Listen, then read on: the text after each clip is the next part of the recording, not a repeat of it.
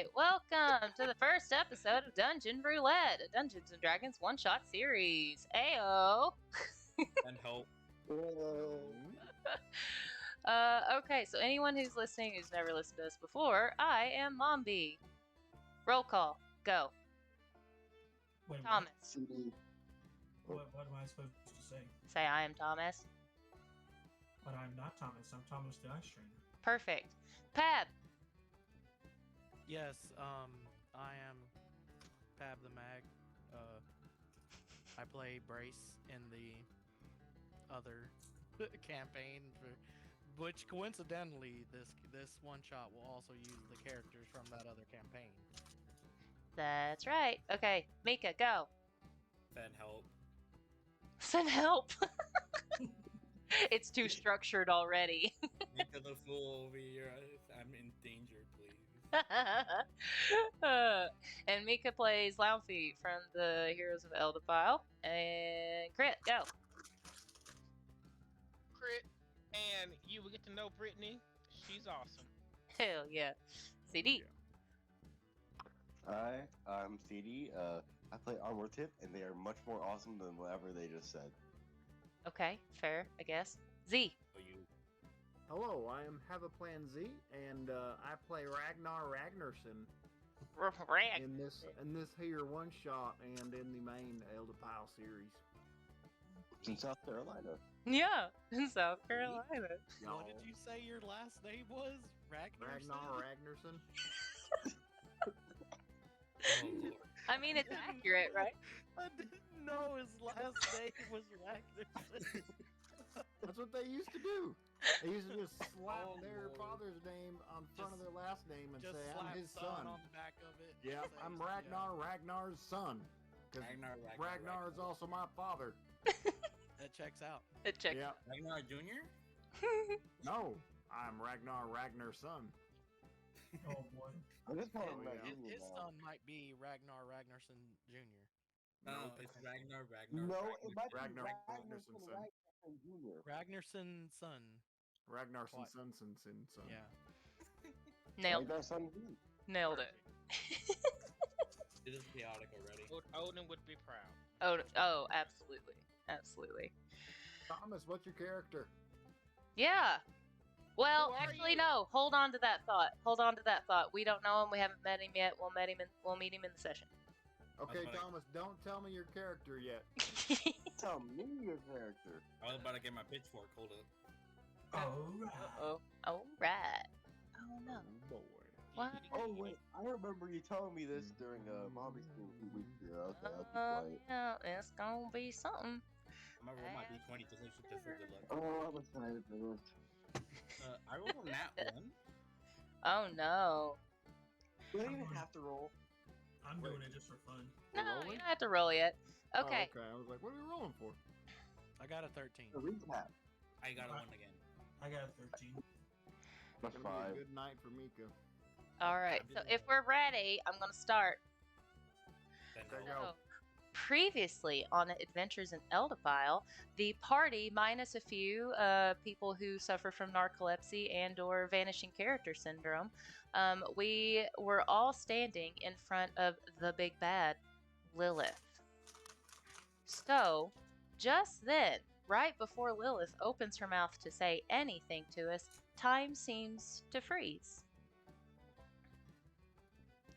Everyone looks at each other and realizes that there is a new person standing in front of everyone with a wide smile on their face. They look elvish. They have long ears, very pale skin, very, very toothy grin, and bright yellow eyes. What do you do? Hello, my friend. My name is Ragnar Ragnarsson. What is your name? Hello, I'm Hoenn, the Merry Mischief Maker. They get out my bow. Are you a chicken?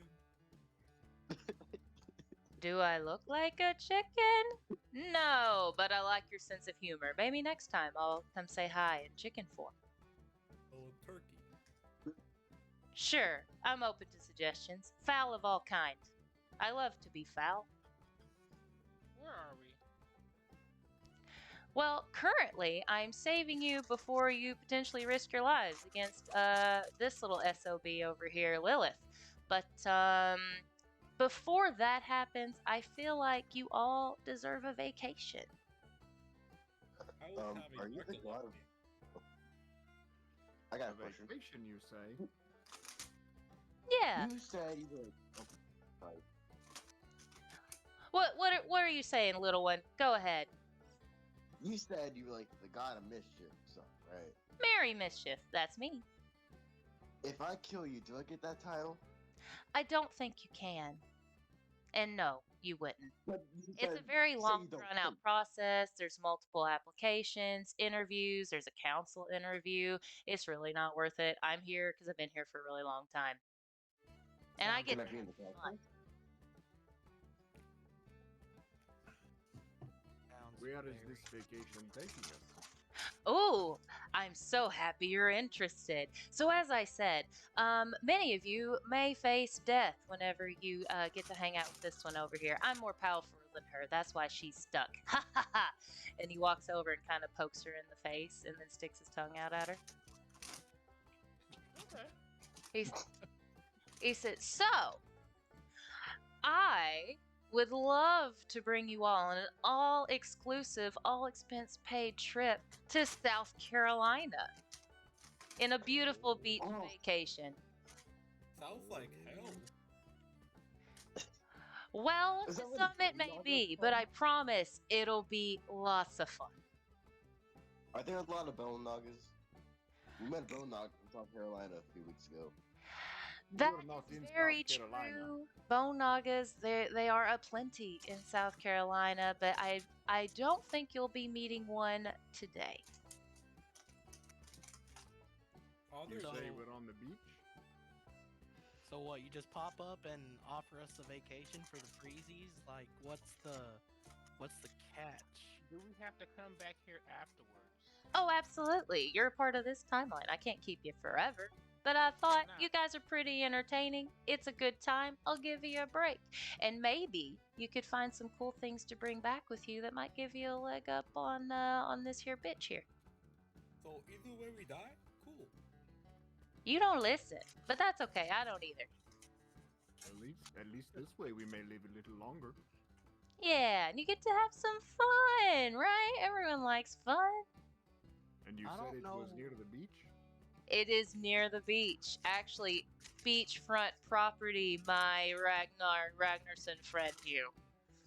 It's I a- haven't it's been on to a- Hoenn in many years, and I wish to go. Ah, we have a beach goer. I like it. I like it. Question, is there I gonna got be a question. sun? There will be some sun. However, if we have some sun aversion people here, I've got some stuff that will take care of it. Yes, I require something for the top of my head. It burns rather easily. Oh yeah, that cue ball you got up there. I get easily sunburned? I'll take care of it. Not to worry. You'll be a-okay. I got some pretty cool creamy salve here. You just rub all over you, and you'll look just like you did when you left. So poison. Yeah. No. What? So, if we're going on beachfront property, that means everyone there is rich. And follow-up question, can I steal everything they own?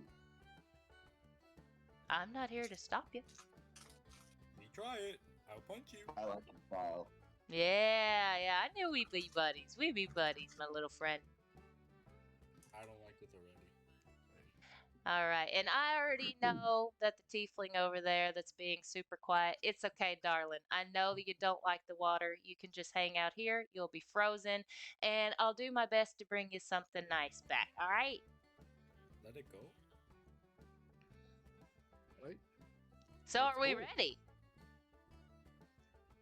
Sure. Love Maybe. it, love it. I have to have everyone's yes say okay. Yes. Sure. I What's, guess so. what's the catch? Catch what? You come and freeze time and spout all this nonsense about beachfront property and free, with the big emphasis on the free stuff, and nothing that we've come across this yet has ever been free.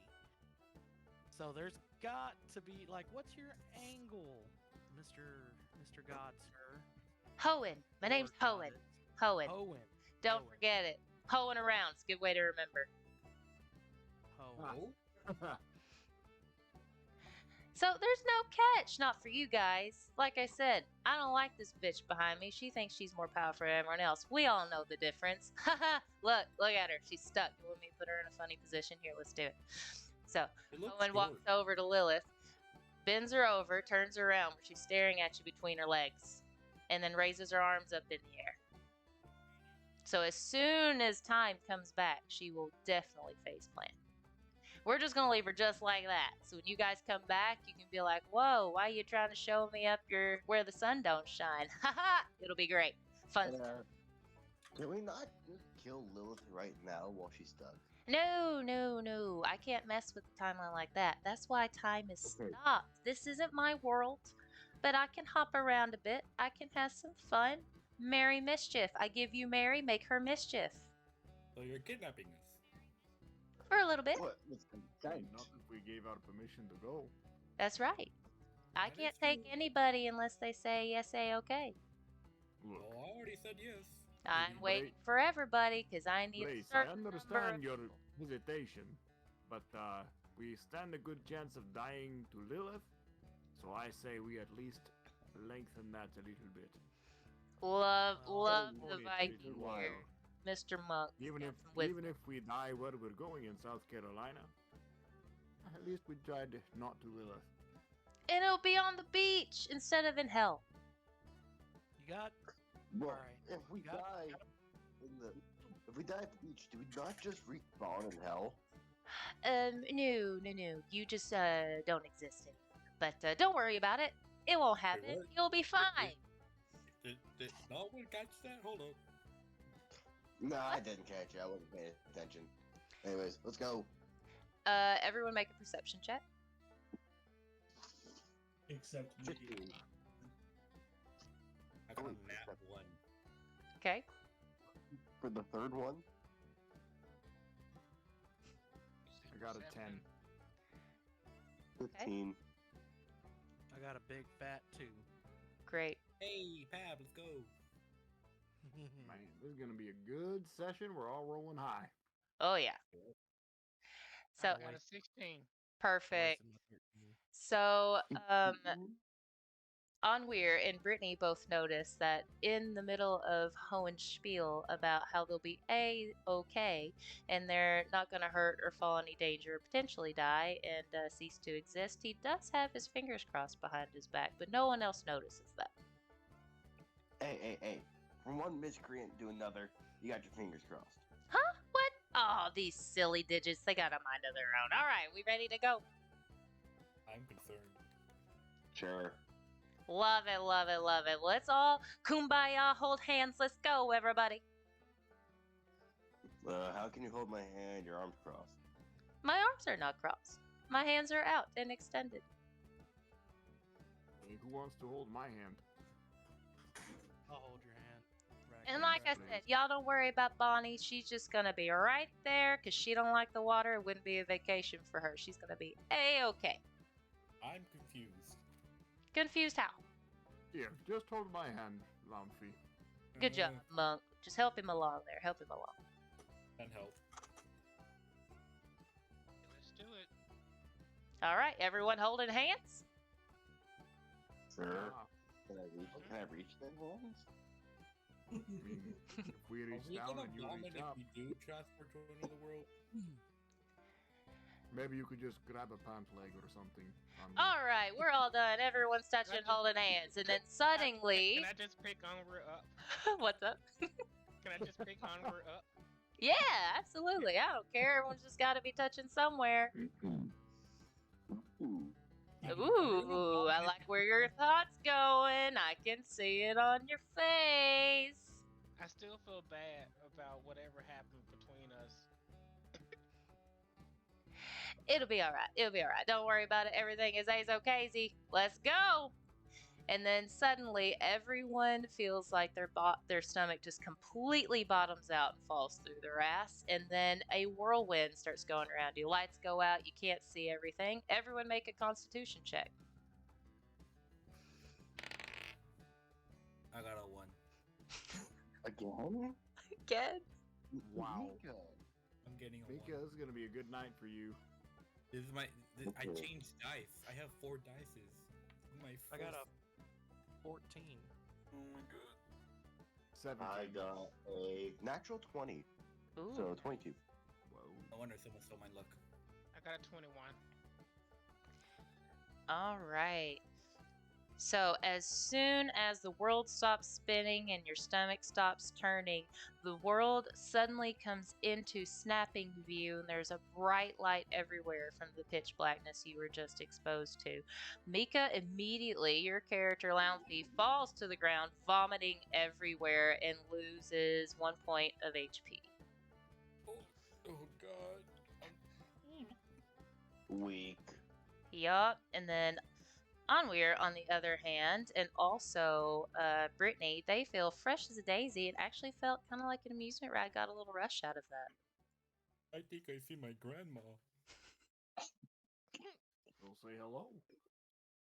All right. Oh, Clown Boy, so sorry about that. Yeah, it's kind of bad for first timers. If you see a light, go towards it. You could have warned me.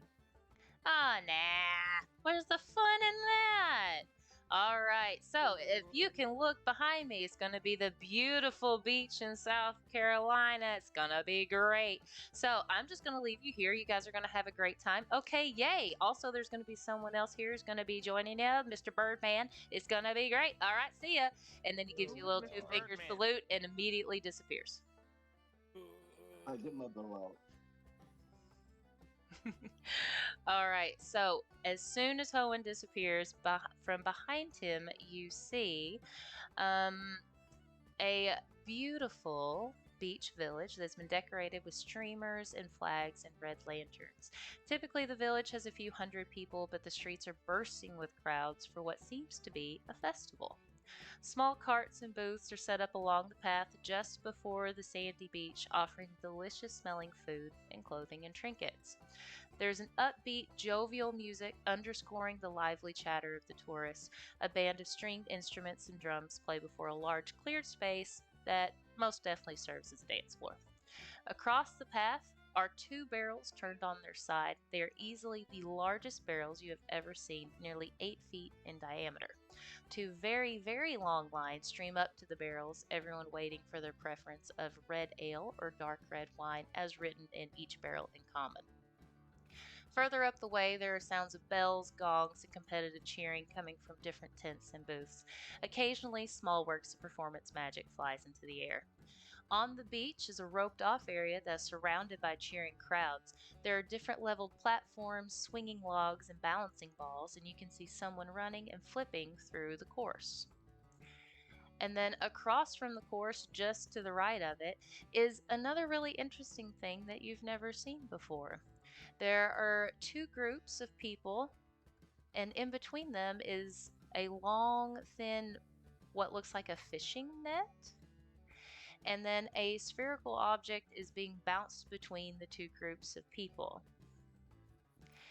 And so at the very far end of the path, you see a large booth that has another long line before it. You can make out there are items lined up on multiple shelves behind what looks to be a clerk, but it's too far away to see what they are. And just before you go out and start exploring, you turn and look, and the aforementioned Birdman, as Hoenn, the Merry Mischief God, mentioned, is also standing around looking very bewildered.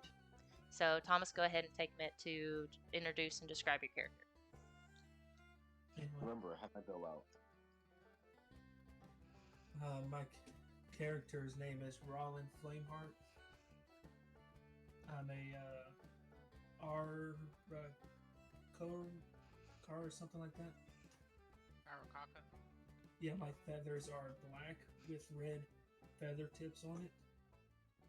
I'm 6'2", and he is always looking for a good time. Awesome. And then what's your class? Or bard. Bard. Explains the good time. Lounfy, if you continue to vomit, I am also going to vomit, so please stop. Yeah, you need to stop that, my guy. It feels like my insides are out. And I'm just going to start laying down, relaxing on the beach. Why does he seem so calm? I don't notice the party. Well, should we go say hello to the bard man? Like, I'm not gonna hit him. I'm just gonna get his attention. Isn't he supposed to be our like guide? That's what it sounded like, but doesn't seem very Hello, hello, bard man. Who's speaking? You're ruining my sunbath. Hello, my name is Ragnar Ragnarsson. We have been transported here on a vacation. We've never been here before. Are you a local? No, I've never been here either myself. Oh. So We got teleported here by this weird guy. Comes up like mischief. Oh no, it wasn't important. I don't know. Said to go find you. This person came up to me, said I was going to have a good time. I listened, and now I'm here, and I'm enjoying it. Well, Okay. I'm not. Well, if you would like to join us, you are welcome. Where do you want to go first, everybody? It seemed like there were many things to do and to see. Sunbathing's awesome. You should try it. No, I get sunburned pretty easily, especially on the top of my head. Suddenly, Hoenn pops back in. Oh, guys, so sorry. Just heard the Mr. Monk dude talk about the sun. Totally forgot. Said I'd give you the creamy savvy stuff so you wouldn't burn to a crisp. Here you go. Snaps his fingers, and suddenly those of you who are very pale and those of you who are not pale feel a nice, balmy, almost minty kind of feeling on your skin that's very cooling and very soothing. And then the heat from the sun is immediately lessened. He's like, alrighty, now that I forgot and I fixed it, I'll be back on my way just watching. See you guys. And he disappears. Did we just get seasoned? I don't know, but if it doesn't burn my head, I'm for it. True. Of course we didn't get seasoned. We're not like He working with said he something. would be watching. Yes, that makes me feel Yeah, you more said like you we are were the fucking entertainment here instead of a vacation. Maybe it's both. Why? So you said when you first met us that we were quite entertaining. Why are we Oh. worried? We were in the True. middle of a death battle, and then a creature stronger than the death battle took us. Well, we're being used as entertainment. So let's do something entertaining. Wow, Yes. do something. Yes, Suppose we indeed. should go at least enjoy what the things are over there. Who would like to join me in some entertainment? I Does it feel involve What stealing do you or Is your lying? idea of entertainment just lying here? Oh, more than that, Sonny. I need a few more details. same here. I just need one of y'all in a tent, and I'm good. Concerned. All right. I'm gonna go that way. Yeah, I think we Yeah. should I'll go go with that to the one too. tents. Yeah, we're gonna Or maybe to the net thing over there. What do we think? I want to go see the performance. I want to can go show see the you guy a doing performance. the obstacle course. I can show you a performance. I Um, was So yeah, Brittany's gonna walk away. I want to go see if I can beat the obstacle course guy in his own course. I'm gonna go to the performance area. Okay, I will follow Onweir to the course. It seems fun. Okay, and Brittany, where are you going? We're gonna go to you said there was a booth in the back that we couldn't quite see. Mm-hmm. There's a long line in front of it. It looks to be shelving. You don't know what's on the shelving, and there's a clerk attending the booth. Yeah, we'll do that. Okay. All right, Lounfy, where are you going? The I am gonna go wherever there's performances. Okay, are you wanting to go to where the band is performing, or where you saw the performance magic? Performance magic. Okay. Face. Yes. What do you intend to do, my friend? I was away from my computer, so I need a Come little with bit. all. All right, I'll sum up what you missed real quick. Did you hear the description of all the places you can go? I did not. That's okay. All right, so you're here at the beach. It's decorated with lots of streamers, flags, and red lanterns. There's a festival going on. There are small carts, booths set up along the path, offering food and clothing and trinkets. There's music and a dance floor to one side. Across the way, there are 2 barrels. I'm going to read this in detail just for Brace. Across the path are 2 barrels turned on their side. They're easily the largest barrels you've ever seen, nearly 8 feet in diameter. 2 very, very long lines stream up to the barrels, everyone waiting for their preference of red ale or dark red wine, as written on each barrel in common.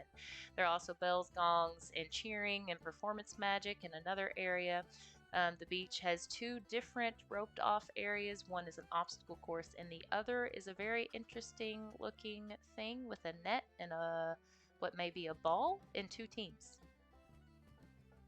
And currently, Onweir and Ragnar are going to the obstacle course. Brittany is going to check out what is at the very end of the way. It's a large booth that can't quite see what's going on up there, but there's a long line and shelving, kind of. And then Lounfy wants to go check out the performance magic. So this is gonna come as a surprise to you, but Brace would like to go check them barrels out. Oh yeah, and then also, Roland, the Rollins. it's Rollin. Mhm. Okay, thank you. I'll fix it. Rollin is sunbathing. Oh yeah, I remember. I remember hearing Thomas's character being introduced. All right. And apparently, Rollins likes a good time, but none of us is comfortable with this at this point. Y'all will be. Like, I am scared. What kind of good time are we talking And about? Brace is going And- to barrels. Okay, I want. Getting a sleep on your back around And- Rollins type of feeling. Can I follow Brace to the barrels as well? Yeah, sure. Okay, Or go I want stalk them, each or go group. be with them? Do what? Thomas, I go stalk Brace, or you just go walk with Brace? We'll see. Okay, I want let's see, Onweir, Brittany, Lounfy, and Rollin to just roll a d20. Easy. 17. Okay? A 20. 20, A 7. 7, 16. a 16. Okay, so we will follow Lounfy first. And then everyone else is just gonna be on pause for a hot second. Wait, what? Oh. Well, you split up to different groups. Okay, so Lounfy, you walk up to what is clearly a almost like different carnival games are set up here. You see one area that's set up for different magic users to perform and try to win what seems to be tokens? Coins? You're not quite sure. And then over to another side, there's even an arm wrestling contest. There is puzzle boxes where people are also trying to solve those. So you can make up your mind, where would you like to go within the tent of the performances? Arm wrestling, surprisingly. Arm wrestling. All right. Okay. So, would you like to watch, or would you perchance like to compete? I want to try and compete. Surprisingly. Okay. This is quite a surprise. I like this. Fun stuff, fun stuff. All right, Laufey, I need you to roll Yes. a d6 and tell me what you get. Woohoo. Cool. Nice. 3. 3, 1, 2. You've just selected your opponent. Oh god. All right. Well, So a very small human woman comes up to you and she goes, "Hi. I see you're taking a look at the arm wrestling contest." And you can see she has a beautiful red turban wrapped around her head and kind of like an official looking vest. And a clipboard in her hand, or a type of board that has paper on it. We'll call it a clipboard, and a quill. And she goes, "Are you interested in participating?" I surprisingly do want to compete. Okay, wonderful. What's your name? Laufey? Oh my gosh, Laufey. Guys, we have one of the challenges here. I'm so excited. Okay, welcome. My name is Sky. Oh my gosh, I'm so excited I get to meet you. I'm concerned. What? Why? Oh, am I being too? Oh, I'm being too much. Okay, I'm sorry. I'll just do my job and I'll stop. I'm so sorry. She immediately looks like you almost slapped her. She feels so embarrassed. So she looks at her clipboard and she's like, "Okay, so the next person up is let me see. Oh, it's Ben. Okay, so you'll be facing Ben. Just come with me and I'll lead you to your table, and then he'll be, and I'll go get him. I'm so sorry again. I'm so I sorry. have a question. Do Yeah. we win anything? Yeah. Oh, I'm just shit at this job. I'm so sorry. I'm just like really freaked out that I get to meet you. Okay. So if you win, there's 3 rounds, right? And then depending on how well you do each round, the judges, not me, I'm just an attendant. I just help out here in the tent. Then the judges will award you with coins. And what can we do with those coins? Oh, okay. So I don't know if you saw it, but there's like this really big booth, and it's like at the other end of the path. And then you can exchange your coins for different prizes. So it's like an arcade. Yeah. I don't know what that is. Me neither. Okay. So you go ahead and sit here, and then I'll go and get Ben. I'll be right back. And then Laufey starts sweating buckets after he did this. okay, and then Sky hops away. She really can't contain her excitement, even though she does feel chastised by you because you said you were concerned. It really like hurt her heart a little bit. So you're sitting there waiting. Do you want to take a look around just from where you are, or are you just too nervous to do so? I am too nervous to do so. Okay, great. So a couple minutes go by, and then Sky comes back, and behind her is another Goliath, except this guy is about 9 feet 5, and he is hulking with muscle, but he has kind of like a nice smile on his face. But he also has a look in his eyes where he might not quite all be there. He reaches out a hand to you and he goes, "Hello, I'm Ben." Laufey just shakily he reaches his arm to shake him. He's literally just trembling in fear because of the height difference.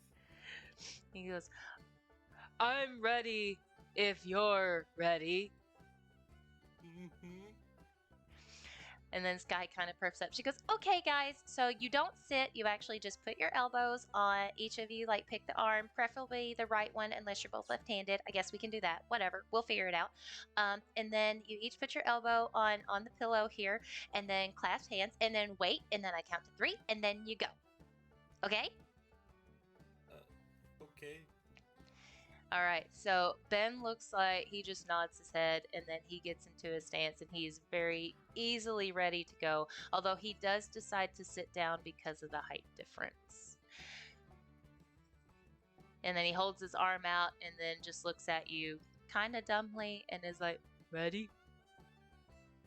Mm-hmm. Lumpy just clasps his hand, and he's ready to go on. Totally not nervous. You can do it, Mika. You can do it. Yeah, I'm making a nat 1, I swear to God. Okay, so take a d20 and you're going to make a strength check. You're gonna get a Nothing 13. Thing added, or just pure? So you can take a look at any of your bonuses that are specified as strength and you may add whatever you want, including a modifier. Okay. Surprisingly, 18 plus 3, 21. Nice. Dang. Yay! All right, let me write this down. Kind of afraid of that. 21, and then Ben gets, let's So he's see, gonna a get 20. 16 plus 32. a 7. So, Hmm. alrighty. So he Plus wins. 7 modifier. Yeah, that's a strength there. You got- Rupees? Rupees? Rupees? You may use rubies here if you like. Okay, I'm gonna use 1 ruby because that's all I have. Basically. You're gonna use your one and only ruby? No, I'm sorry. I'm not supposed to- Oh no, I have 4 rubies. I'm gonna use 1 of them. Oh, okay. Okay. Okay, let's hope I get something higher. Did you already? Let's go! Ooh, so what does that get your total to? 23. 23. I'm actually gonna have a heart attack. Oh my god. Okay. I'm gonna be very kind and I'll give the tie to you. All right, so round 1 goes to Malfi. Sky comes over and she goes, "Oh, I knew you would get it. I knew you get it. Oh, I'm so sorry, Ben. I'm so sorry. I'm not supposed to show preferences. Okay, bye, bye, bye, bye, bye." And then she like steps back. Luffy is just like almost about to be passed out. Literally pale to the brim. He's All gonna- right. Sky comes over and she goes, "Okay, round 2. Ready? 1, 2, 3."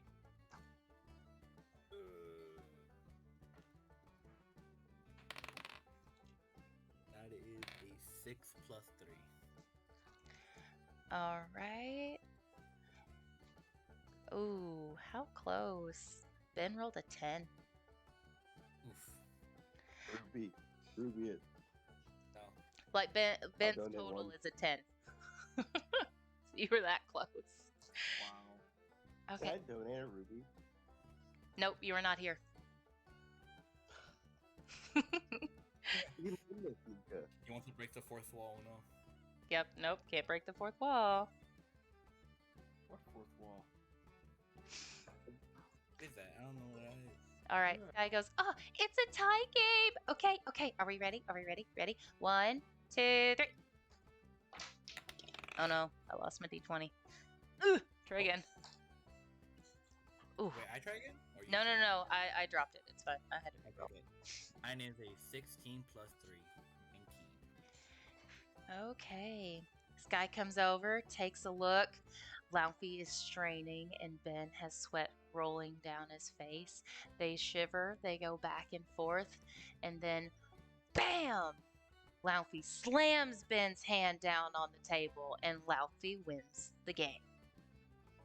Laufey passes out. His poor Oh my heart gosh. can't take this. Oh my gosh, somebody come help! And then Laufey's eyes like slowly go to pinpricks and then he blacks out.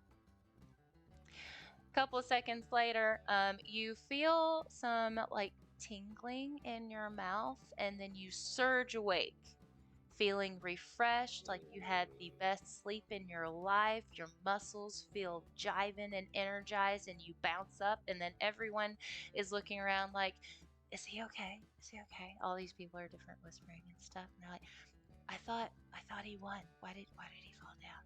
And then Sky is trying to do damage control, and she's like, "Challenger Laufey, are you okay? Are you okay? You good? You good?" And then you see her. Oh, make a perception check. Let's see what you see. Okay. I get a 16. Add anything? I mean, if you have anything on your perception. I have a 0. Okay, so no, you don't add anything. All right, and then you see her kind of tuck some type of necklace back underneath her shirt. You think you might have saw like a cork at the top of it, but you're not positive. So then Sky comes over and she takes your hand and she goes, "Congratulations, Challenger Lumpy, you win! Yay!" Okay, now since you competed in arm wrestling, then you're all done for arm wrestling for the day. But you can go to other things. So let me come over and take you to the judges and let's see how you did. My poor heart can't take any of this. All right, so Sky leads Lamphy over to a type of table that kind of oversees like the 4 other arm wrestling tables where other challengers are kind of grunting, yelling, competing, and trying to get their hands on some token coins. The judges look out for you and they just gush about how wonderful you did, even though you were clearly the underdog, being very small compared to the hulking Ben. And then they hand over 2. Let's see. They hand over a red token. Okay, I'm gonna add that to my note. And a gold token. And then they also hand over a pink token. Just one for each? Yep, you get a token for each round. Okay. Alrighty. So, Lamphy, we are going to pause since you are finished with your first contest. And let's see. Ragnar is currently unavailable, so we're going to go see what Brittany is up to. Wait, no, I got a 17, they got a 16. I know, but Ragnar's not his computer. Oh, I guess we can go ahead and do you first.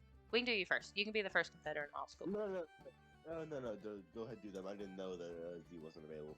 Yeah, he walked away. Sorry, that's why I'm skipping. I No, know it's you fine. rolled better, Go ahead. but okay, can go we'll come back. All right. Go first. It doesn't matter. No, I need Z here. Yeah, Z's not at his computer at the moment. Oh, okay.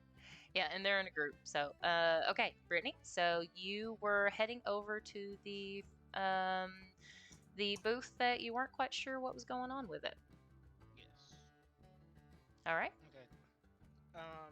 So you said there was a crowd in front of it? There's a very long line streaming up to the Very front of the booth.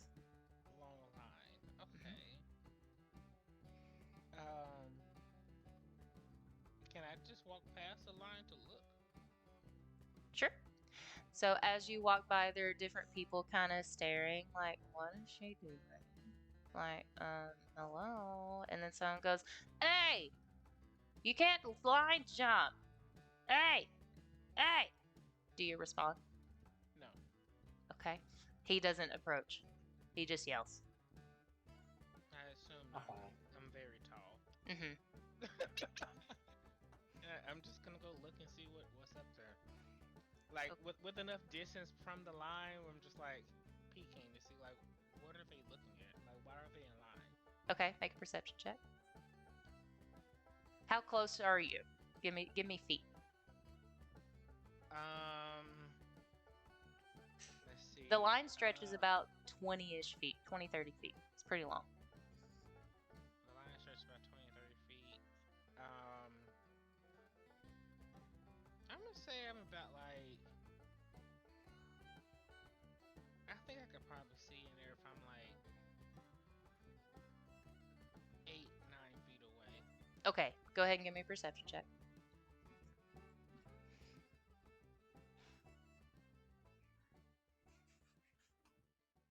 see. 15. Okay, so as you're looking, kind of peeking over the shoulders of people, you do see another orc standing there, a very tall, kind of slim orcish man, and he also has one of those red official-looking vests on. Doesn't have a turban though, and he is smiling, chatting with different people, holding his hand out, and you see people dropping different types of colored coins in his hands. And then he nods and turns around, and they're pointing at a vast array of things that are on shelves and hung up on the wall. You see things like different goblets, tapestries, you see some weapons, you see bags of things. You're not sure what's inside of them, you can't see through them. And then he takes the coins, places them on his side of the counter. You can't see exactly what he does with them. And then he turns and then grabs something that the people are pointing to, gives it to the person, and then helps the next person in line.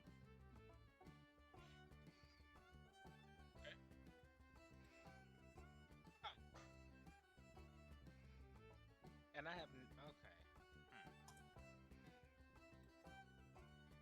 I'm gonna ask. I'm gonna look in the line of people that I'm next to, Mhm. and look for somebody who doesn't look quite angry, Okay. and You ask them, "What is this?" Okay. You see a very, very small halfling child that is holding a couple of gold coins in their hands, and they're just staring with the biggest glowing eyes at this prize booth of sorts. Beside them, you see what looks like an older sibling. Behind them, you see another human, kind of like a teenage looking boy as far as you know. Kind of has like a very passive face but doesn't look angry. Who would you like to talk to? Teenage boy. Okay, what do you say? So what's this line for? Huh? He looked like he was kind of in a daze and you just snapped him out of it. And he goes, oh, and he kind of looks up at you because you are well taller than he is. He goes, this is the prize booth. You're a big lady. Thanks. Yeah. A prize booth For the stuff, like all the games and the like over at the netball and obstacle course and the games tent and the dancing contest. There's a drinking contest too. I don't want to do that. My mom kind of gets on to me. I can't believe I just said that in front of you. It's all good. So what's the easiest game here? I mean, it just depends. Don't take this the wrong way, but I think you would do great at arm wrestling. Maybe. All right. Well, thank you. You're welcome. You're welcome. Um, uh, I have a question. Okay. You look new. I live here. I'm not a tourist. Um, and there was like descriptions of the challengers, and you look like are you Brittany? Who are the challengers? Well, there are these. I'm not supposed to talk about it, but it's a big surprise. So are you Brittany? Maybe. Oh, wow. Wow. This is so awesome. And then he just like stares down at his feet and his whole face turns red. So who are the challengers? Oh, and then he is too stunned to speak. Okay.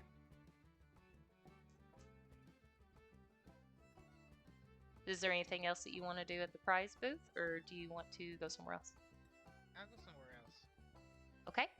Since your interaction was pretty short, we'll follow you. Where do you want to go? Let's see.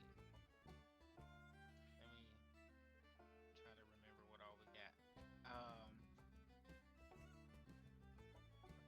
got a band. We have drinking, magic booths, magical performers, some type of game.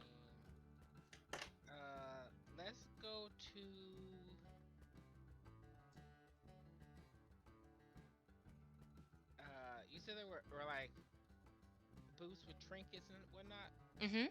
Yep. At Are the there? very front where you guys came in, there were booths that sold, or seemed like they were sold or auctioning off. There were things for purchase there. And we have what we have in our inventory, correct? Mm-hmm. Let me see what I have in my inventory.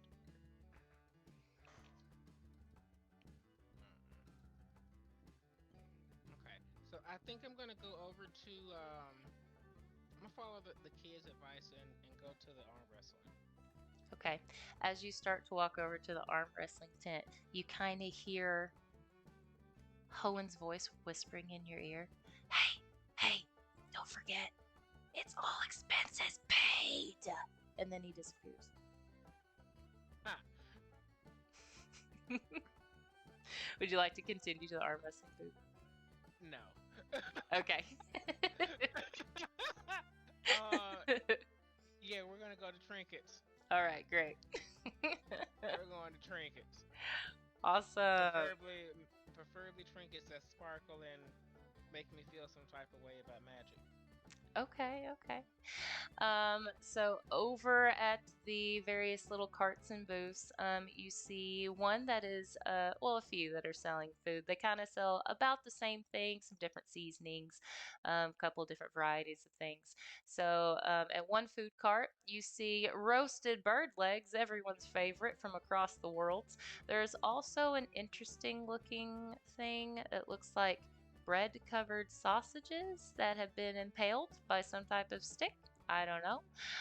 There's also crispy, cheesy, and you take a big sniff and go ahead and make a perception check. Okay.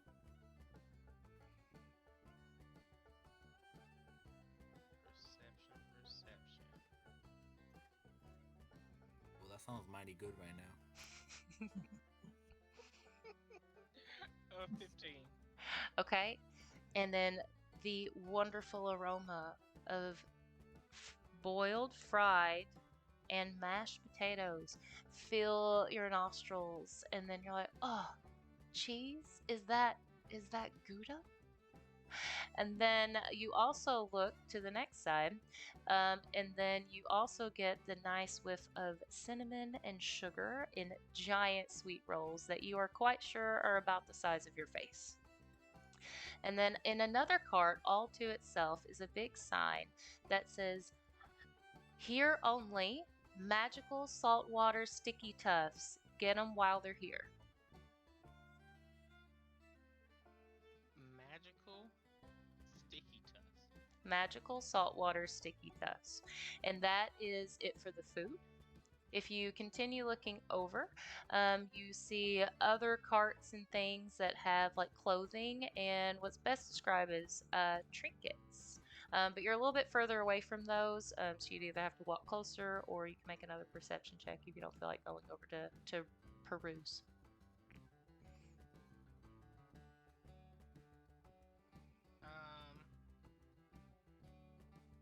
Well,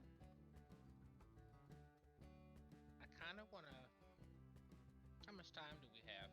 You have plenty of time. Plenty of time. Cool. Yeah, don't worry. All right. Because I want to know what this like roast bird leg thing is about. Because Bunny seems to love it, and I need to know what that's about. All right. And all expenses paid, so I assume I can just get one. Mm-hmm. Cool. And then I also want to try some of this magical saltwater sticky tusk. Because what? All right, so we'll do the roasted bird legs first. So you go up to the cart, and then you see kind of like a giant campfire, except it's on the cart and somehow it's not burning anything. And you see a tiefling, except this tiefling has blue skin. She is much younger than how you remember Bonnie looking, and she has almost white hair, very, very fair blonde.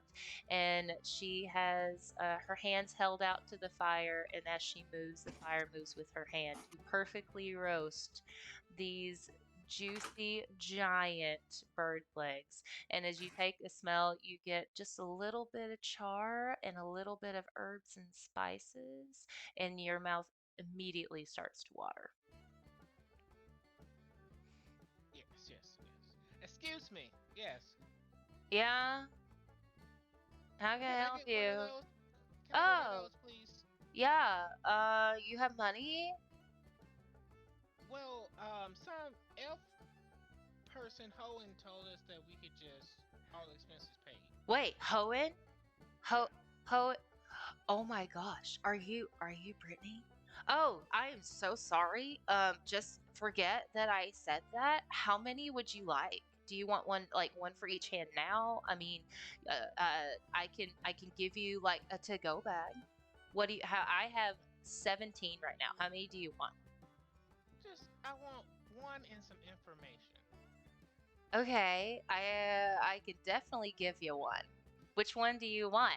And so she kind of gestures over to the side, and they are at varying stages of char, but it's not burnt. The char is super thick, and as you look closer, it almost looks like it's crystallized on the outside.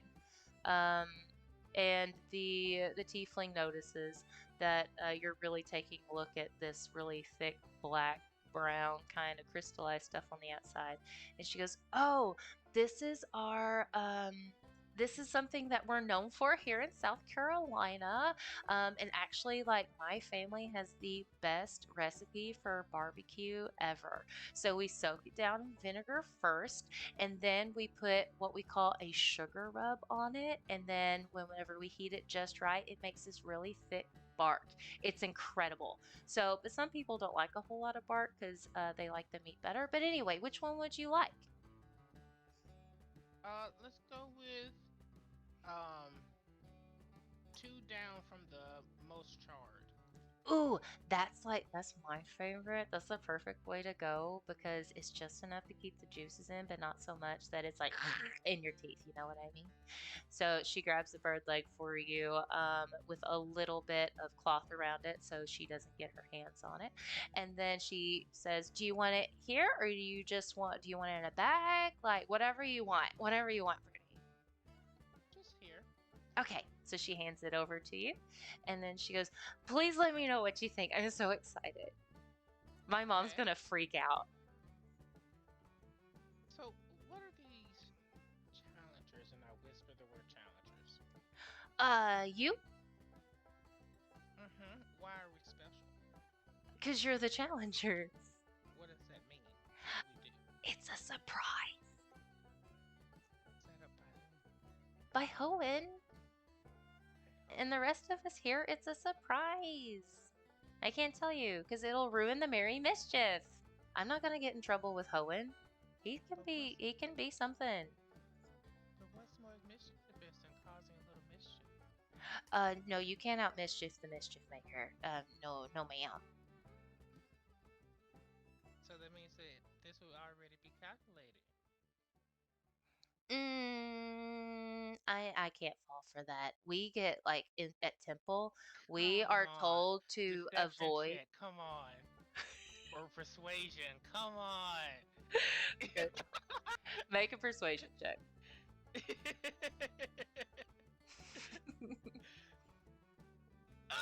Terrible.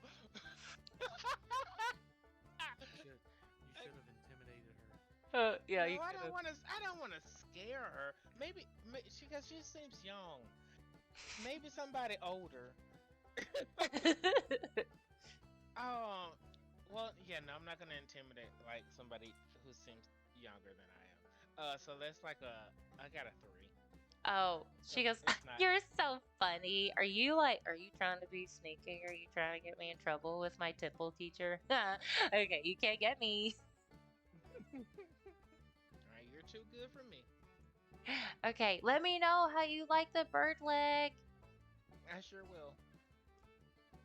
And then I'm gonna taste it and walk away. Okay. Do you want to roll to see how it tastes? Sure. Okay. Just a J- flat, straight D20. okay.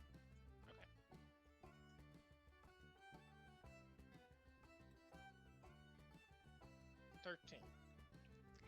So you think that the char is actually pretty good. There's a little bit of bitter, a little bit of sweet, and it's got a little bit of spice on the end, just enough to fill your mouth, but not too much. You do think that it's a little too much char for your taste, but the meat itself is pretty juicy. But you're not quite sure why Bonnie like freaks out over it, but it's pretty good.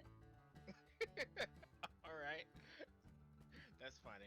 Because I feel like in real life I would love it. Yeah. Love it. I love a good char. We're going off the rolls, you know. All right. So do you want to move on to the magical saltwater sticky tufts? Yeah. All right. So you go over to the booth, and then you see jars and jars and jars full of these tiny little paper wrapped white things. You're not exactly sure what they are. You've never seen them before. There is a tiny little old gnomish man standing on a stool, just kind of looking over his beautiful jars with the love and warmth of a father and his favorite child. Okay. And then he looks up and he notices you and he goes, "Oh, hello there. Hello there. Are you here to try some magical saltwater sticky tufts?"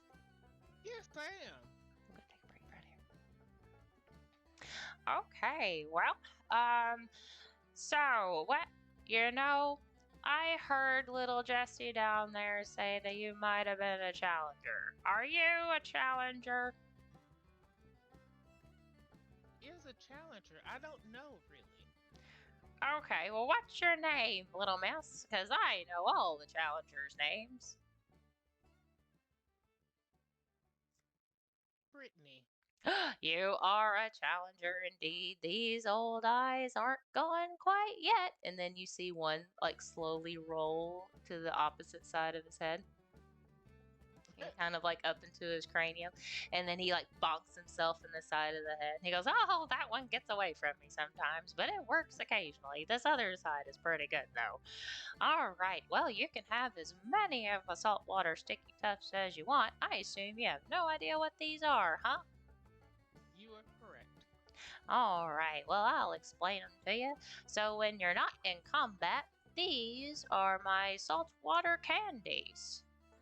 So you just pick one up, and then it's a different taste every time you eat one. They all look the same, so you never know what they are. But the magic part, well, is part of the taste, because that's always fun. But when you're in combat, if you eat 3 of them, you get 3 health back, and you feel better, and you get your bones going. That's how I'm still alive. Ha ha ha! Although, they do make your tummy feel pretty bad, and yeah, you're not so great at doing stuff next time around. But would you like to try one? Sure. All right, just pick out one out of my jars. They're all mixed up, so I can't tell you what's what. Okay. I'm gonna just pop one in. Okay, roll a d20.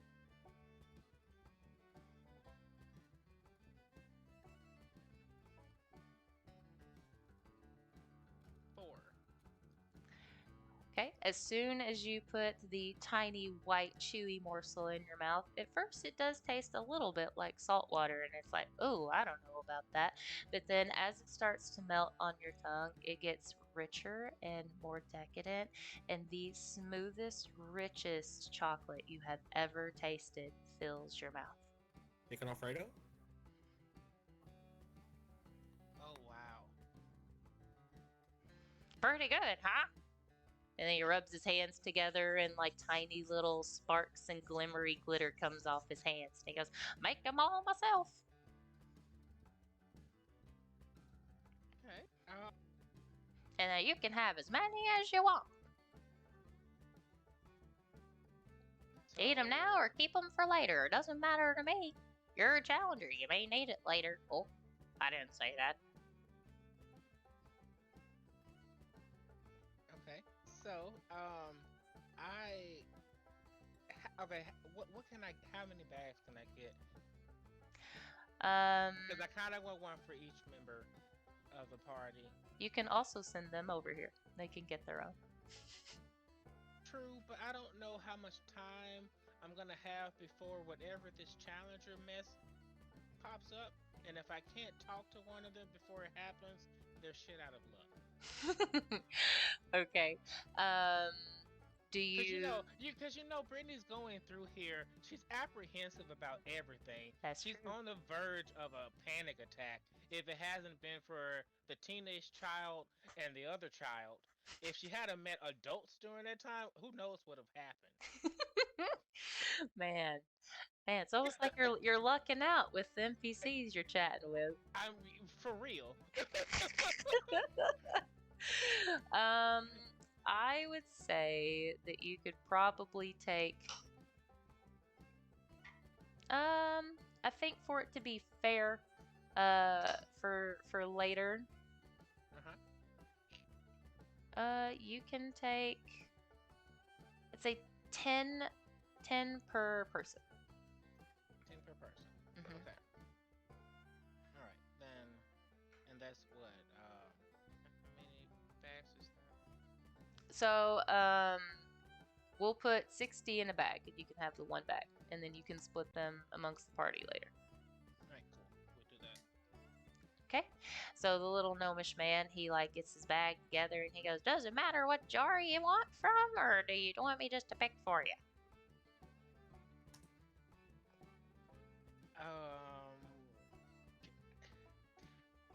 Decisions.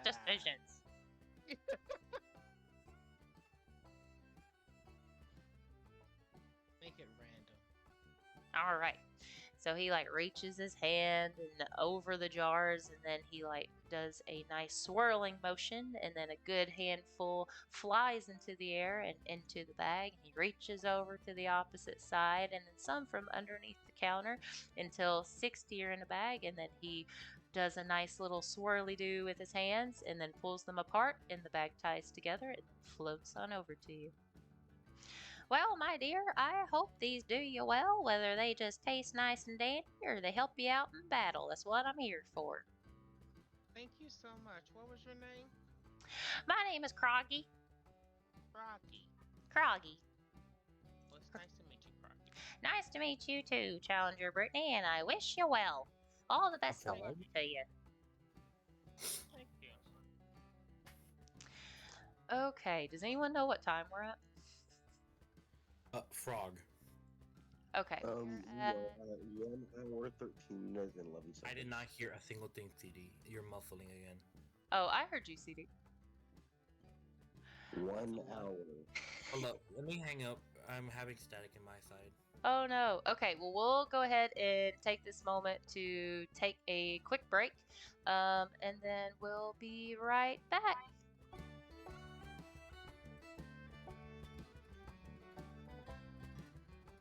Lord have Jesus help me. Oh god. All right, and we're back. She's holding us against our will. Oh, of course I am. It's time to sell my organs. No one said I was a merciful DM. What? We're not capturing bald eagles out here, just Oh, no. We've been kidnapped and forced to play the D&D session. Absolutely. Hey, it is called Dungeon Roulette. He didn't even offer fries. That's what. If only.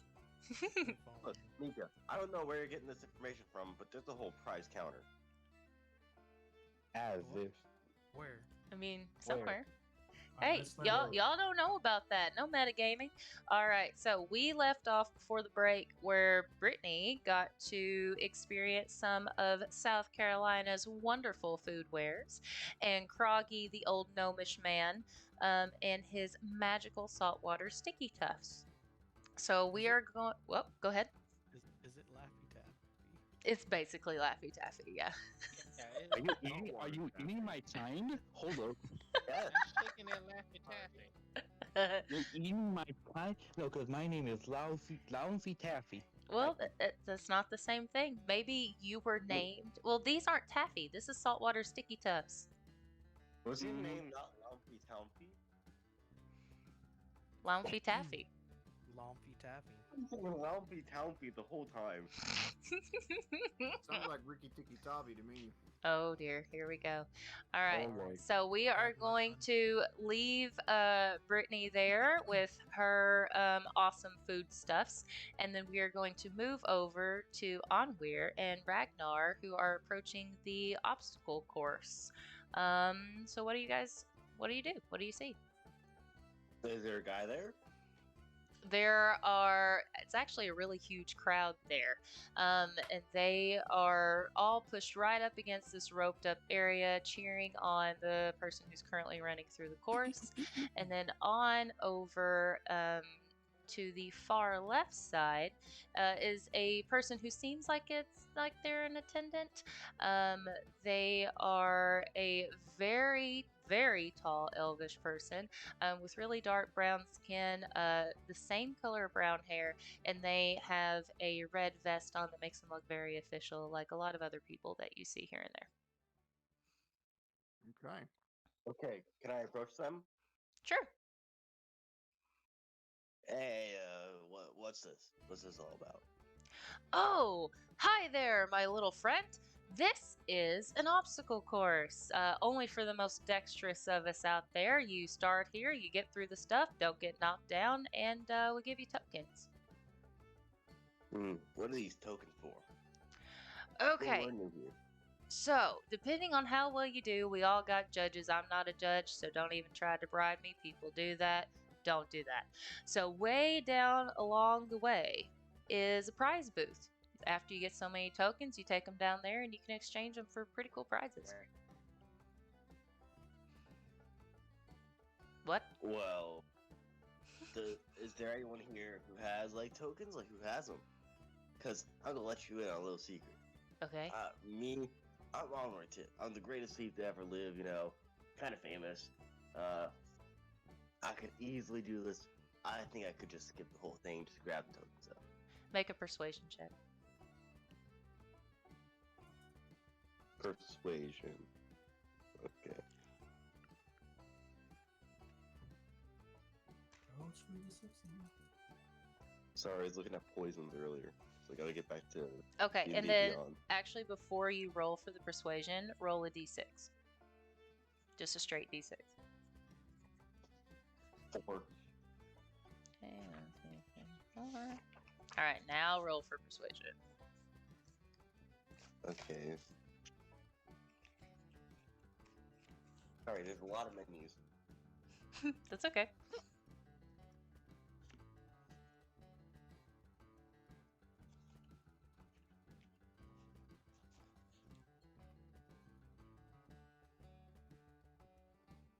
Persuasion?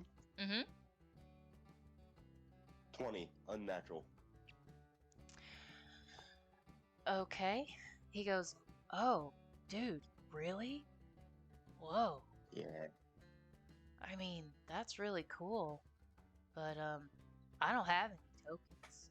I mean, I would totally give you something. Because this is a really long line, and the sooner the line's over, I can, like, go do stuff myself and, like, hang out and go get some red ale. That shit's good, man. But, I don't have tokens. Sorry. Also, is the red ale better than the red wine? I mean, it just depends. Like, I like ale in the beginning of the day, just, you know, 'cause it's nice and cold. They got someone with like cold magic up there, keeps it nice and crisp all day long. So the wine's better at like, you know, night times. It's really full bodied. Do you know anything about wine? Oh yeah, Oh, it's I good. know everything about wine. It's good shit, man. Actually, I'm a character I know like a decent bit about wine. We're like really into sommeliers for a long time. He's a sommelier. Ooh. Oh yeah, Oh, yeah. nice. I said for a long time. It was a long time ago though. Mm. So, I So mean, if you want to run the course, that's cool, but I mean, it's up to you, man. I mean, it might be too easy for you. Like, I don't know. that's what I I don't. was thinking. I mean, I don't know if I'd even waste your time. But I mean, if you want some practice, I guess. But I don't know. That's up to you, man. So at this point, Ragnar walks up and says, "Hey, can I do this? This course?" Oh, yeah, man. Wait a minute. Are you two together? Yeah, he's with me. His Yeah. name like A halfling? Gregor or something. Ragu. Ragnar. Ragnar? His name is Ragnar. No way. And you're Onweir? Oh, wow. Wow. Okay. Okay. Yeah. Ragnar, you can just go ahead. They can wait. You can go first. No, I can go to the back of the line just like everybody else. I don't. No. Ragnar, get up there. You ain't wasting time. Oh, Yeah, Are you no, sure? trust me, they won't care. Guys, this is Ragnarson. It's cool. And then you look over at the line and everyone's like awestruck and they're like, no, go. We'll wait. okay. This is very strange, but I hate this. Can I go? Okay. I'm going to just walk up with him. Okay. I'll Right. never know. I don't know. I'm walking to the starting point. Okay, so let me explain the obstacle course for you, and then you can decide how you get through. So, first there's a set of stairs that actually takes you up to the beginning, like starting line of the platform. Over to the right are very long, very slippery looking poles that are free dangling. And in the bottom is water all the way across. So you can go to the right, you can swing from pole to pole using really, really strong grip strength to get to the next platform. You can go to the left, which are spinning balls. You can jump on top of the balls to get there. And then once you get to the second platform, I will explain the next obstacle. So how would you like to Ninja proceed? warrior. Yeah. That's dope. I like it. That's dope. Yeah, it is. So right was vertical bars Mm-hmm. for like grip strength, and left was what? You have to bounce on 4 different balls at varying heights. Make a perception check.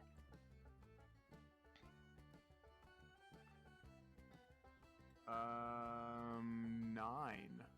You can't tell if they have any springiness to them at all, but they are at different heights and different distances apart to get to the next platform. As I am also there, can I make a perception check? Sure. It's a natural 16. Let me see my bonus. Do I even need it? No, you don't need it. So on where you see that Ragnar did not notice, in the center, if you actually climb up one of the... Oh, everything okay? Oh, sorry. That's okay. So actually over to the right, if you take all the way to the top of the very first pole, there's actually a ladder that you can just walk straight across to the second platform. Hey, Ragnar. I'm drunk. Anyways, there's a ladder there. Don't know if you know. You can just like walk across that, get the whole thing. Kind of blends into the What wall. would be the sport in that? Yeah, the attendant comes up and he You know goes, "Hey, Challenger Onweir, like it's cool and all that like you guys are together, but you know, just for sport, we want to see what y'all can do. So, just one at a time would be super awesome. Like, yeah. Yeah, no, we're just strategizing. We're go one at a time. Oh, okay, okay. Just wanted to check, because we have like so many people who are so excited to see you here. So yeah, yeah, yeah. And then he just kind of fades into the background. Okay. Onweir, would you like to go first, or do you want me to? No, the people want you. Go ahead. All right. So Ragnar walks up the steps to the top of the, to the top of the steps to start the race. But Ragnar's got his big monk like robe habit on, and it's very it's intentionally restrictive. So he takes the robe that habit off. He's obviously got his pants and all that kind of stuff on, but he is now bare-chested as he readies himself to go. Make a performance check. Performance. Is Ragnar ripped as hell? Ragnar's pretty ripped. He's not like a giant guy. He's Right. just toned up. He takes care of. His body's a temple. He is what you call jacked. Yeah, he's like every possible piece of definition that is even there to be. It looks like he chiseled him from a marble slab. Yeah. Yep. Yeah, he's by no means bulky, but good lord, is he lean and mean. Hell yeah. The performance check was let's see, it's a natural 6 plus 3 is 9. So even though you don't make any kind of flourish when you take off your robe, it's almost like you're just like slowly taking off like your robe off Very to go to neatly bed. folds Very, his robe up. yeah, he just very neatly puts it down, and there is a whole row of people going, "Oh wow, I could eat off those abs." Brown chicken, where? Oh boy. Does Ragnar blush? Oh, Does he get Ragnar it? definitely blushes. Yeah. Yeah. Hey! Now that is hilarious. Yeah. Ragnar is very self-conscious at the moment, and he is You hear Look at some them working lazy diligently sound. with his mind to be able to Look at clear them that from his head. scales! Take it off. And that dome head! Oh, those tattoos! Ah, Man, I'm glad I didn't roll any higher than I did. I, Golly, what would happen at a flat 20 on that? Give us a flex. and so you don't want to know.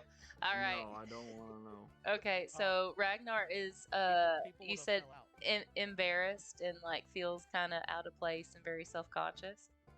Yeah, but Okay. being the monk and the master of himself that he is, he's taking a moment to center himself and focus and wipe all of that out of his brain so that he can focus on the task at hand, which is just making it across this course. Okay, which way do you go? I am going to go left. Okay, so the varying shapes and sizes of the balls in the water. Yeah. Okay, go ahead and roll any type of dexterity.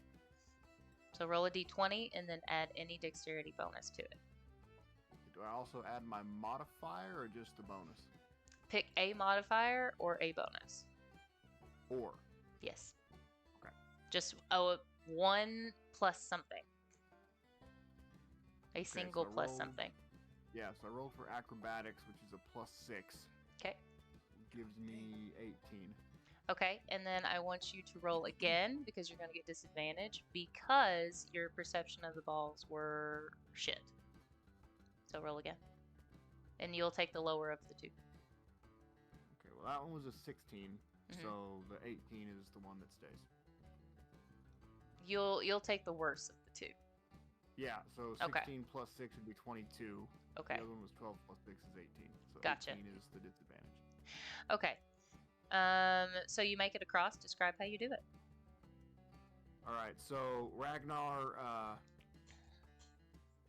he's standing very still and calm, eyes closed, hands in front of his chest, just trying to really focus, get all the, ladies out of his brain.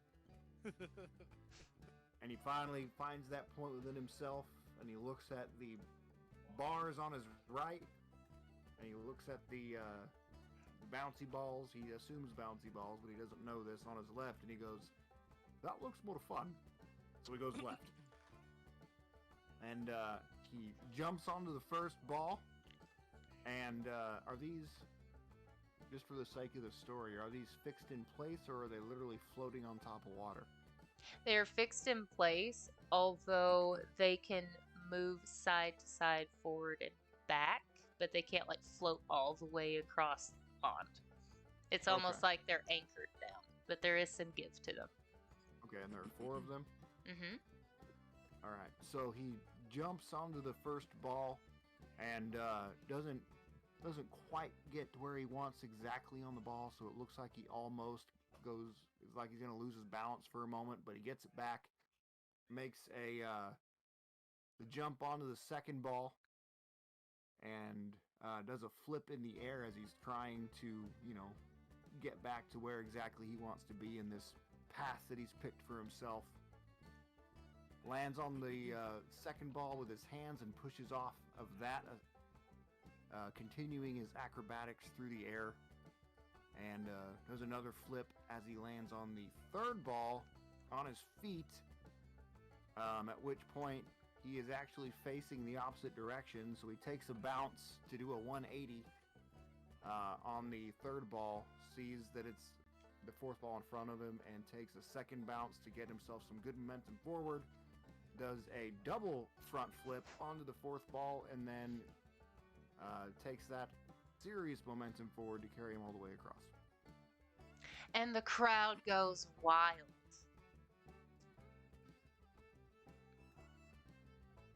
Yep, all the yelling, like, rah, all that. I'll go give you Woo! a couple slow claps. Yeah, a couple, a couple slow claps. There it is. All right. So Ragnar, you will go ahead and continue to the next obstacle, which is more of a test of strength, but we'll still be doing dexterity checks. It's a good old-fashioned Jacob's ladder, or salmon ladder rather, not the Jacob's ladder, salmon ladder. So you can either do that, or there's a nice old pegboard onto the other side. And so you have to go vertically straight up, and then the platform is actually about 15 feet above you. 15 feet above me. Okay.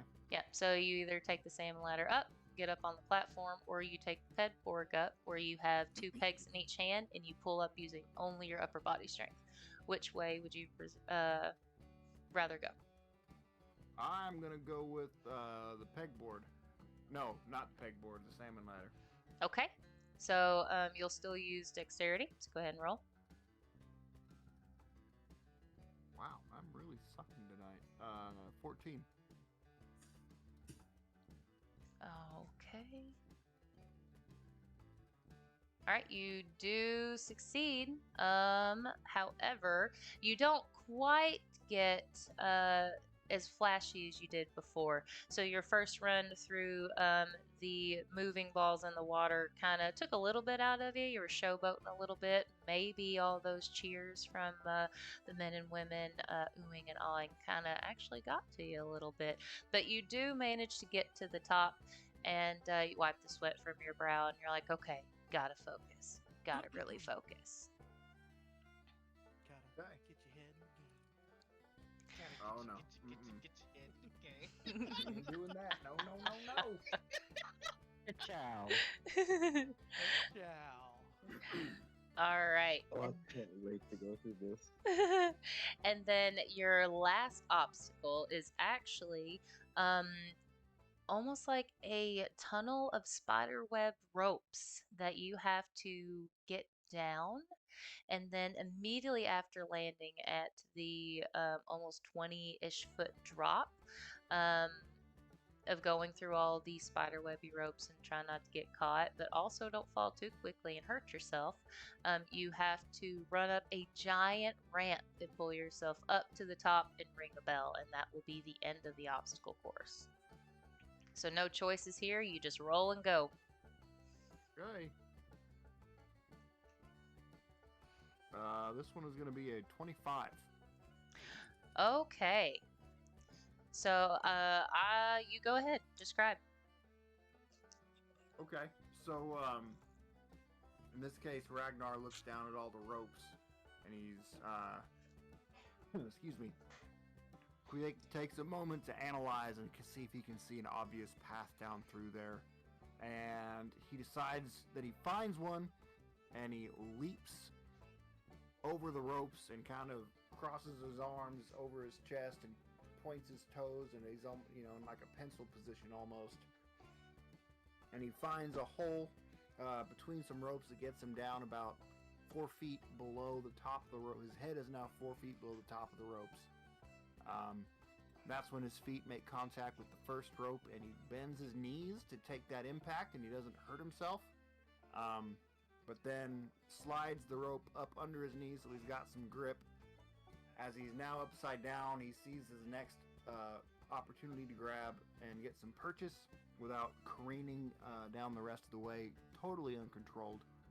So he grabs that rope, is now flips himself one more time, is now upright, looks down and finds another path through the ropes for himself, so he goes back to that pencil position to fall another 4 or 5 feet.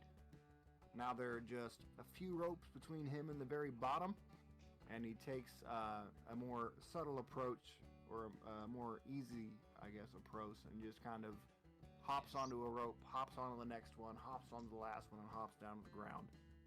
And now he stands for a moment to face the, what is that? What's the actual obstacle called? I don't know. I could not tell you. You look at the quarter Describe pipe. it again. It's like the curved it's like one side ramp. of a half pipe. Yeah. quarter pipe. Oh, the wall. The wall. Yeah, Yes, some kind the of wall. I can't remember what it's called. But anyways, he's staring that down, and he goes, oh, he thinks to himself, oh, this will be no problem. And he takes off sprinting just as fast as he can, and and he makes the distance at half the time that anybody would have ever expected humanly possible. Practically runs all the way up to the ledge on his own, makes a small jump, grabs it with his hands, and pulls himself up, and hits the button. Buzzer. It's a bell. Rings the bell. Rings the There, bell, that's yep, right. yep. We don't have buzzers here in South Carolina. Ding ding It is a ding. timing event. Ding, ding, ding. That is South Carolina. No buzzers here. Just good old barbecue and saltwater sticky tufts. Mediocre barbecue. Vinegar-based barbecue sauce. That's right. That's right. No such thing as I am modern noises. very picky with my barbecue. I grew up on barbecue. Barbecue is one of my favorite foods. Yeah, Very like good. it charred. All right. No, there is no time limit or anything. You are judged by how easily you handle the obstacles and how much flourish you put into the obstacles. I get the time doesn't matter for score, but is there a timer? Well, there's not now because Ragnar's done and you didn't ask me beforehand. Otherwise, I would have timed it. The wall at the end is called the warped wall. The warped warped wall. wall. Thank Warped you, wall. Pab. All right, so onward. Tis your turn. Wait a minute, don't I So, get some I coins? can use every. Okay, Mom, choose your words carefully. Mm-hmm. I make a dexterity. Uh-huh. roll. Yep. Yep. Strength I and know. dexterity. Yes, I know. Okay. Yep. Those I are know. Right. I know. What Go does ahead. that mean? I've said this once, and I'll say it again. Climbing and walking is the same to me. Okay, so go ahead and what direction do you want to take? There are the poles. There is the ladder that you noticed at the very beginning, or you can do a little leapfrog on the balls over there. You know what? So you said the balls move back and forth some? A little bit, yeah. I have an idea. I'm gonna go for the balls. Okay, go ahead That and. is, that's a 20. So I have a 31. Okay. So my plan, I'm gonna do the Celeste style. Okay. So I'm gonna jump on the first one, and I'm going to use stealth. So it looks like I just disappeared, and I reappear at the end. And what I'm doing is, I'm jumping off the first one, I hit the side of the second one, which goes all the way back, and like a pendulum swings back towards the first one, and the first one launches me all the way to the exit. Everyone, That is my plan. the crowd is completely stunned. They just stare and they're like, do you think, could he be a demigod? I don't know. He might be, girl. Oh no. Wow. Hey, I should didn't. Should we bow? I think- What's the Yeah. etiquette here? I didn't know I was into short men. Ooh wee. Oh. Ragnar is just his mouth is just open like, whoa. Multiple women in the crowd just pass out Swoon. and faint. Okay. So up next is the salmon ladder, right? Yep, or the pegboard. So those have those weird vertical bars on them, right? The salmon ladders, you hold basically a bar and you swing yourself up and you move the bar and then You're land essentially on the doing next pull shelf. ups. Okay. You are the No ladder. circle up. Is the actual ladder itself kind of slanted? It's No. like it's straight up. It's completely Yeah. vertical. Completely vertical. Okay, then what was the other option? A pegboard. You hold two very small pegs and you put them in holes and pull yourself up with just your arm strength. Okay. Is the peg slightly slanted? No, it's 100% vertical. Only vertical. Both of them. Have you ever watched Okay, Ninja Warrior? I think I'm gonna go for.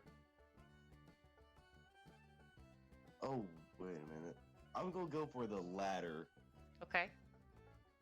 and it's still decked, so I have Uh-huh. 18 plus 11 Oh my is 29. god. Okay. How do you have an 11? He's a lightfoot halfling, that's why. And he's a cow. rogue. Yep. This is not my only 11.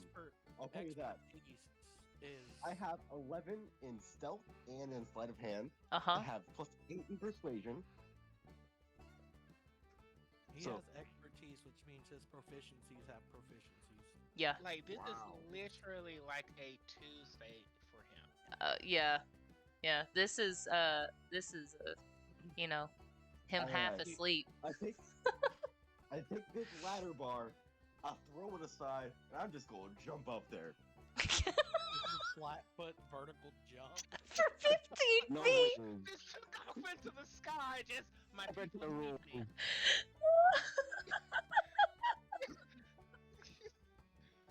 The way he jumped up there, it looked like he flew. He Mario jumped. He sure did. Gracefully. He did And, that. and you Chris know when Angel. he landed, he did a flip. Mm-hmm. You know He it. did that, he did that Chris Angel mind freak thing where he just holds his hands out and starts floating up.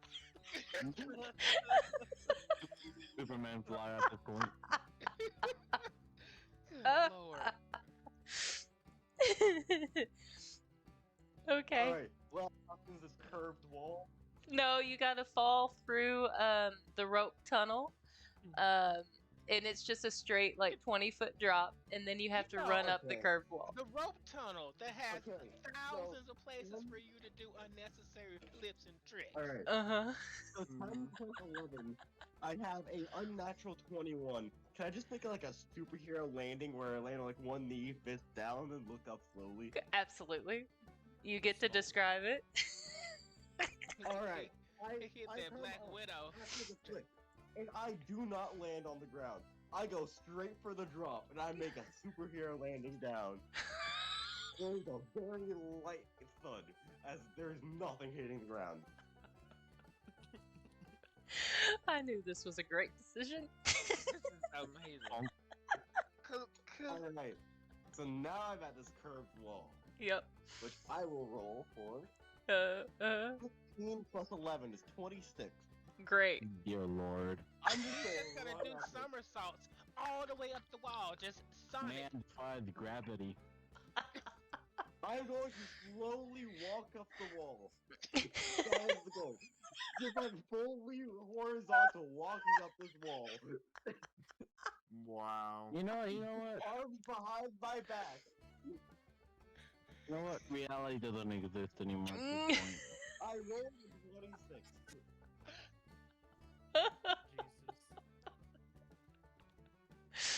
Yeah, rogues are busted. Yeah, they are. Yeah. Expertise is just it's too much. Oh I man. rolled this time and got a 21. Wow. All right. So do you hit the bell? I'm going to lightly tap the bell. Very nice. Very nice. You're gonna break it. You're gonna break it. Yeah. The So bell, what? the bell just The disintegrates. bell just like falls.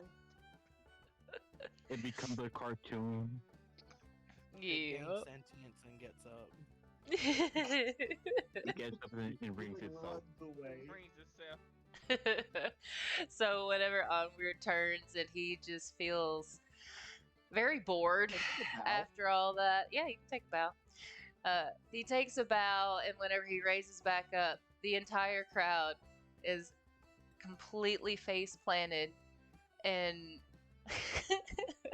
like You don't hear giving him. anything You don't hear because anything. Everyone passed out. No, everyone is bowing in complete adoration and are just completely silent. And then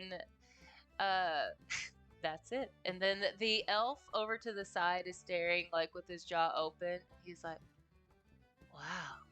He must really be the greatest thief that ever lived." Dear Lord. This that I deserve.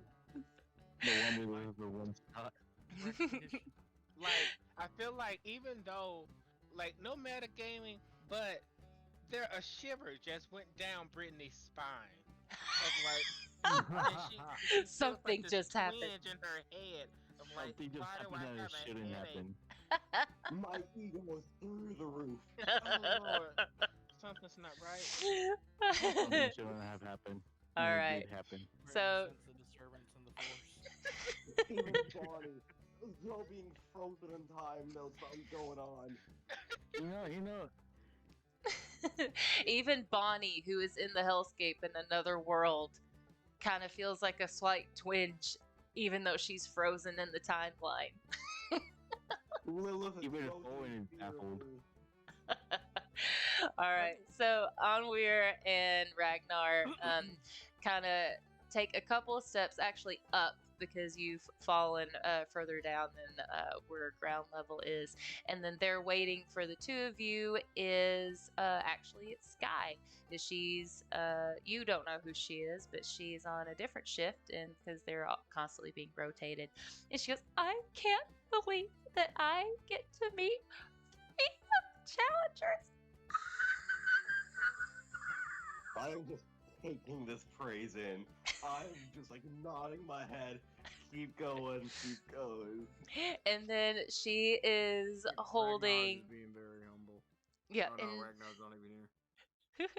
and so she, in her hand, she's holding two trays filled with different types of coins. So on one, there are 3 gold coins, which she extends to Onweir. And then in the other hand are 2 gold coins and 1 red coin. And she gives that to Ragnar. Thank you Just very as much. I expected. Thank you, man. What is your name? My name's Sky. Nice to meet you, Sky. I'm gonna try to like shake her hand. And she passes out. I'll shake her hand anyways. Ragnar, do you react to this young, like, little teenage girl just like falling over herself? Yeah, he's gonna go. Oh, are you alright? She's out cold. Hey, we should do something about this. Can you grab her? Mm-mm. I mean, no. The other elf attendant comes over and he goes, "Oh, Sky, sorry about that, guys. She gets starstruck really easy. This is her first festival. I mean, she didn't even get to see the challengers last year. Man, no, I'm so sorry. I'm so sorry about this." And he, I want it's you, fine. and he leans down and kind of hovers over for a second. And I want you both to make a perception check. Perception. Perception. I got 19. 12. Okay, so Onweir is not really paying attention because he is still just absorbing the almost religious silence of the crowd that are still bowing down to him in his incredible performance. They are pretty convinced that he is descended from the gods. However, Ragnar is really concerned about Sky, which is totally in character, and is almost leaning down to see if he can help out. And he notices that the other elven attendant reaches to a vial that is tied around his neck by a leather string, and he opens up the cork, and then he puts a couple of red drops into Sky's mouth. Very, very tiny drops, and he's being just the utmost care.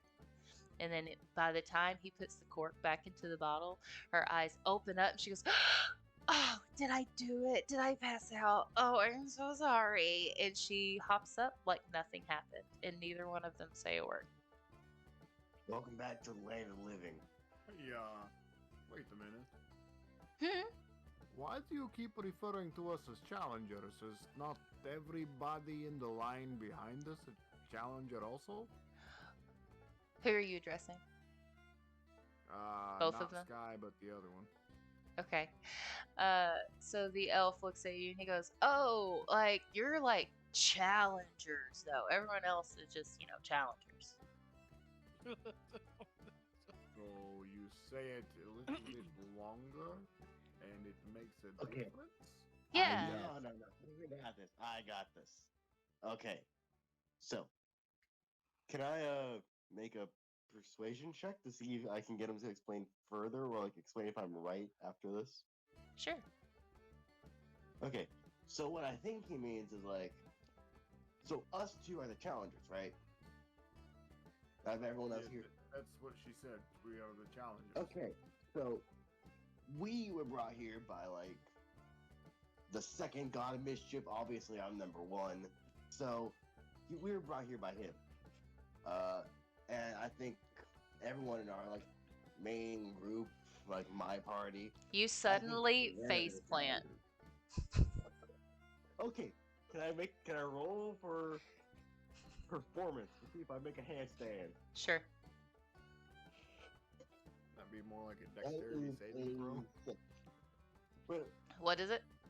Like a dexterity six. saving throw or something like that. You fail, and you actually tweak your nose a little bit. A little blood comes out, and as soon as the crowd sees that you're bleeding, they're like, "Oh, he's not a god." God. wait a minute. Oof. And then you hear slight giggles, just Right sounding headache in your that they had in your ear, goes away. and you go, "You're no god, you dummy." That was funny though. And then Hoenn's voice disappears. I vowed Honey, are myself you okay? You praise just him fell. one day harder than he will ever be praised again. It was my life's work. All right, so continue your little your persuasion here. Okay. Alright, now that they're not focused on me, it was a clever ruse of mine to fake bleed, always have it on me. Now that they're deceived, I can talk to you in private about this. So, I'm assuming that god, the fellow god, he was bringing us here. Everyone he brought with us is a challenger. Don't know about Bird Guy, but all of us, we're probably challenger, right?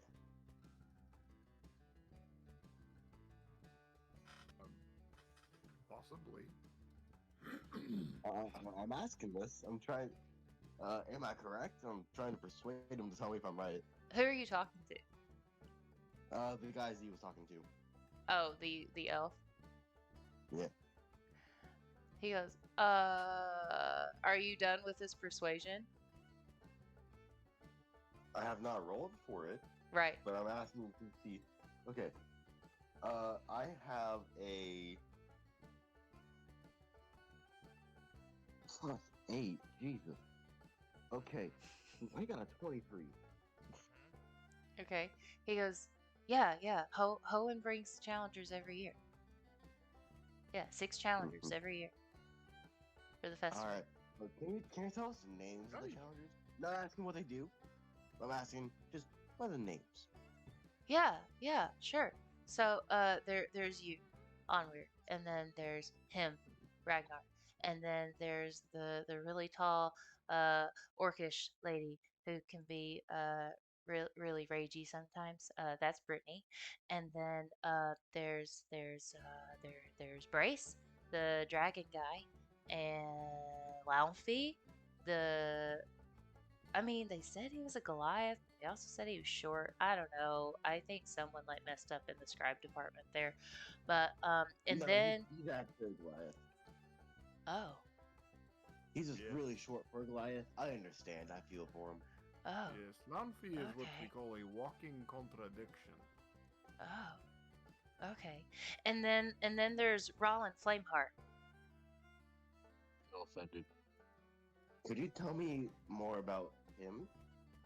No. Are you Enough. sure? Yes. I don't know anything besides his name. But you knew the descriptions of all of us. Can you tell me his description? He's a bird guy. I don't know how to say that word. I am eternally grateful for your help. Thank you. You're I go, welcome. like, shake your hand. Yeah. He holds his hand out. Yes, thank you very much. Do I need to go back to I the can't front read to it. get my robe, or will that be brought to me? Sky pulls it out from behind her back. She's like, I have it. Oh, thank you very much. You're welcome. It's And a man stole it. Oh, okay. It makes more Right. sense for this guy to have it. He's a thing. yeah. And so she like she really holds on pretty tightly to it. Okay. Ragnar, like, if you look awkwardly all kind that, of I'll like give you something else. slowly puts more tension on it as he's trying to like very subtly pull it away and not give away that he's like, you really should let go. Trying to be really polite about it. It's got it. And finally I got it. overcomes Oh, and yeah, gets his yeah. robe back and he's hastily putting it back on. It really Can I give it's, Sky a brewski? I You- have my one brewski. you're gonna give her a brewski. I'm gonna give her the brewski. Okay. Push I'm it not gonna aside. metagame. We'll slap Sky in the face with a brewski. I'm not gonna metagame, but I feel like Ragnarsson is gonna have a stock. Launfy is going to meet Sky again somewhere soon. And then he'll say, look at this cool fish I got. Okay. Try Oh, to no trauma. offer Sky the brewski. Alright. Hey, Sky. I'll go give you something to remember us by, but you gotta earn it. Okay.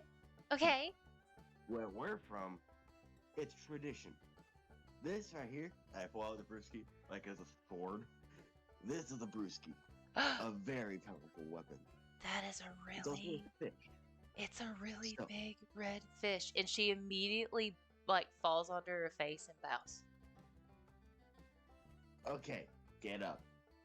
Now we're on, okay, don't get up too high. We're on eye level now. So,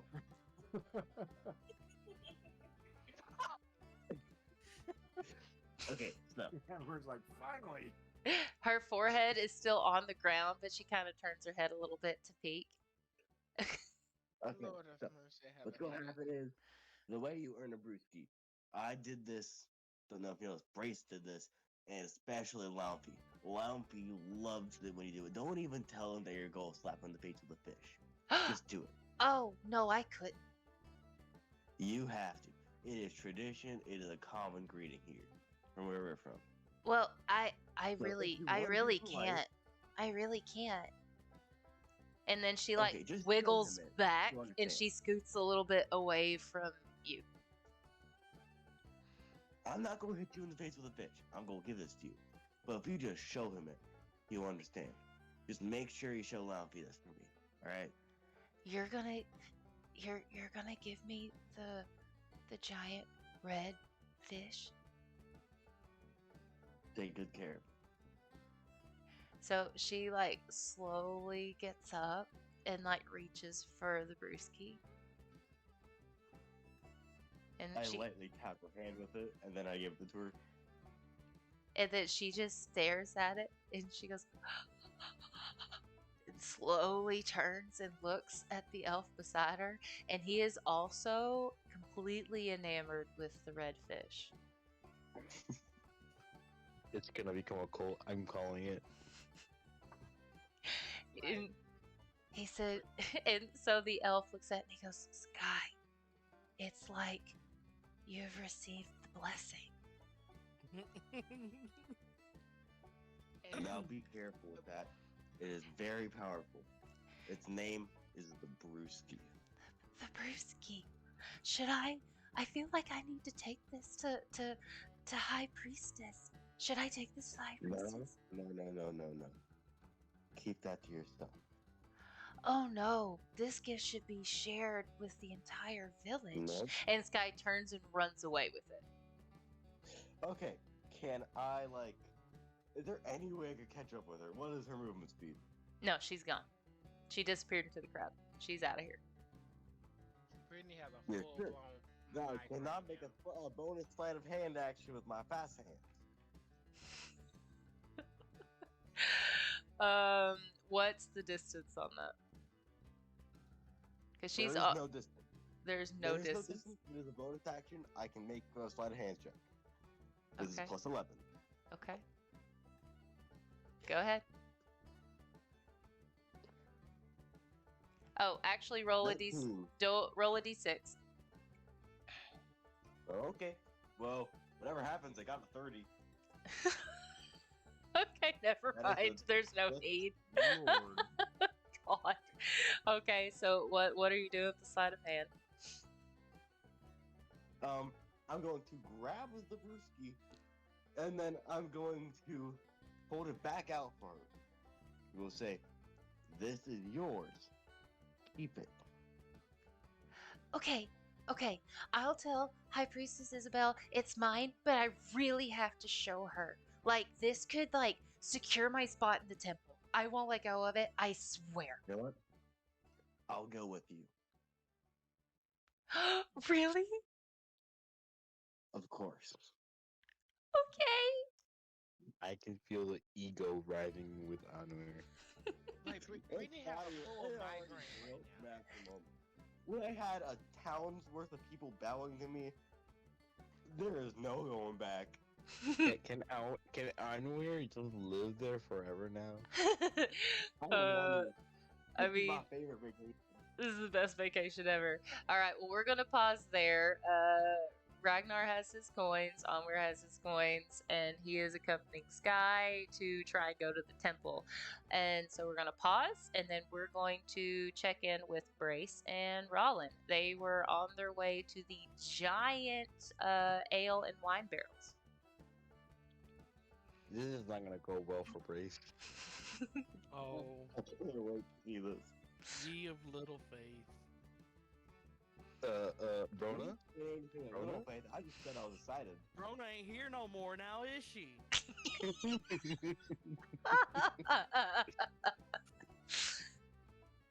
You forget, I'm here. I may be an actual god, but I still outdrank you. The only witness we have to that is Ragnar. The town.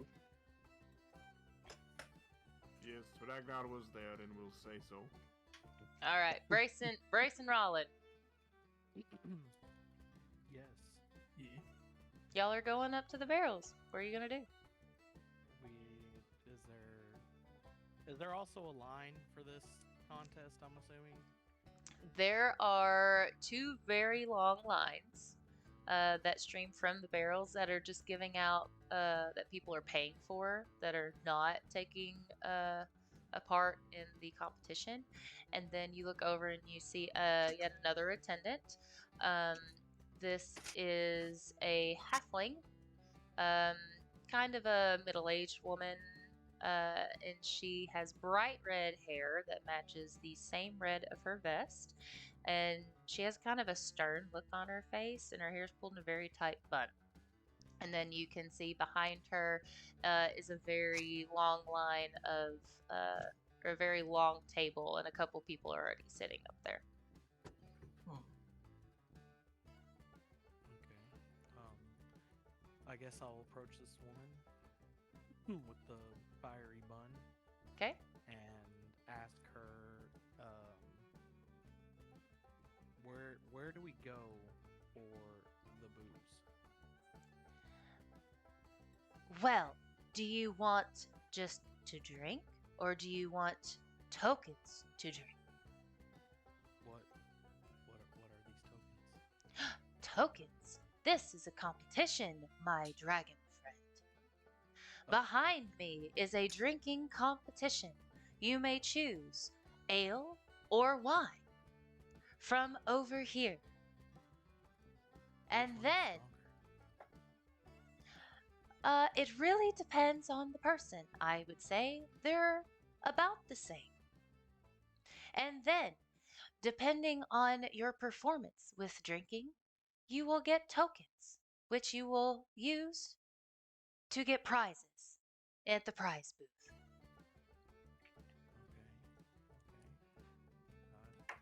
I do like prizes.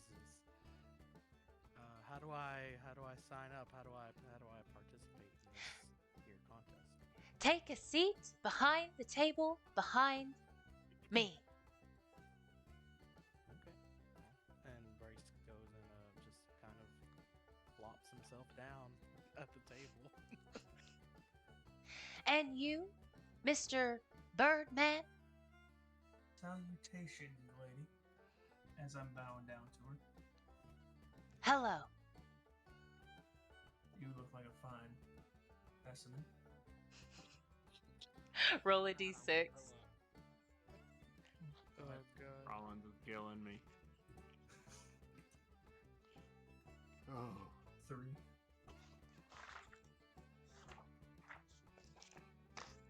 Okay. You have a fedora. Oh, what? A hat. A fancy hat. I don't have a hat. Why not? Need to put some of that swag away. Make a charisma check for me. Me or Thomas? 22. She blushes as red as her hair.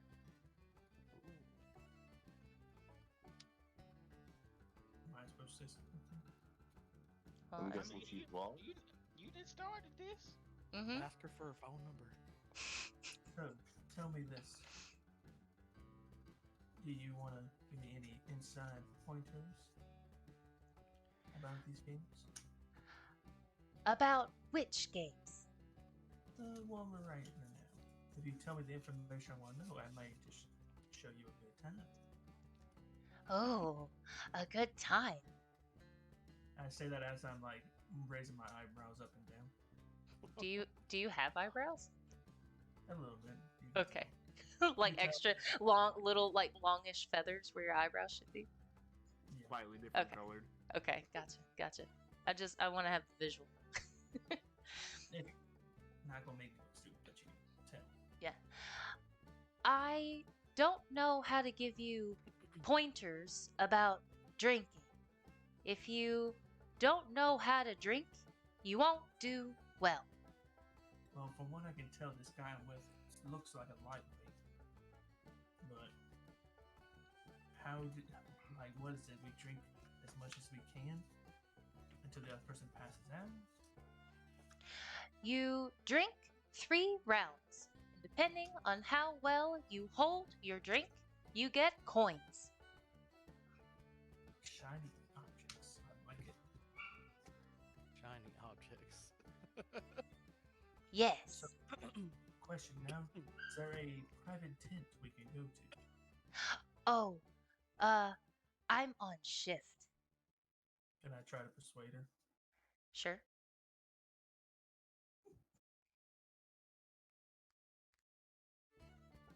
That is a 21. She goes, well, um, maybe after my shift, I can show you somewhere. I'll be looking forward to it. And as I say that, I grab her hand and give her like a little smooch on the hand. And I go sit down right in front of Brace. Oh, beside. It's a long table. Think like the Last Supper. Oh, okay, my bad. And I sit beside Brace and be like, man, that's a fine specimen of a woman.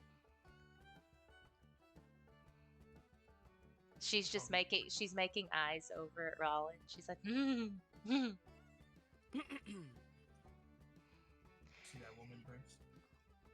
Yeah, Fine specimen. I think she's a robot. I don't care. Did you hear the way she talked? She talked like all broken up. Like Did you see how tight her blood was? I was not. I was worried about where the alcohol was gonna come from. You worry about alcohol when there's a nice young woman and a nice lady in front of us? They're just giving it away, man. Like, hey, you wanna? Dude, the way you talk to me, the way up here, you lost a couple competitions. No. That's all hearsay, fake news. Look, So how'd you tell me that? okay, if you don't believe me, how about we make a little wager? If we do well in this contest, but I outdrink you, you have to give me all of your tokens. And vice versa, if you beat me, you still have to give me all of your tokens. I'll give you a better counter offer. All right, I'm here. If you beat me, I will help you pick up a woman here and give you half of the tokens. And I give you half the tokens, or you give me half the Give tokens? you half of my tokens.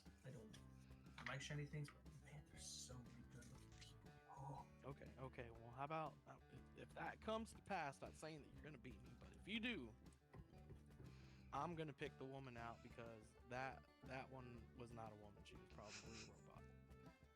do you not see the fine specimen that she is? Look with your bird eyes, man. You don't understand, my brother. I guess not. I don't see the appeal. She's just a lady. so the It would be halfling so woman. funny it would be so funny if in the background the halfling woman is just like twitching, just like just like a little robotic twitch, just. I should have rolled a perception to see if like there's something off about her. Can I look back over my shoulder just to kind of get a glimpse? Sure. Yeah. Make a perception check. That is an 18. So you do notice that as she walks, like her legs are more stiff than what you notice other halflings walking. Like there's something definitely off. And then as she walks over to get the drinks, her elbow bends the wrong way. And then she just grabs it and cranks it. And then gets out a what looks to be a type of tool and tightens a bolt on her elbow. Does Rollin see this? I don't know, Rollin, do you see this? Make a perception check. Okay.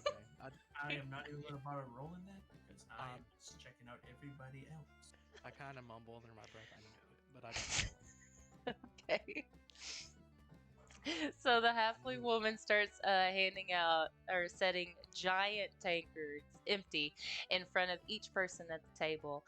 And as she's like jilting in her walking, going back and forth, she goes, "What kind of drink would you like to have?" So our options were Ale, a red ale or wine. Okay. Ale, Grace. Ale? Are you sure? I don't know what either one of those Okay. Well, I feel like an ale is like a normal beer, and wine is what the women drink. Ale is cold. Wine is not cold. That sounds awful. Give me an ale. I'll take an ale. I guess I'll go with L as well since we're doing this event. Wonderful. Before I get your drinks, where is your payment for entry to the contest? Oh snap! Can I? How much is it for the contest? It is 4 diamonds. 4 diamonds. A question. Is this the same lady I just tried to smooth over? Uh-huh. Can I try to persuade her again to let us, like we've already paid her? Do deception. Yeah. Do a deception check. That is a 19 plus 4, 23. Okay. She goes, what do you say? First, I go like this. I have a light cloth shirt on, and I open it up a little bit to expose my legs, and I start bouncing them. Be like, we've already paid you. She stares at your chest and kind of turns her head, like she's not quite sure what she's looking at. And she goes, okay. And then she walks away. And then I fix it up, be like, that's basically, that's how it's done, son. That was slick. I like them moves you got. I kind of bounce my pecs at him, and he bounces his pecs back at me. You're just Gaston. You're chicken Gaston. You're Foghorn Leghorn. Foghorn Leghorn. That's who you are. What in the chicken butt is happening? When I was a lad, I ate 4 dozen eggs. Chicken nuggets? In order to help me grow large. And now as a man I eat 5 dozen eggs, so I'm roughly the size of a barge. Hold on. Oh, when does Grace become large? I am as large as a barge already, and apparently so is Roland.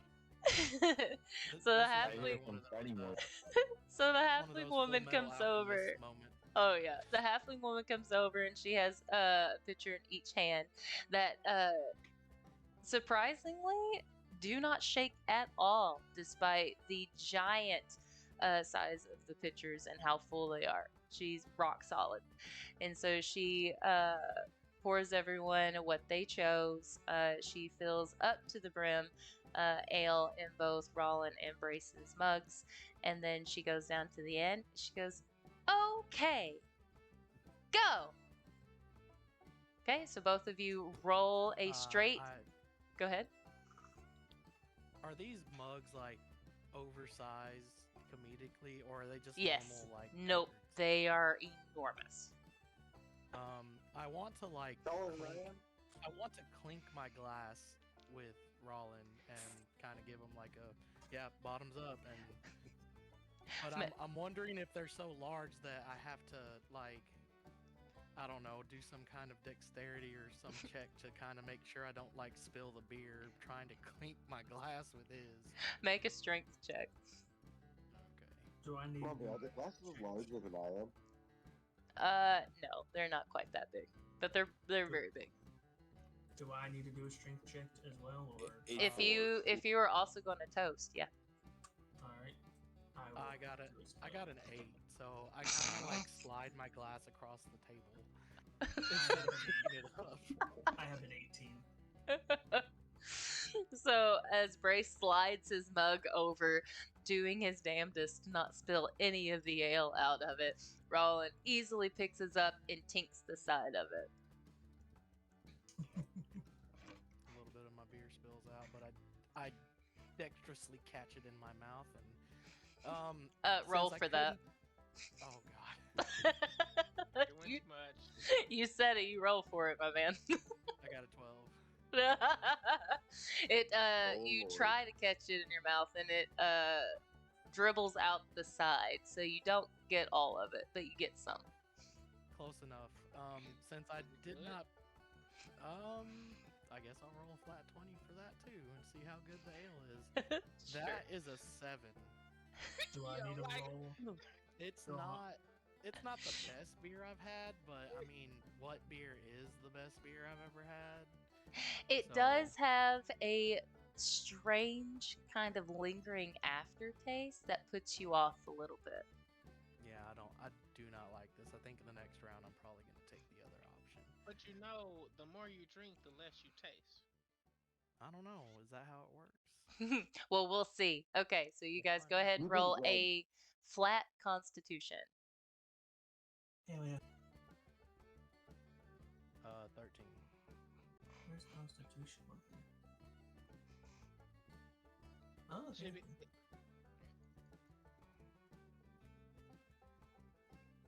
Is it supposed to be a Constitution save? Oh no. Yeah, so you roll constitution and then you add your constitution modifier. So I guess not quite straight, but you don't add any like extra other bonuses and skills. What's your con? It is a 18. Okay, so you have a +4 to con, so just roll a d20 and add 4 to it. Yep. Oh, it's only a +1 to Constitution. Okay. Then yeah, just do unless- the +1. So it's 18. Okay. All right, so Brace goes to try and pick his up and like really down it because he, kind of messed up a little bit there and couldn't quite pick it up without spilling a little bit. And then he missed his mouth with a dexterous save. It didn't quite go as he wanted. So he goes to take as much of it as he can to chug a lug, and then he kind of like gets choked up a little bit, but he catches it, and then he like recovers and finishes his ale and slams it down on the ground. It's the taste of the ale. It just doesn't. I just don't like it. That It doesn't sit aftertaste well. is not It's, good for it's biting Brace. hard. Yep.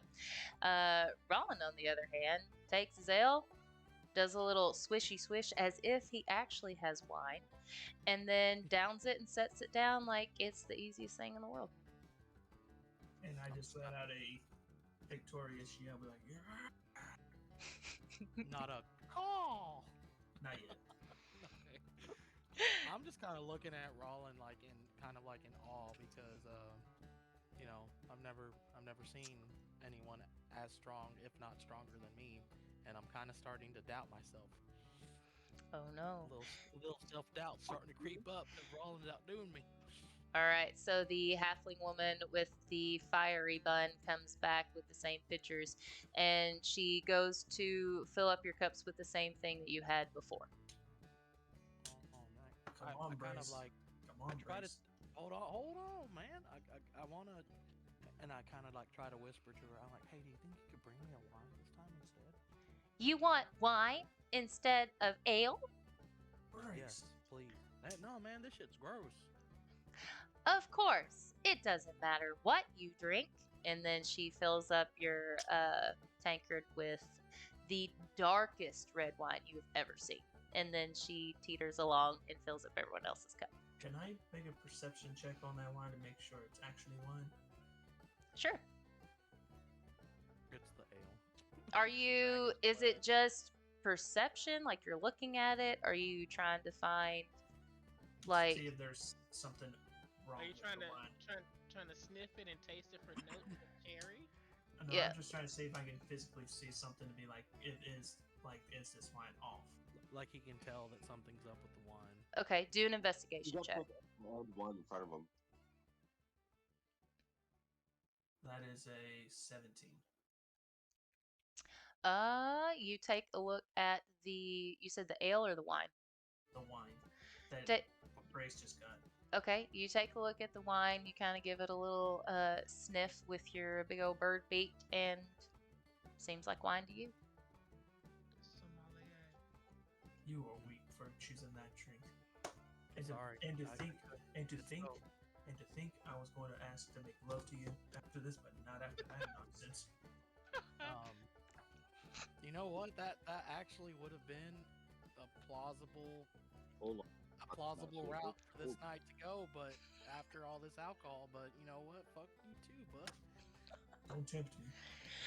Ready, set, drink. Another Constitution. Yep. Constitution check. Yep. Hell yeah. A 10. A 14. I'm doing 4. You got bad at this. So, How did the conversation before? What?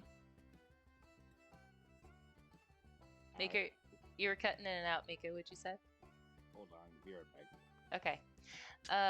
So Brace is trying to overcome his little bit of self-doubt and prove that this is not any type of girly drink. He's gonna make it. He's gonna be like, yeah, this is gonna be good, and this is better than that damn ale.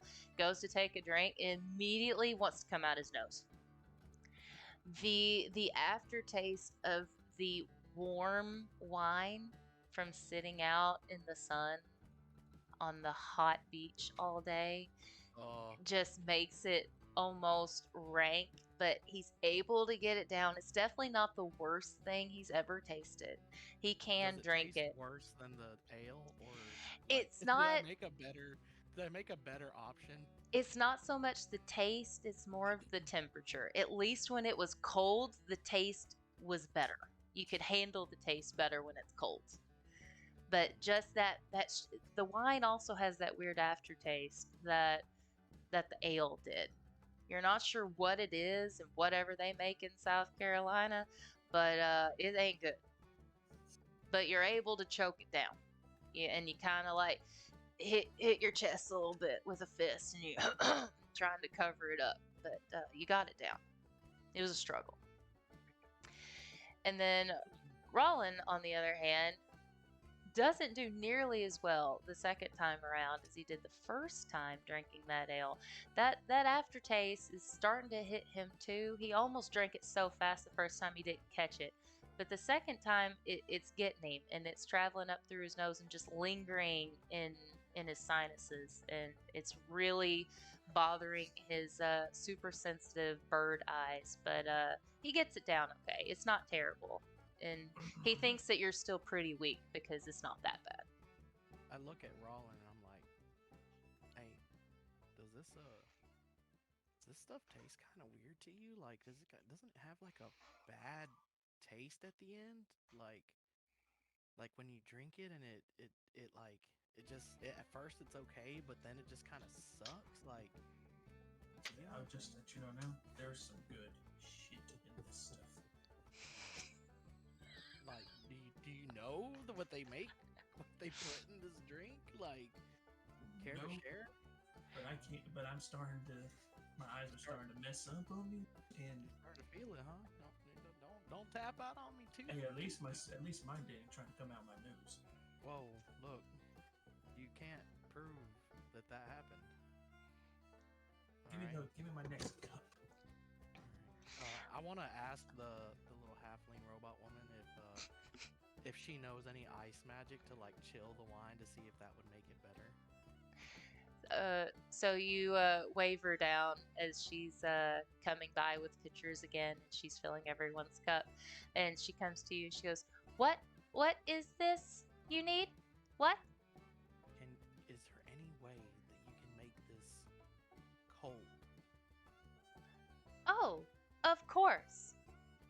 And then she holds her hand out, and as she fills up the wine, in her other hand opens, and ice cubes fall out. Oh god. Isn't it blasphemy to drink wine with ice cubes? This is the only way I can make it cold. Alright, I thought you were like a magic robot lady. Can't you do some like ice magic or something? I did. Ice. And she looks at the cup, and then she walks away after filling up Rollins with ale again. Did you really? Hey, look, man. I'm trying to win. I don't care by any means if I gotta. I don't know what I got. I'm starting to question if you got a set down there. Look. You know what? Just shut up and drink your ale, all right? And when I come out on top, then you won't be talking all this smack. Sounds like a good time to me. Ready, Innuendos. set, drink. Ink. Another Constitution. 11. Use physical dice. Just use physical dice. I don't have a D. Well, I do have a D20. I just don't know where it is. Mine's a 19. I don't know where any of Try my a different color. I have spin down counters for Magic the Gathering, but they're not numbered the same, so I can't use them. Look up an online dice with Google because that one is not working. It's not good for you. It's not good for you, Pat. In the beyond. No. Wizards That of the one Coast is killing never you. Just trust. refresh your page. That's all. Just refresh your page. Oh, there you go. All right, so Okay, give it a test roll. Test roll. you do a test roll while I explain how you guys drink your drinks. Hot damn. That's a 20. Wow, there I it wasted is. it. You wasted it. Yep. So Brace So simple. stares down to the weird ice cubes that came out of the potentially robot halfling lady's hand, and and then like tries to chug it down. So it is better. It is definitely better cold, but the ice wasn't in there long enough to actually make it that cold. So the temperature is a bit spotty in the different places. It does make it a little bit better, but it's still a little off-putting because some of it's real hot and just a little bit's kind of cold. It's not enough. It's not enough, but you're able to choke it down. But it doesn't quite go up your nose, but it is lingering in your throat a little bit, and so you're swallowing a few times to get that weird aftertaste out of your mouth. Rollin, on the other hand, after seeing your, well, in his perspective, very pathetic performance of drinking a drink, he slams it hardcore. And then sets down the mug and kind of pushes it away and just looks at you smugly while bouncing his pegs. Come on, city boy. I'm not a city boy. I grew up on the farm. So Bryce the starts to cry a little bit. oh no. So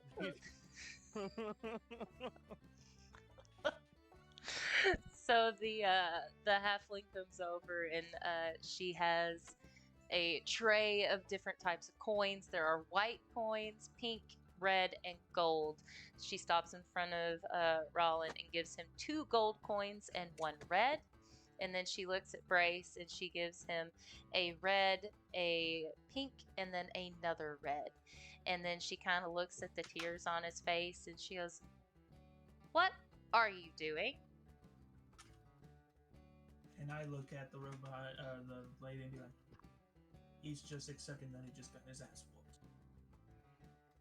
I did not see anyone hit your ass. Interesting. And then she gives you an extra pink coin, and then she walks away. She gave you that pink coin because she thinks the way you drink like a woman. What's wrong with drinking like a woman? I'm still here. I'm still standing. Are you still standing? Go ahead, stand up. I'm Stand actually up. sitting on the ground. Stand up. Is this all a dream? Should I roll for that? Should I roll to try to stand up? Because we've been sitting down this whole time. Yep.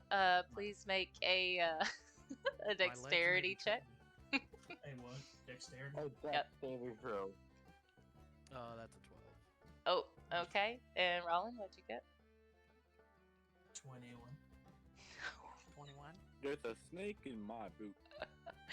So Rollin stands up, stretches out his wings, and just kind of ruffles his feathers a little bit. And he cracks his neck. He goes, just another day. Can I add one more action to that? Sure. I do the call as everyone else wants me to do, and I rip my shirt off, bouncing my pecs in victory. Call! Brace, on the other hand, goes to stand up, and just one knee buckles, and then he catches himself on the table as if he was just doing a quick stretch. He tries to save it, stretching that other arm, and then slowly makes his way up. And then you guys are all finished. Yeah. What's wrong, man? That's Brace in the chat.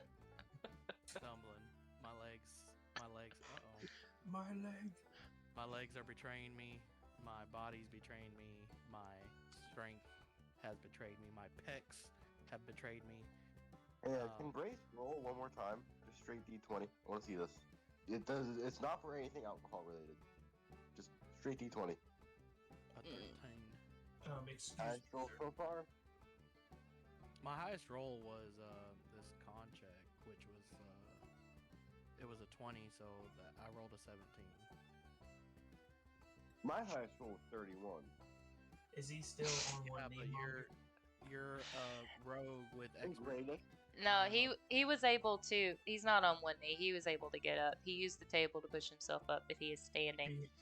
Before you move on to us, I want to put my arm around Brace and be like, I'm pretty sure we made a bet.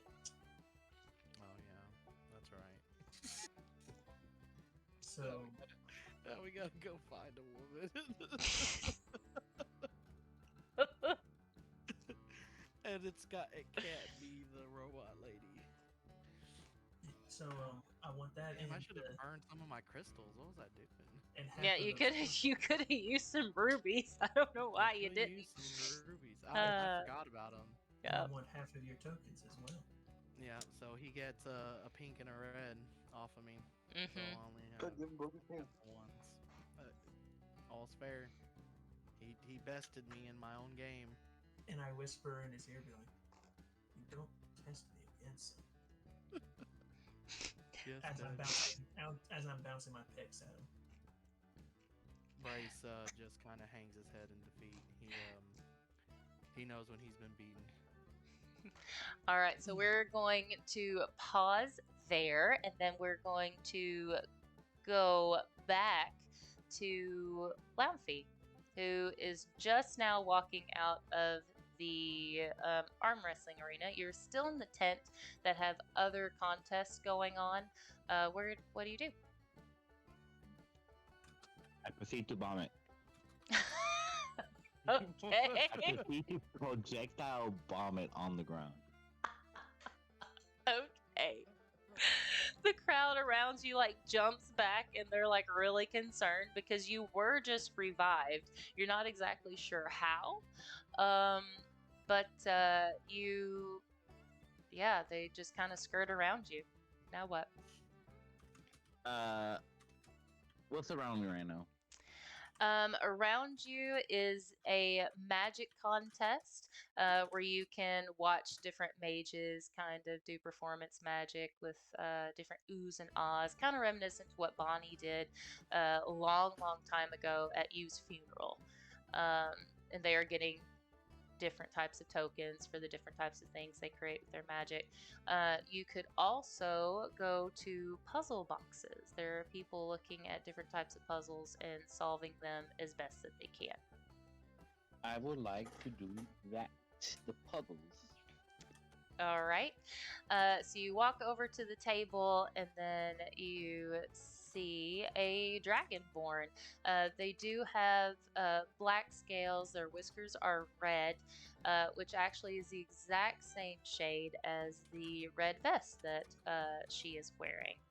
And she smiles at you. She's actually kind of short for a dragonborn. She's your height. Would be. What'd you say? I have found someone at my height. I am happy. She looks at you and she smiles, and it actually looks more like a grimace to you. But she still says with a friendly-ish kind of tone, she's like, "Hi there. Would you like to solve some puzzles?" Yes, please. Okay. Do you? Oh wait, you're Lamphy, right? I guess so. Okay. Okay. So, there are three different types of puzzles. The last person just finished up. So you go to the first one, you solve it. You go to the second one, you solve it. You go to the third one, you solve it. And depending on how well you solve it, if you complete it or not, I give you tokens. So, do you want to do it? Yes. Okay. So she shows you the first puzzle, and it is a long U-shaped metal rod that has a connecting piece on the top two edges, and there is a ring in it. And she says, okay, so you need to remove the ring without breaking it. Oh, that's gonna be hard. Hold on. All you need to do is make any or an intelligence check with any intelligence bonus. Intelligent bonus. Where is my intelligence? Do I, am I not smart? Okay, there it is. A 19. Nice. Do you Nice. wanna explain how you solve it? I jiggle. I just like start jiggling it, and it's just like fidgeting. And surprisingly, I just unlock it, and I'm like holding it in shock and like, huh? The Dragonborn looks at you with an equal amount of shock, and she goes, I don't think I've ever seen someone solve it that fast before. Wow, that was awesome. Okay, so here's the next one. So she shows you the second puzzle, and it's a perfectly square box, and inside the box it looks like a chessboard with perfectly dark stained wooden squares and lighter stained wooden squares. She takes the box, picks it up, and flips it over, and pieces go everywhere. Oh, okay. Is that supposed to do that? Yeah, that's the puzzle. You put it back together like the board. Okay, go. Okay. A 15. Okay, so this one you do struggle a little bit with, mostly because she didn't really give you any time to take a look at any of it before she just completely undid the puzzle in front of you. So as you look at the puzzle, you can see that you actually have to stack, and there's 2 layers of squares. So you're looking, you're trying to figure it out.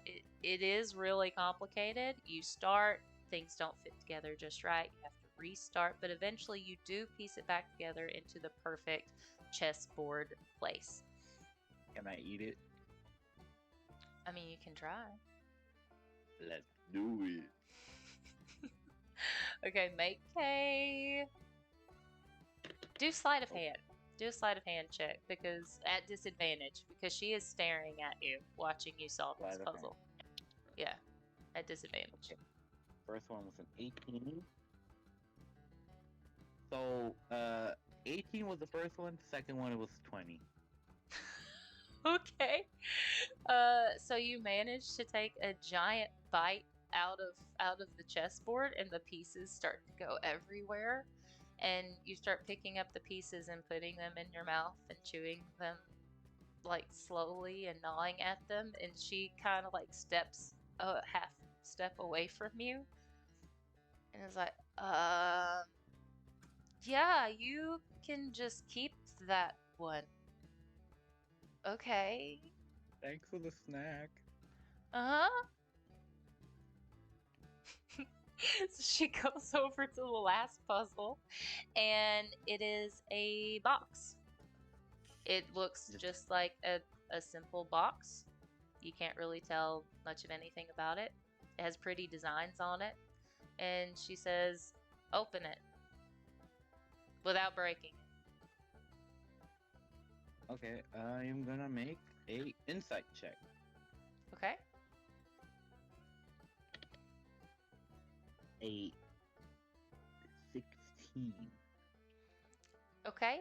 So you're looking at the box and you pick it up, kind of look over to see if you can see any seams, any slight divots in it, and you do notice that there are very slight impressions in it. And if you push certain impressions, other ones start to come out a little bit. So go ahead and roll for an intelligence with advantage. Okay, the first one was a 9. Okay, I have advantage over it. Ooh, a 19. Let's go. Nice. You fly through the puzzle. Your fingers start pushing into all the different divots, pushing out different ones, twisting, turning until the box springs open. And inside are 5 gold coins. Ooh. Wait, gold coins or tokens? Tokens. Oh. Darn it. I'll Yeah. get the money. And she goes, "Oh, wow, no one solved that one. Good job. You get to keep those." And then you also get let's see, you get a red one. You get, oh, wow, you actually get 2 more gold ones. Look at you go. You're going to get awesome prizes.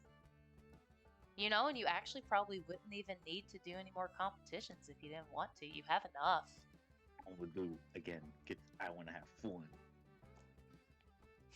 That's why I'm enjoying this. Okay, well, you're no more puzzles for you. So one and done sort of thing. Before the Dragonborn lady said something, Uh-huh. can I ask her if I can keep the box? Well, I mean, that's the only one we have, because that one was like made by like a master carpenter, and there's like magic in it and stuff too. Like, there's a reason why no one solves it. I mean, if you really want to keep it, I guess, but I'll have to take the coins back. I put the box back. Okay. Okay, well, you're an interesting character, Challenger Laufey. Good luck today. Thanks for the snack. Yeah, you're welcome.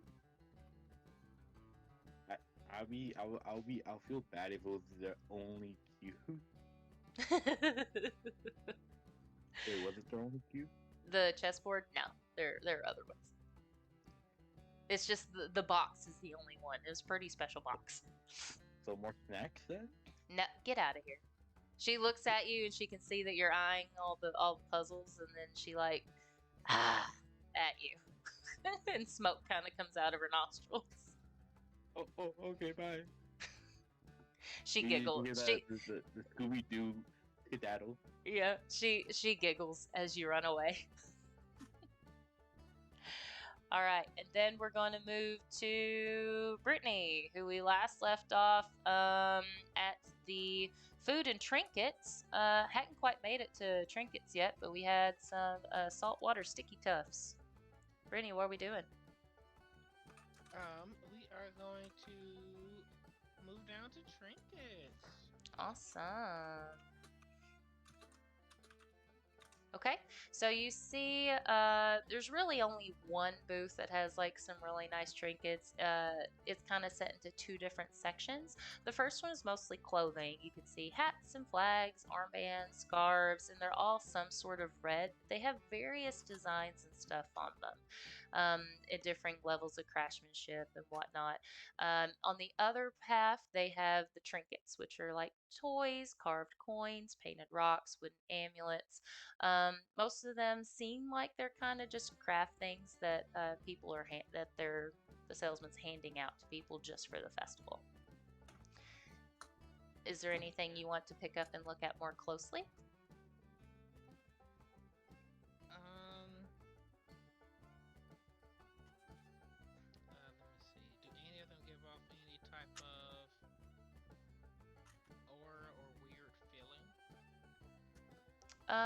Make an Arcana check.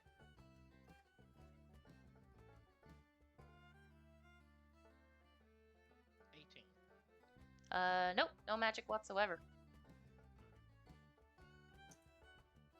Abracadabra? Let's see. Who's at the stand? There is a middle-aged man who kind of has a scowl on his face.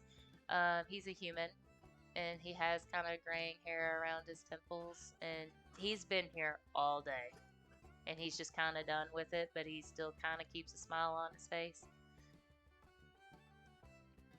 And then there is a small girl beside him, who they are clearly related, probably father and daughter. She has the exact same look on her face. Okay. Well, I'm gonna. I guess I'll walk over to them and say, "Hello. You look like you've had a day." Yes, we have. Welcome to the festival in South Carolina. And then the little girl goes, "You can take what you want." Okay. What I want is something that probably wouldn't be out here in the open. Do you have anything like that? The man kind of like squints at you and he goes, "What do you mean?" Something worthy of a challenger. "Oh, that kind of stuff's at the prize booth. You're gonna have to compete in competitions for that stuff. This is more like souvenirs that kind of give you, like a look into the town. But yeah, no, there's nothing cool stuff for a challenger." And then the girl kind of looks at her dad and she looks at you and she goes, "Are you saying you're a challenger?" That's what I've heard. "Oh." She doesn't say anything else. Just oh? Mhm. No more questions? No. Okay. So what can you tell me about the town talking to her dad again? Well, I mean, you can look at my stuff. Okay. And what is your stuff going to tell me? No, you gotta pick it up and look at it. Okay. Everyone in the What do you- town makes and donates things, and they put a little bit of their heart and soul into it. So, I guess, I mean, it's not really magical, but that's how you can take a look at things, because we aren't allowed to actually tell outsiders about stuff. You have to see that kind of thing. There's rituals and stuff at the temple. We can't say nothing. Okay. All right. So you said everybody in town puts some of their heart and soul into things, and they craft it with their own hands. Yeah. Which pieces did you guys make? The girl points over at more of the trinkets and not so much of the scarves, and she goes, "I helped with a lot of these. They're better than my brother's, but some of his stuff's here too. My mom made some of the scarves, and her dad just kind of like pats her on the head to placate her, but to also try to get her to hush.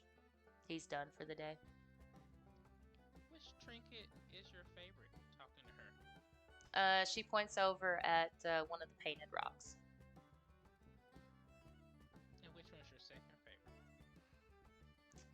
She looks and squints, and there is a red hat. She goes, "My mom made that one. It's a really good one." Okay. Well, then I want the rock and the hat, and I'm going to give her the rock. And then I'm going to move on. Okay, so before you do that, you pick up the rock, and I want you to make a perception check. Okay.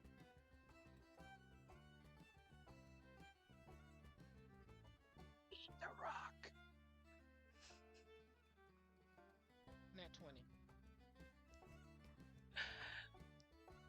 So you take a look at the rock that the little girl painted. The amazing craftsmanship is nothing like you have ever seen. You are completely throttled that this little girl could come up with anything like this. It's something that a master artist should be able to do, and you are stunned. And her little snotty attitude is kind of like understandable now, because she is a genius in a tiny body. And the work of art depicted on the item that you first thought was a fish diving through the ocean is in fact a giant whale. Of course. Wow. Beautiful. No, it's not. It is beautiful. And you should think so. You're a bird.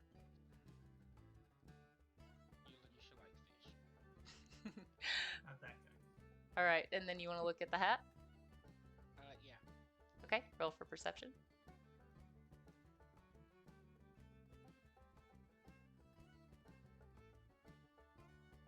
15. Okay, it's a great quality item. It's not the girl's mom's hat is not nearly the craftsmanship that this incredible rock is. Like it's still like just wow on a rock that she picked up off the beach probably. But the hat is still great quality. There is an ocean landscape embroidered into the border of the hat, like right around where it would meet, you know, your forehead or whatever should you wear it. And it looks pretty. You can see the ocean. There's some white caps on there. It's a good quality item. Okay.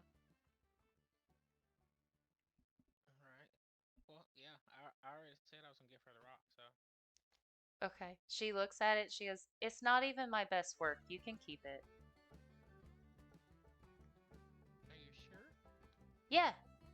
Yeah, it's fine. I mean, if you're actually a challenger, like, it would be. And she kind of looks down and her cheeks kind of turn red and then she scowls like she's mad that she's getting flustered. She goes, "It would be really nice if a challenger had something that I made." Okay. Well, then I will hold on to it, dear. And then Name. Anya. Anya. Why do you say it like that? I don't like the name. My brother makes fun of me because he goes, "Onion, onion," all the time. He's stupid. He is stupid. Anya's a pretty name. Own it. She kind of like twists her foot into the ground. She's like, "Thanks." Consume the flesh.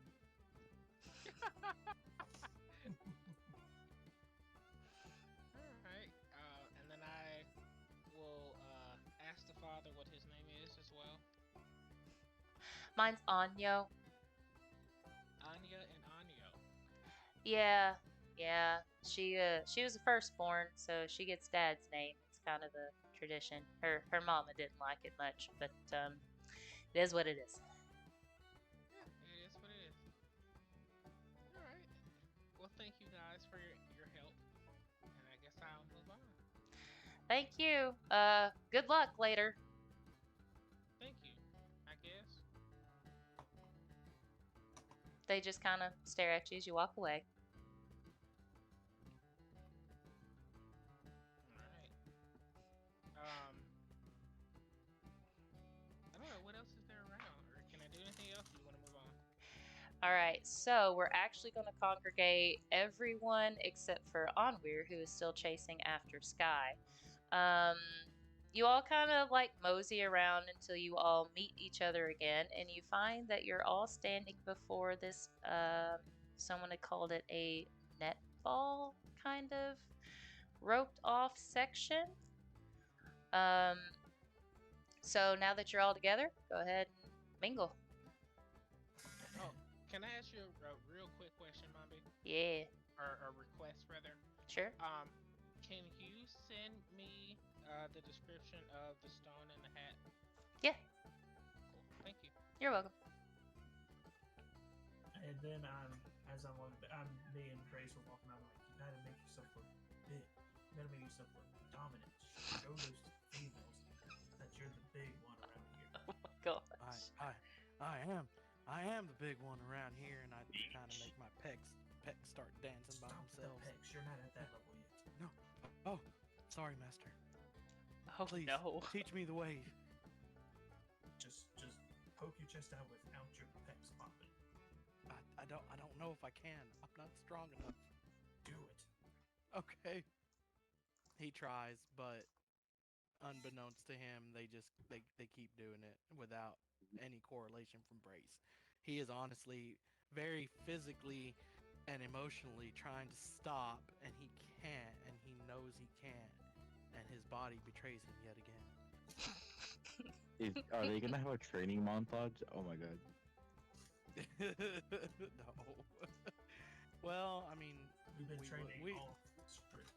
yeah, this whole time, this is the offhand. I also probably Roland is more than likely helping Brace like along the path because he's quite toasted.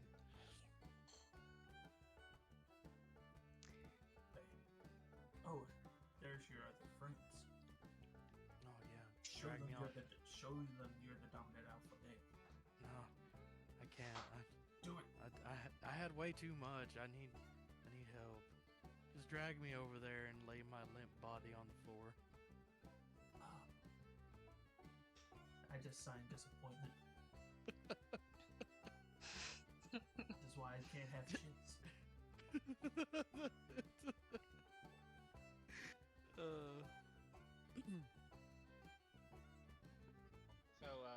Brittany's walking up. She has her hat on, and she's just kind of, I guess she's like rolling this stone.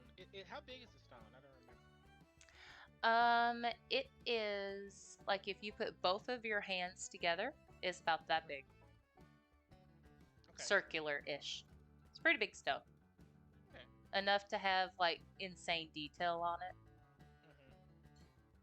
Okay. So yeah, she's just walking up with her new hat on. I assume she may be at the very end of her like bird leg. Oh yeah. Or somewhere to discard it. Mm-hmm. Yep. She has a bird leg, you said? Yes. Mm-hmm. And she also has a slight like you can tell that she's happy, but there's something that's on her nerves, and she can't quite put her finger on it yet. But she knows something's amiss. Am I close to Brittany? I don't know, are you?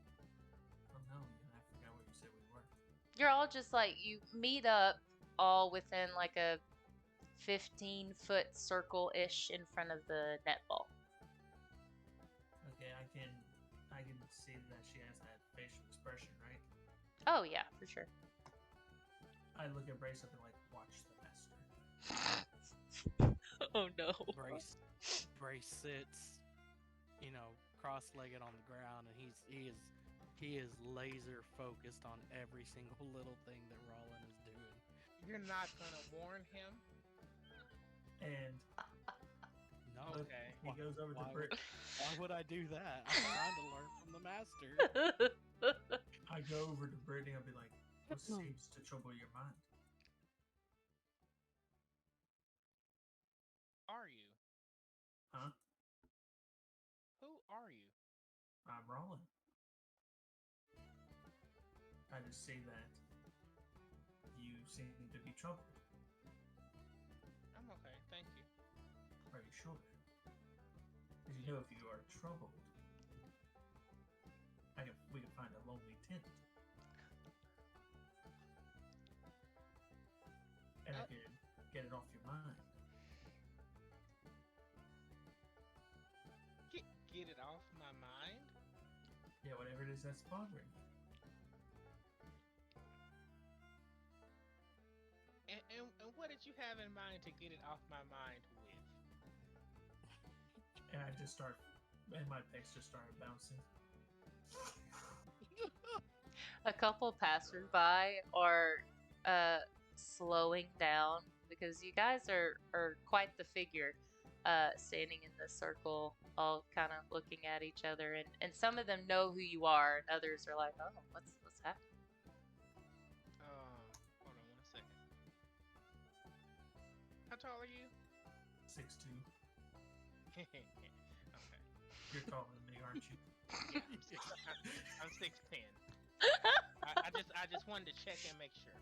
Okay. She's taller than Brace. Brace is 6'9". Yeah, I like big women. So what do you say? Just a couple minutes of your time? There's no way I can persuade her, right? No. No. You don't have what she's looking for. And that's a fact. Is that what you're telling me? No, I'm not telling you that. No. I'm going to look at him and and they say, so you say you can get this off my mind? Indeed. Okay. Go. Where did you want to set up this tent? I heard there's some private tents around. Okay. Well, go set up one, and then come find me. All right. And then how far do I need to do a perception check, Mombi, or whatever it is? Sure. Do you have things for like camping stuff for a tent? Or are you gonna have to find someone for a tent? I rent. Do what? Aren't there tents for rent? No, there's not. Okay, can't find any tents. We're doing it out in the open. Hold on, I just came back. What the fuck happened? Go find a space, and it better be nice, because I am a lady. Well, it seems like there's no tents for rent, so. You better go find somewhere else. Oh, come on. Ragnar now Where pipes should I up. come back? Well, this was a very nice vacation. I think it is, yes, this was very nice. Hold on, Ragnar. Hoenn! Hey, hold on 1 second. Hold on. You know what? I'm just gonna bury myself in the sand. I don't want to hear this. Hoenn, someone like yells out, you know it's Hoenn. You hear his voice. And he goes, "Come one, come all, come play netball. Hey, you guys over there look like you're having a wonderful time. How about you come play some netball? Take out some of that frustration, since it's not coming out sexually, if you know what I mean." Well, that was kind of I thought obvious. You liked mischief. I do. I like making. Brittany yells it into the sky. I thought you liked mischief. And then I look towards Brace and Mouth. Why did his voice get raspy? Anticipation. You know, sometimes I regret coming back from work from Yarra Under.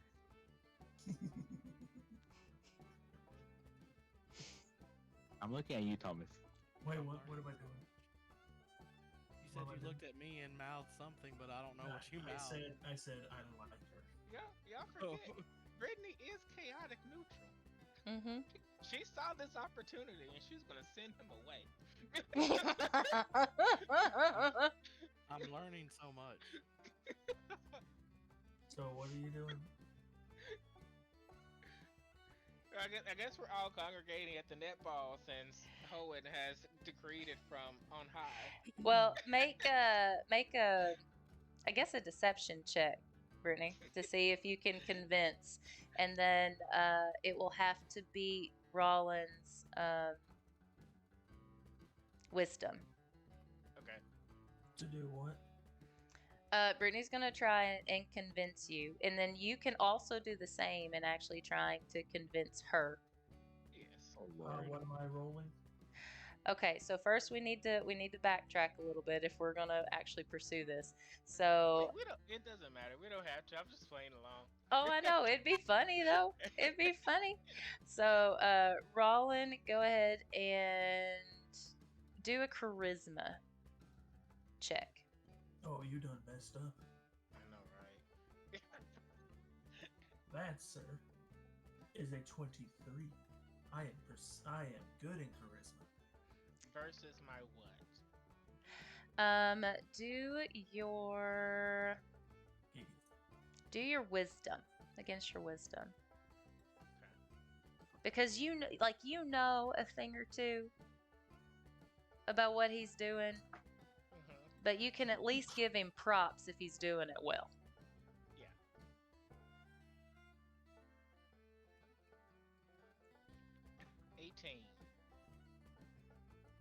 Okay, so you. Flat 18.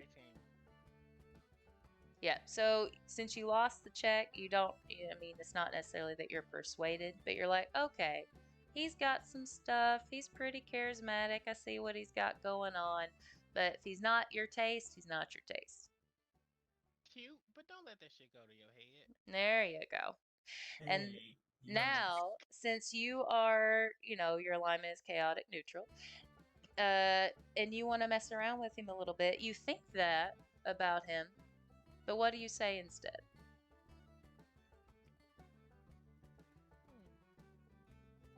If you Well, want to I- try and send him off, that's up to you. Or if Well, you just send want to him- lead him on.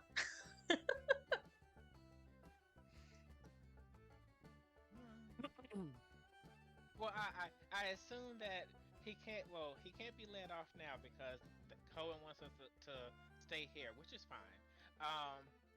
So I say, well, maybe we'll have to continue this conversation a little bit later.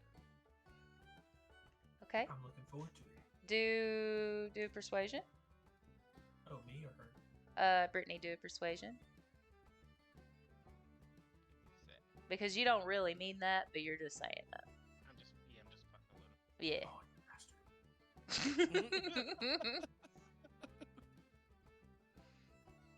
You said. I'm sorry. You said persuasion. Yeah. Or deception. Do deception, because you're lying. So do Yeah. perception. Deception. Keep saying the wrong thing. Sorry. You're doing good. Don't worry about it. Good. If I could just learn how to navigate my computer.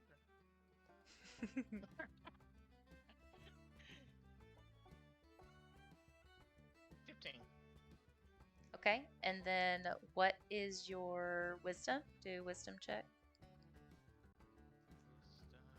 for Rollin Oh, okay. to see if he's fooled. 19. Okay, he knows that you're BSing. Your deception was not so great. And he's like, oh, I don't. I couldn't hide the expression on my face. so No. I'm gonna fuck with Here's- you. You better watch me. Here's the thing. I don't deal with players. And you just lied to me. You don't know what you're missing as I flex my pecs one last time.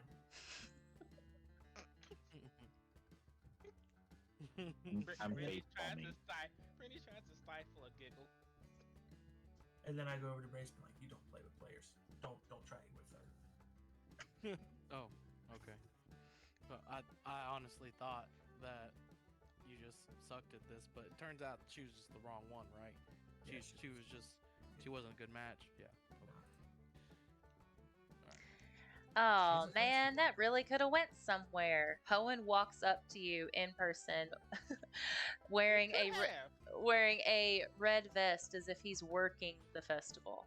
I tried to send it somewhere. Ah, man, that could have went all kinds of ways, and it went kaflop. Oh well, we got netball. Y'all want to play? It's fun. How do we play? Are there going to be women in their lingerie? Nope. This is the beach, not a bedroom. This ain't fun. So you don't want to play? I'll play. All right. Let's go play. 3 against 3. Let's go. I'm playing. I'm in. Let's go. Oh, that's not fair. What do you mean? I choose the god on my team. Now you ain't no captain. If anybody's gonna be a captain, I would say Onweir, but he's not here. He's running off after that little fangirl. Who knows? Maybe he's gonna get some action. Hey! So much for the Birdman being the ladies' man. So, don't you want to go watch him? Nah. I can just pause him for a second. I love netball. Let's go play. Oh boy. You can just pause him for a second. Yep. So Hoenn leads you guys over, and then he looks at you, Brittany, and he goes, You look like you know a thing or two about netball. Maybe not now, but maybe later. So you can pick your team. You go first. Okay, who am I choosing between? It's going to be 3-on-3 of the group. It's Oh. going to be like at recess, you pick who you want. Yep. Okay. Then I'm going to pick. God, I hate this. You can roll if you want. Assign numbers and roll. Well, I was gonna pick Unaware. He's not here. He's going to go on his own adventure. Oh lord. God help us all. Right. Please do. I'm gonna pick my new buddy, Raylan. Rollin. Oh, Rollin. Rollin, sorry, Rollin. Oh Alright. yeah, and I'm flexing my pecs again. Chest, I Uh, make myself look big. So Hoenn looks between the remaining people and he goes, Monkman, get over here. Merry Mischief and Monkman. Look at all the imps. Let's do it. Okay. Monkman, are you all right? I heard they Pretty got tired. I heard they got coffee over in some booth over there. You need some? Probably. Well, we're gonna play netball, so you'll just have to hold that thought. All right, your turn, my orky lady. Oh god. I'm sorry. I had to laugh for a second. Oh my god, that's hilarious. Is it okay if I just die here by laughter, please? Yeah, I'm okay with that too. Are we picking teams? Yeah. Oh. That Whose was turn? like Whose turn is it to pick? Brittany, she's a captain. It's my turn.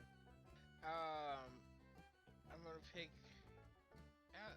Yeah, I'll pick Brace. yeah.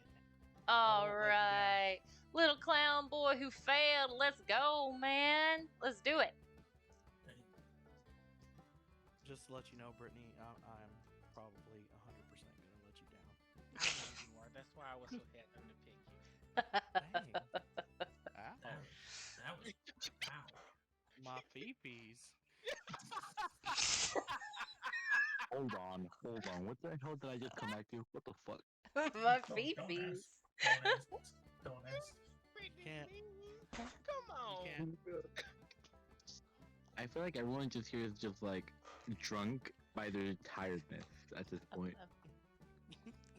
All It is right. 1:30 in the morning. That ain't too bad.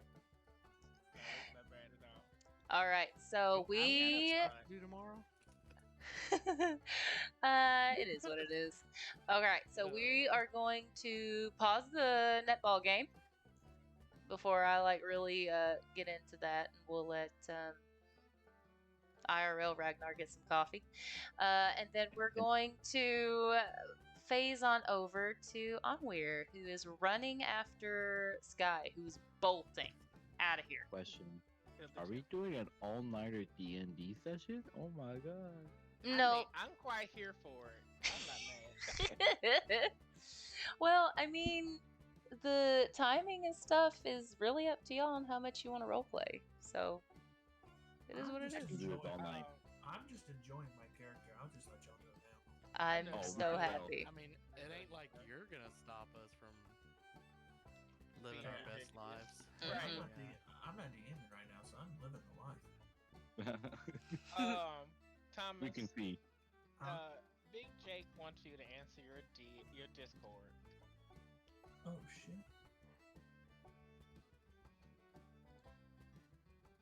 Language. All right, so Onweir, are you here? CD, No. I'm here. did he fall asleep? I bet you he did. Oh no. Oh no! Did he for real? No, I bet he did. Wait, someone yell! Except for Mombi and Z. Savannah. Or Thomas. Oh, I can't say anything. CD, speak to me. Oh no, I bet he fell asleep.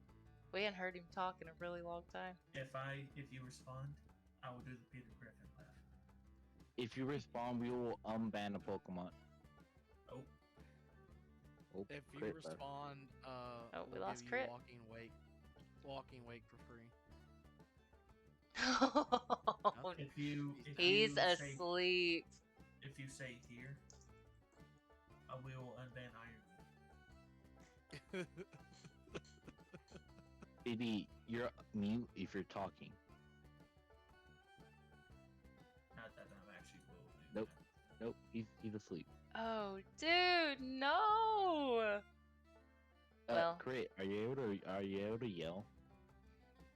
Yeah. No, actually, no. I can't. It's my significant other is like sleeping right now, so no. oh no. Now I feel bad. It went too long. I don't think so. I'm fine. I'm fine. Oh, I feel great. I'm just worried about my compatriots. I have drinking I 6 cups of coffee. I gave Right. myself tomorrow off so we could start the fight tomorrow, but I'm just enjoying being this character. So I'm a Awesome. night You're owl. fine. I am a night owl. Anyway, does anybody have CDs like number? No, I just tried to send him a DM. And I, Here, tr- I Everyone- and I everyone just go tried down. to call him on Discord, and that Hold didn't on. work either. I'm gonna pull him in and out, and that should make a noise on his end. Okay, Yes, do it. I'm gonna put a break on stream real quick. Okay. Okay. We'll be right back and see if We'll we be can back. find CD.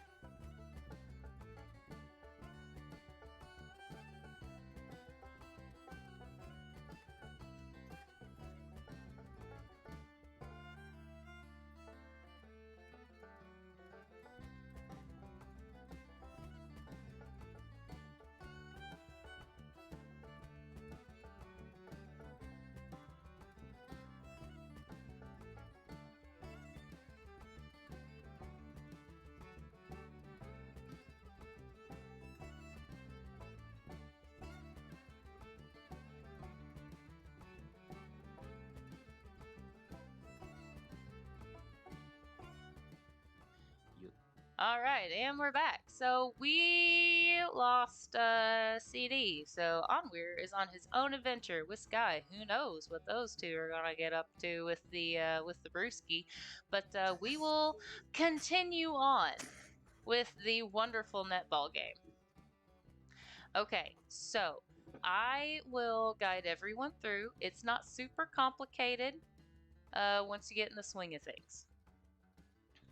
Okay, so we have 3 players on each side. Every round, we will roll for initiative for our own side. So the person who goes first is the bump. The bump is to try to control the incoming volley from the opposing side. That means you make a wisdom saving throw. Okay, so the side that is serving, yes.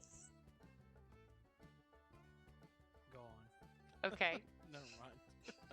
Okay, so the side that is serving is making a strength check. The wisdom saving throw has to beat the number of the strength check from the opposite team. That is a successful bump. Then the second person on initiation is the setter, and then they have to make a dex check. Depending on how high or low the dex check is, the spiker comes in with a strength check, and it goes back and forth until the bump misses the ball. And that is it. So, everyone on each side, we have Hoenn, we have Ragnar and Laufey on one side, and then we have Brittany, Rollin, and Brace on the other. Everyone roll for initiative. We're having a fight by playing netball? I love it. Oh, what the Yep. heck? What happened to my D&D? Hold on, what the fuck? Word team. I'm confused. Just roll for initiative. I'll walk us through it. Don't worry. What happened Okay. to my thing? Hold on. I'm confused.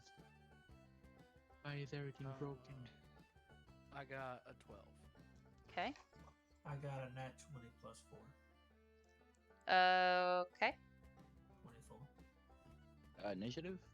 Oh, wait. Mhm. Right, initiative would be 17 with the bonus. Yep. Okay. It is 19. 19. You're 19 because I don't have any bonus. Hoenn got a whopping 13. Aha, you suck, Hoenn. Okay. Rollin got a 24. What did Brace get? For initiative? What Brace got 12. 12. And then Brittany got a what?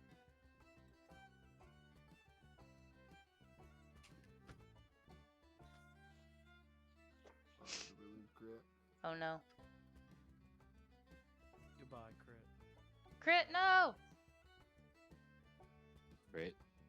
Crit, come back. Yes.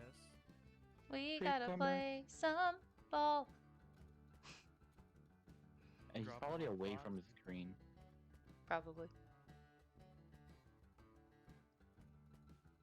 Oh dear.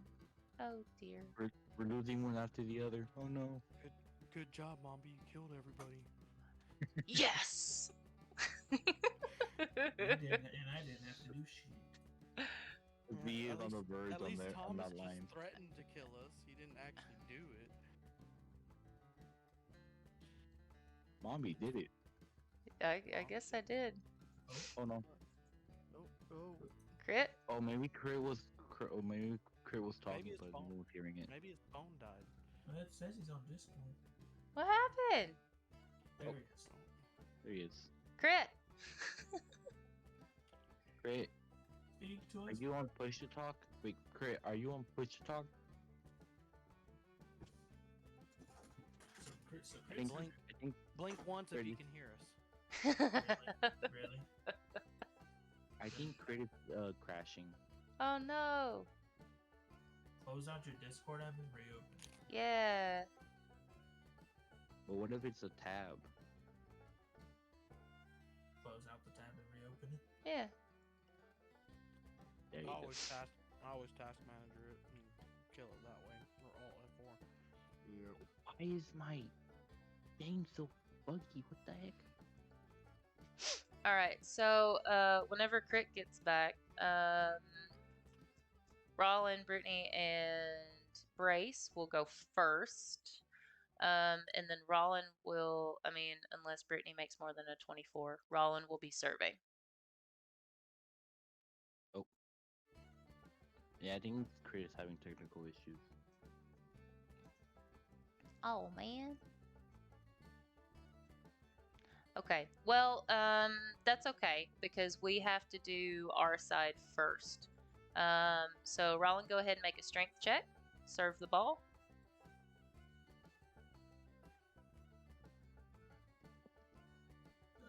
So D20 with a strength 20. modifier. 20, not natural. Okay, 20. All right, and then who got the 19 on our side? You didn't write it down. I did, but I forgot who got what. I got a 19. Okay, so Lounfy, you'll be the bump, so you need to make a Wisdom saving throw to beat a 19. Crit.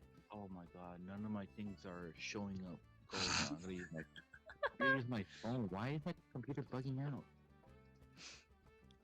Why are you all having technical issues? I don't know. I was so excited for this.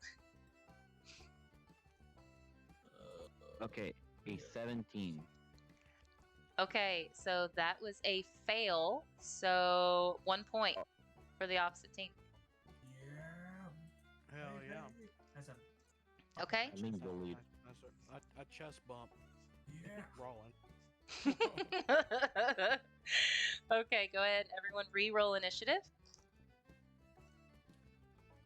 What's I the get point advantage system on it. to? I get advantage on initiative. 21. Okay, 18. 18. 18. I will roll for crit until he can come back. 12. I also got 12. 12, 11. Okay, so Lounfy, we will. No, actually, who got 21 on the opposite side? Me. Okay, you get to serve Roll again. it Serve again. What do I need to roll again? Strength. Before I serve this ball, I do a little pump of the pegs, and I get a 19. Okay, Lounfy, you will do another wisdom saving. You need to beat a 19. Or 21, rather. No, Hello? 19. 19. Oh, crit's back. Okay. Hello? Ooh, 25. All right, so the bump is successful. Z, you are next. You need to do a dex check. Dexterity. That's gonna be a big 25. 25. Awesome. So then Hoenn is going to spike the ball. Let's do a nice roll. And I get advantage since it was over a 17. That is a nat 20 plus 3, so 23. So opposite side, do roll initiative. Okay. That's me. Everyone rolls initiative on the opposite side. Oh, so minus 20. 17. 18. A natural 20. Oh no, Got we a don't. nat 20 minus 2. Okay, so we don't roll it yet, Mika, because this is going on the other side.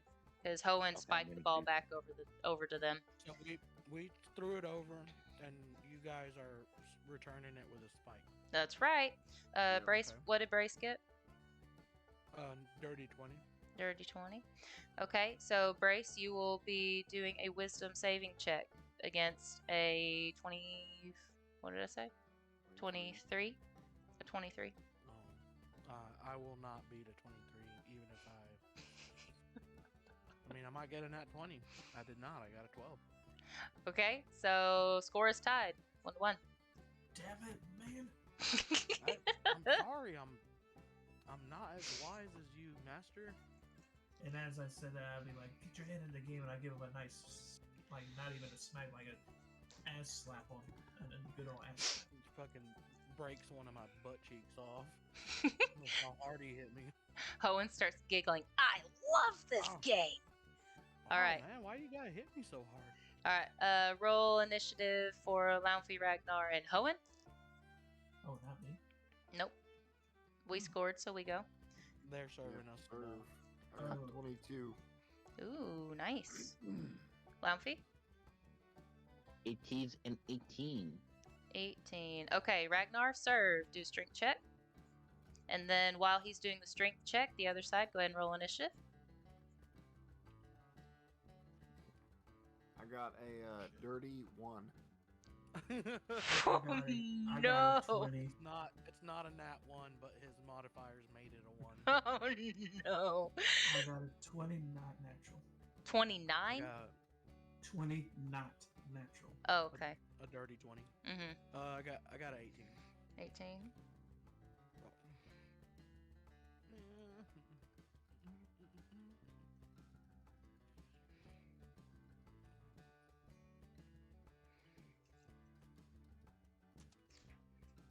Crit? Yeah, I got a dirty 1. Okay. So Rollin, do a wisdom saving throw against a 1. 11. Okay. So that is a success. Brace, you need to do a dexterity check. Okay. Dexterity check. That's a big fat 5. Okay. So crit, you need to roll at disadvantage a strength check. Okay. And then the other side, roll for initiative.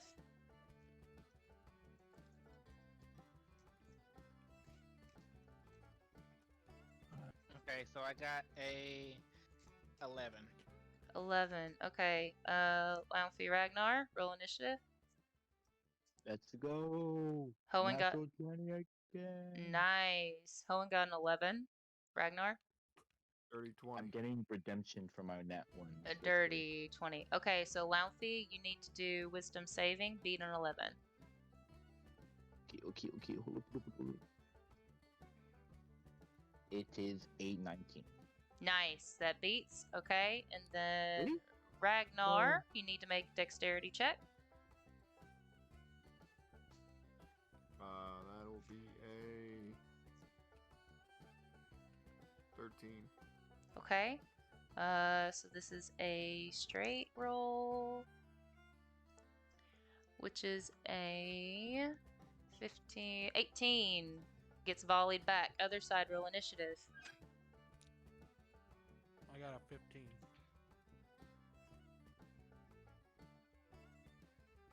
I got a 19.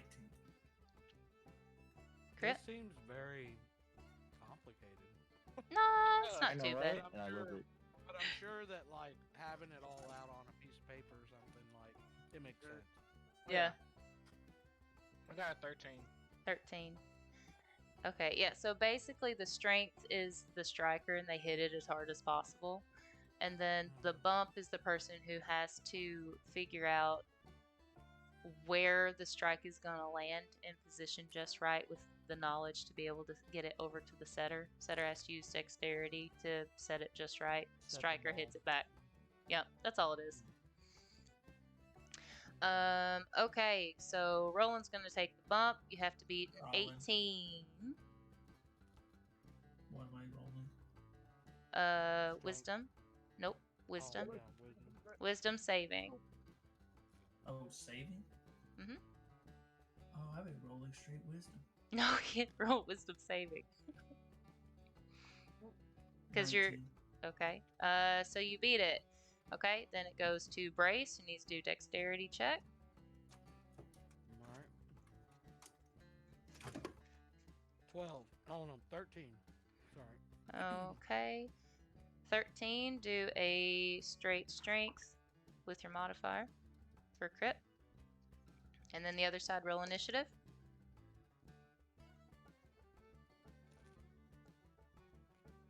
Question: how many points are we playing to? 3. It's tied. It's tied at 1 and 1 right now. You got a 13. Okay. Lamphy? 18. 18. 15. Okay. So Hoenn will take the bump. Has to do a wisdom saving throw. Oh, I'm scared. hell yeah. Alright, well, that's a She said, "Hell yeah." 17 plus a 7. So I think I succeed in that bump. Okay, so then it goes over to Lamphy for dexterity check. Go. Dexterity is my strongest one. I do a little thing, ding. I got a 22. Nice. Okay, so Ragnar, roll strength with advantage. Other side, roll initiative. I hope you trip on the rock. With advantage, I got an 11. Oh no. Okay. I got a natural 20 plus 4. Okay.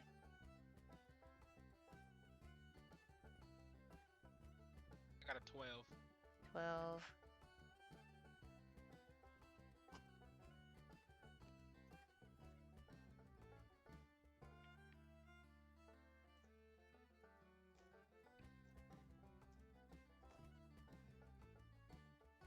Brace, what'd you get? I got a 17. Okay. Rollin takes the spike. So wisdom saving. What am I beating? An 11. 17. Okay. Goes to Brace for dexterity check. Wablamby. 15. Okay, and then straight strength for crit. Other side, roll initiative. 19. Nice. Okay. Hoenn got a 13. Ragnar, Lamphy, what's your initiative? 13. My initiative is 15. 15. Again. Okay, Ragnar, do wisdom saving throw. You gotta beat a 19. 18. Oh no! Another point for the other team. Yeah. What score now? Do what? 2-1. 2 to 1. Yep, 2 to 1. That's what I'm talking about. Chest bump. Chest bump. Hoenn, guys! Man, should have went with the Suck bigger. it, Hoenn. Suck. You sink into the sand, and then you have to make another strength saving throw to get out. I told you to make yourself look big, not act stupid. A strength saving throw to get out. Yep. All right. Hell yeah, that's a 25. My arm hurts. He's like, man, you're stronger than I thought. This is why you should have been on my got a- team. I got a +7 to strength saving throws. Jesus. Why is Brace getting bullied over there? All right, the other side roll initiative to figure out who is serving. Oh yeah, that's us. Okay. That is a 14. 14. And then Laufey, Ragnar, and Hoenn also go ahead and roll initiative, so that way we know where we're going next. Okay. Do I say it now? Nope, just hold it. Brit and Brace, I got an 8. 8, I got a 5. 5. You Okay, Rollin is serving. Do strength check. My back is hurting, y'all. Carrying this backpack, huh? Yeah, You're carry it. You're a Bird. bird. Dirty 20.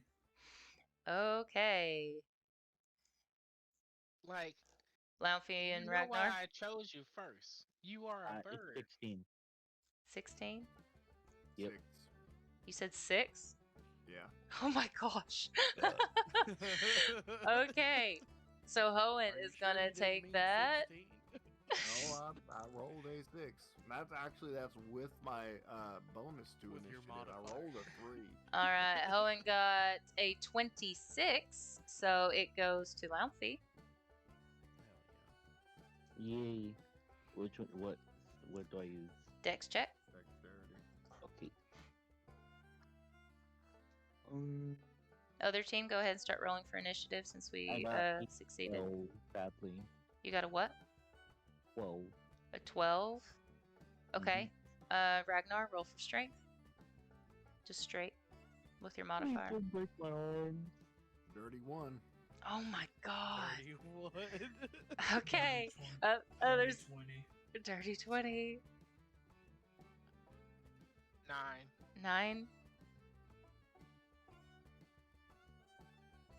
Brace. We're getting bullied over here. Oh. Yeah, we are. 14. We are getting bullied. 14.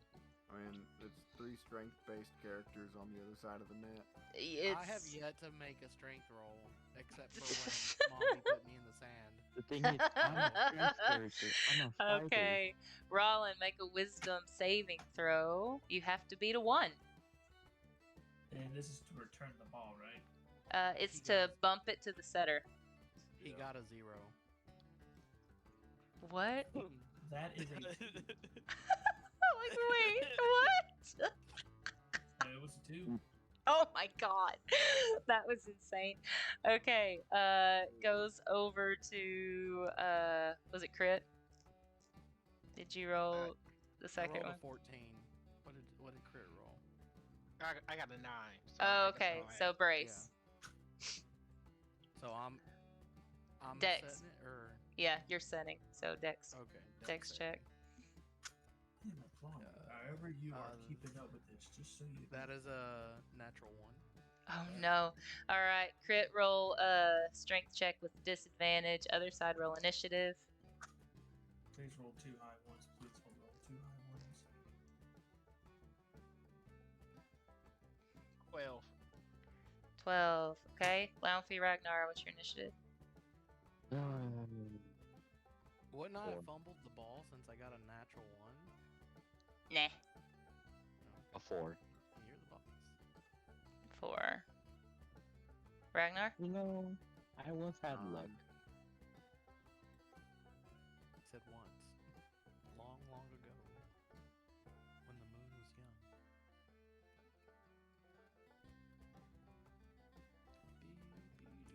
Ragnar. Said 9. I didn't hear you. Okay, Hoenn gets the ball for wisdom saving. 16 plus 7, that makes. Ragnar for the set dexterity check. Other side roll I initiative. already know. I'm already doing it. Yeah, Ragnar I'm getting the hang Ragnarsson? of it. I'm figuring it out. Yeah, it's just back and forth, back and forth. Once you remember the order and who goes when, it's not that bad. Takes a few rounds. 22. Rolled an 11. Okay. Lounfie, go ahead and roll a strength check. Yeah, 2. I can do strength. You can do strength. 23. Nice. All right. And then the initiative on that side. 22 for me. Me too. If you just imagine Launfy just like throw it up and just smacking it as hard as he can. Jumping super high, making up for all that lost height from the Goliath genes.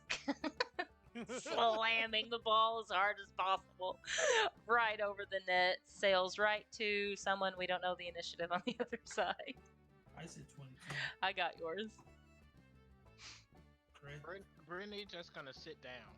I got a 13. She's just quitting? 13?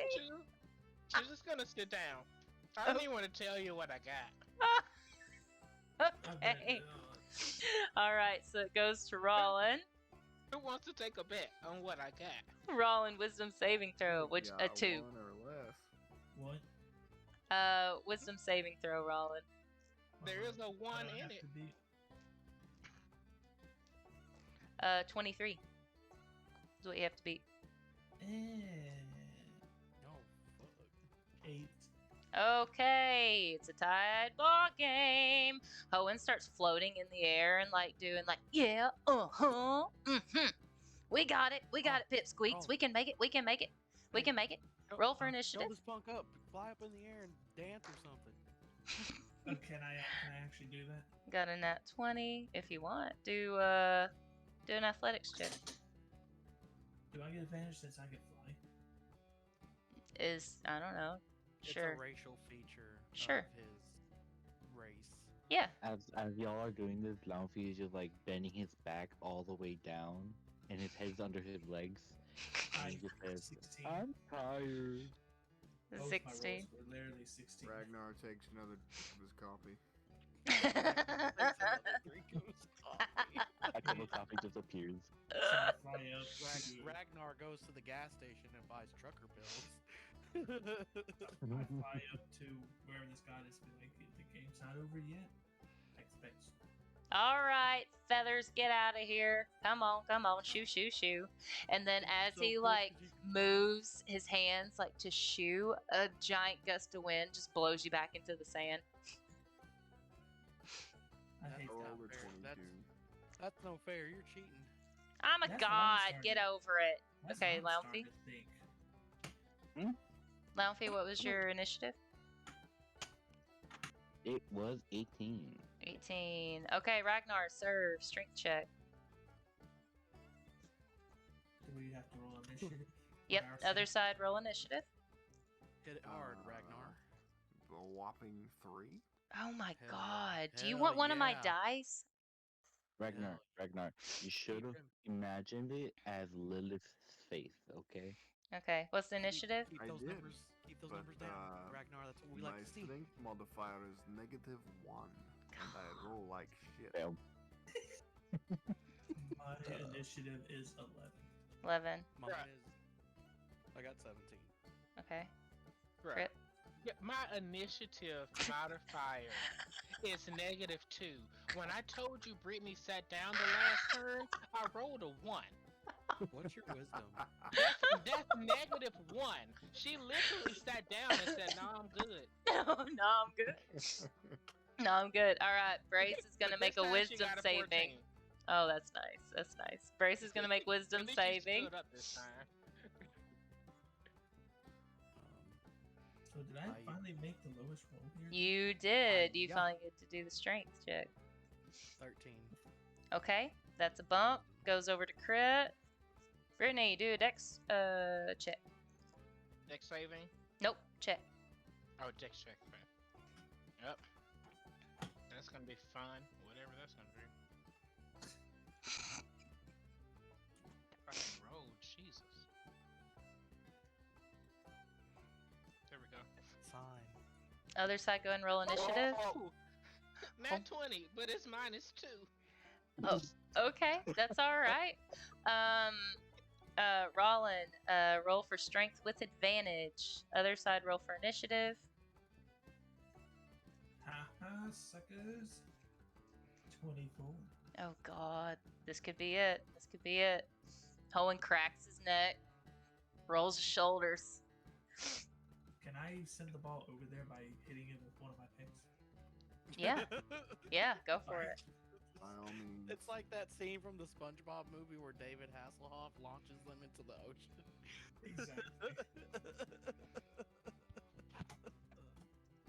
No. What? I rolled a 13. 13. Launfy, Yes. what was your initiative? My previous initiative or the one I'm gonna do right now? The one you're doing right now. No, the one from 3 initiatives. Okay, then. Either way, I got a 1. Oh, whopping 1. oh God. All right. Hell yeah. So Hoenn is going to take the bump, and then as the ball comes flying toward him, he catches it. And it's like, all right. Well, it is time to move on up. You guys, y'all should go check out the prize booth. Yeah, Whoa. because Whoa, shit whoa, is about to whoa. go down. So, so see ya. Hold on And a second. and he disappears with How the many ball. coins did we get for that? What a bitch. Oh. Wow. The ball flies and smacks Rollin in the beak, kind of bending it a little bit. And then everyone gets 3 gold coins. Heck yeah. Still a bitch. Cool. Thank 3 you, gold Hoenn, for the coins. And thank you for saving us from our defeat. Because nobody can prove that we lost. I can. Launfy just like Nope. starts falling down, It was tied, and he dude. feels numb. No. was tied. My team won that, and it was calculated. How? How do you know that you won? Take a look Because at these. look at those pecs. Yeah, look at these pics. And me and Brace are popping You know, our you pics. know how many, you know how many We're doing the pecks way with there our are on pecs. Roland? 2, 1 per point. All Ralphie right. just waves Oh, like How a many like an arm gold and tokens tries to did you flex, get? but it's just a noodle. We got 3. everybody got 3 apiece. All right, so the entire party goes walking down the way. The sun is starting to set over the horizon, and the lines have kind of dwindled, and everyone's started to congregate onto the beach and watch the sunset that goes down. Um,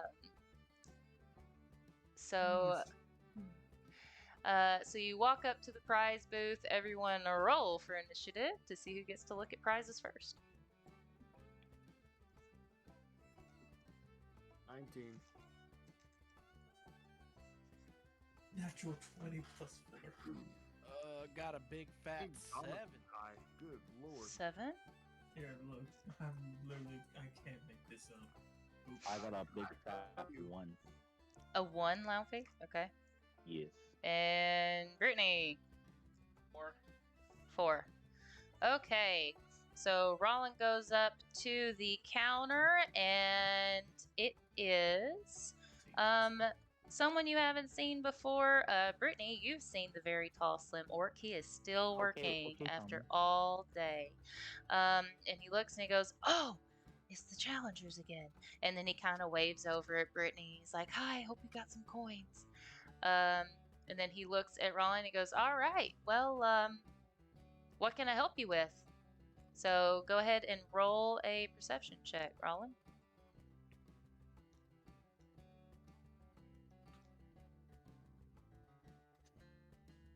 That is a 17.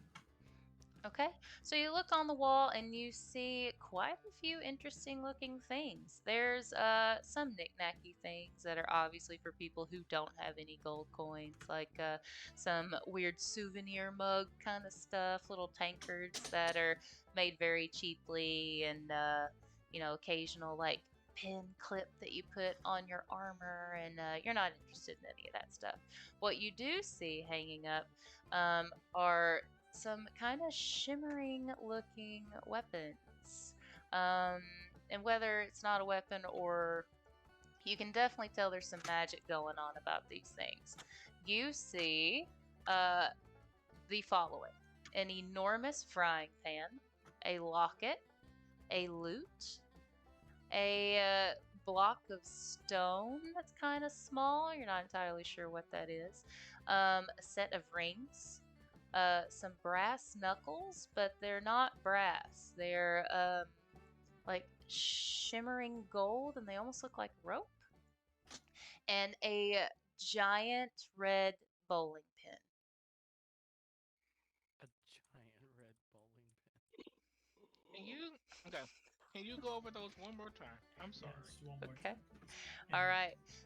And then you can get more detailed descriptions if you ask to look at something. So the first thing you see is a giant frying pan, a nice, beautiful golden shimmering locket,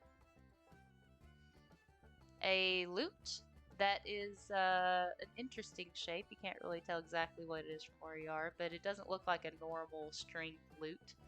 A small stone that kind of glows green,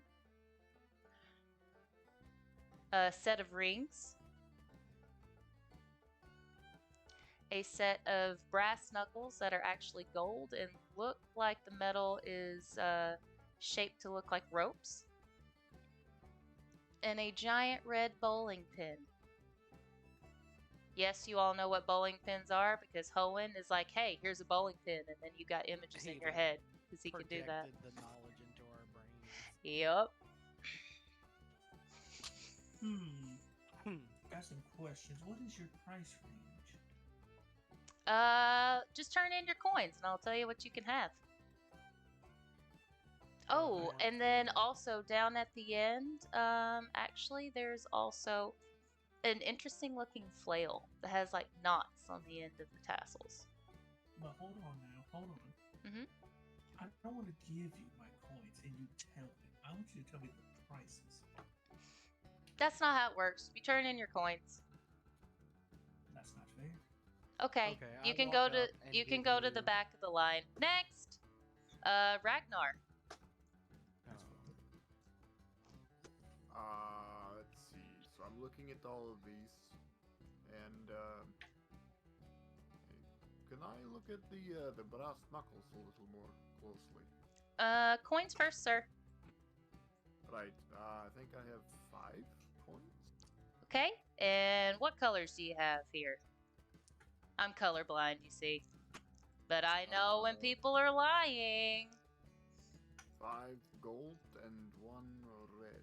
Ah, perfect. You have plenty for any of the items behind me that are all aglow. So, which one do you want to look at? Brass knuckles. Ah, the whippin' pow pows. These are great. The what? So, What do they do? so the orc turns around and takes the set of golden brass knuckles off the wall and he sets them down on the counter. He goes, "These are pretty handy for someone who used their hands in a brawl, my friend. So these are called the whippin' pow pow. So while wearing these set of brass knuckles here, you will get a little bit of bonus to your attack and to your damage and whatnot. And then, if you want, you can use the magical part of your whipping pow pows to pull the person that you're trying to hit towards you or push them away from you, and they get hurt extra good. So to read that is better for you guys. While wearing the set of brass knuckles, the wearer gains +2 to attack and damage rolls, and then you can force the opponent to be pulled toward you or pushed away from you up to 30 feet. Push and pull causes 1d8 of force damage. Jesus. She went Star Wars on our ass. The whipping pow pows. Oh god. The whip. I like the sound of the whipping pow pow. I'll take it. All right. I will go ahead and copy this and I will send it to you in Discord so that way you can add that to your inventory with all of the information. What's a Discord? It's a You gonna mystical, find- magical You were place. about to find out what Discord was. Shit about to knock you into it. All right. Is there anything else you see up there? I mean, you had quite a lot of gold and see anything else? Yeah, I feel like we need to get something for Bonnie. Let's see. Everybody, I think she would like the rings here. What do y'all think she would want the rings? I don't know who Bonnie is. Right. Everybody but you. I'm pretty sure, Rings for Bonnie. Ragnar, if you gave Bonnie any kind of rings, that she would be extremely happy with them. Well, I don't Yeah. intend to be the one who to hand her these. I just thought she would I like think the it. rings. I think it should be you, to be honest. Well, I can. Ah, can. some rings for a lady love of yours. All right, all right. I'm not supposed to be giving out extra prizes to people, but I can't be one to forsake love. All right, here we go. So the rings of finger guns. While wearing the rings, the user may shoot 1 dart from each of the rings, dealing 1d4 force damage to someone within 120 feet as an action or bonus action. However, you must say pew pew to activate. It's fucking magic missiles on Why your couldn't fingers. why couldn't we give that to CD? Just imagine listening to him sing pew pew. Oh, no. Wait until this is over. The thing CD was supposed to get was in his little bonus adventure, but that he fell asleep for, but we'll go over that later. You're gonna be bummed out. Oh, he's gonna be so upset. You're gonna be a temper tantrum. Alright, next. Alright. Okay, Birdman, are you gonna follow the rules, or do I need to really put you at the back of the line? Fine, I'll follow the rules. Alright, give me the coins, turn them in. I got 5 golds, 2 reds, and 1 pink. Nice, nice, nice. All right, any one item behind me. Remember that the whip and pow pows and the finger guns have already been claimed and they are gone. So left over, we've got frying pan, locket, loot, this little rock thingy, pinata, and then a flail. What would you like to look at, sir? Can I ask questions about the item, or once I say the name, I take the item? Oh, no. You can ask to look at it. I'll read about it. If you change your mind, I'll put it back. The I'm not red that. bowling I'm not that mean. The red bowling pin. The red bowling pin. The great pinata. So each time this giant two-handed bowling pin hits something, a surprise explosion occurs. The bowling pin deals 1d8 bludgeoning damage, plus any additional damage from the explosion. It is random, so you must roll a d6 to determine the type of explosion. And then I will keep what the explosions are a surprise for whoever wants to take this sucker home. An explosion, you say? Mm-hmm. Giggity. What about that small stone? The small stone. All right. And then he turns around and puts the great pinata back on the wall. All right. This here, sir, and he like holds it between his pointer finger and his thumb as far away from him as he can while holding his nose. Is this this is the stinky whetstone. You sharpen your blade with this and it will do 1d8 poison damage for one whole battle. Upon a successful attack, the blade will emit a small cloud of stinky gas that staggers the opponent and gives them a disadvantage on their next attack roll. However, it must be recharged overnight with a well-worn extra stinky shoe or boot after each use. I'd rather take the chance with the random explosions. I'll take the bowling pin. Are you sure, sir? There is a loot here, and it looks like you're a bard. Would you not like to hear about the loot? Intrigue and do tell. All right. So he very quickly puts the stinky whetstone back. And so the loot, he picks up the loot, and you can see it's shaped like a goose. Oh Lord. Where the strings are is the body, and the neck of the loot is the neck of the goose, and then up at the top where you tune it is a goose's head. So this is the Foul Cry loot. This magic loot is possessed by the spirit of a vengeful goose. When using this white goose-shaped loot, the user is given a chance to avoid a melee attack. Must make a dex saving throw. And then when using an attacking spell, a goosely specter is unleashed upon the opponent and inflicts 1d8 psychic damage. I'll take the random explosions. Bowling pin, please. Okay, so here's the bowling pin for you, sir. Mm-hmm. Would you like to hear the extra information about it? Of course. Okay, so you roll a d6 to determine the type of explosion. You roll a 1, a flower explosion. The opponent has a sneezing fit, takes a disadvantage on the next attack roll. Number 2 is a candy explosion. The user gets a 1d4 HP bump. A 3 razor blade explosion, plus 1d4 of piercing damage. Number 4, a kitten explosion. The opponent is overcome by cuteness. They have to make a Constitution saving throw of a 17 to break out of the cuteness hypnosis. 5 is a slime explosion. The opponent is covered in goo, so that will half their movement speed. And then for the rest of the battle. And then 6 is a rotten apple explosion, plus 1d4 of poison damage.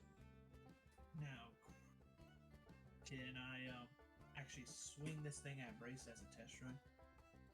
Sure. I turn around, look at Brace, and just swing. Roll an attack. Sorry for this.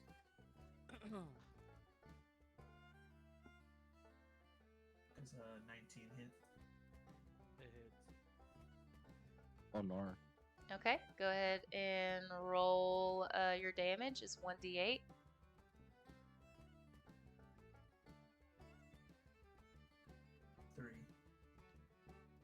Okay, and then roll a d6 to see what kind of explosion happens. It's a 4. Okay, so you get HP, but you're currently full. So, no, actually, it's a kitten explosion. The opponent is overcome by cuteness. Kittens go everywhere and swarm Brace and are cuddling and purring and are just like having the best time. Brace is completely overcome by the cuteness of kittens. I'm okay with this. And choose not to try to break out. And I say this to Brace as I'm walking with the bowling pin, be like, enjoy it. That's the closest you'll ever get. Wow. Brace doesn't understand. He's oblivious. Who's next? Brace. Oh. So we got the stinky whetstone, and there's like, 2 more items? 3 more items? The loot, the whetstone, There's the frying pan, the locket, and the frying pan. And the flail. I don't want and the flail. And the flail. What does oh, and let me turn in my coins. I Yes, have please. 3 gold, 1 pink, and 1 red.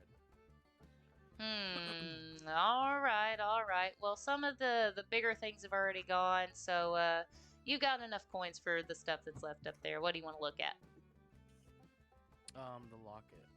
Okay, so the Locket of Instant Mustache. When opened, the holder gains an instant beautiful mustache. When closed or leaves the holder's possession, the mustache disappears. Causes a +2 to all charisma bonuses and a disadvantage on opponent's wisdom and perception rolls. It's a disguise. What about the frying pan? All right, the orc puts the Locket of Mustache back up. All right, this here is Mama's best friend. Food cooked in this enormous frying pan will turn out exactly how the user desires and will never burn if left unattended. Can also be used as a +1 mace and add a +1 d8 of burn damage, just like Mama used to do it. Why are all these items Western This South is all Carolina. This is all South happening. Carolina. This is all happening because I said y'all.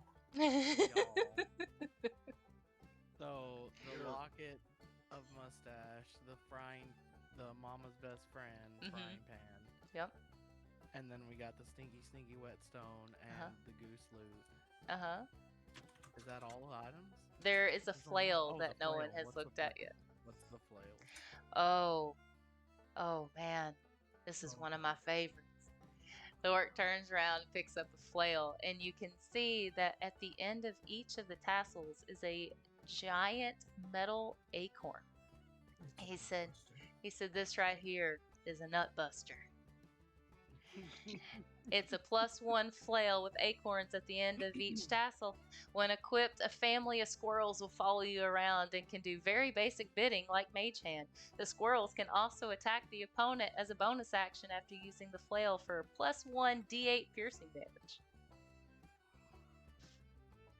Wow. You, sir, look like you might be in need of a nut buster. I do want the nut buster. So Pob knows that I can't let go of my axe because it's cursed. Oh. But Brace does not know that. And he looks at the nut buster and then he looks at his axe and he kind of holds his axe a little tighter and he was like, you know what? I think I'll take the locket. The locket, alright. The Locket of Instant Mustache. It's the only item I can really use because, I mean, if I get another weapon, it's just going to sit in my inventory. Oh, you aren't interested in the sneaky whetstone? Give that axe some extra poison damage? No. Yeah, you know what? I'll take the whetstone. Alright. I'll take the whetstone. Just remember to charge it every night in a stinky boot. I mean, some people like to put it in their drawers, if you know what I mean. But that's up to you, my friend. I'll keep that in mind. All right, all right. Okay, step right up. Who's next? Who's next? Looks like you there, my fellow orc. What would you like to look at? Well, I hand over that I have 3 gold coins. All right, all right, all right. Whatever is left, you may pick a one.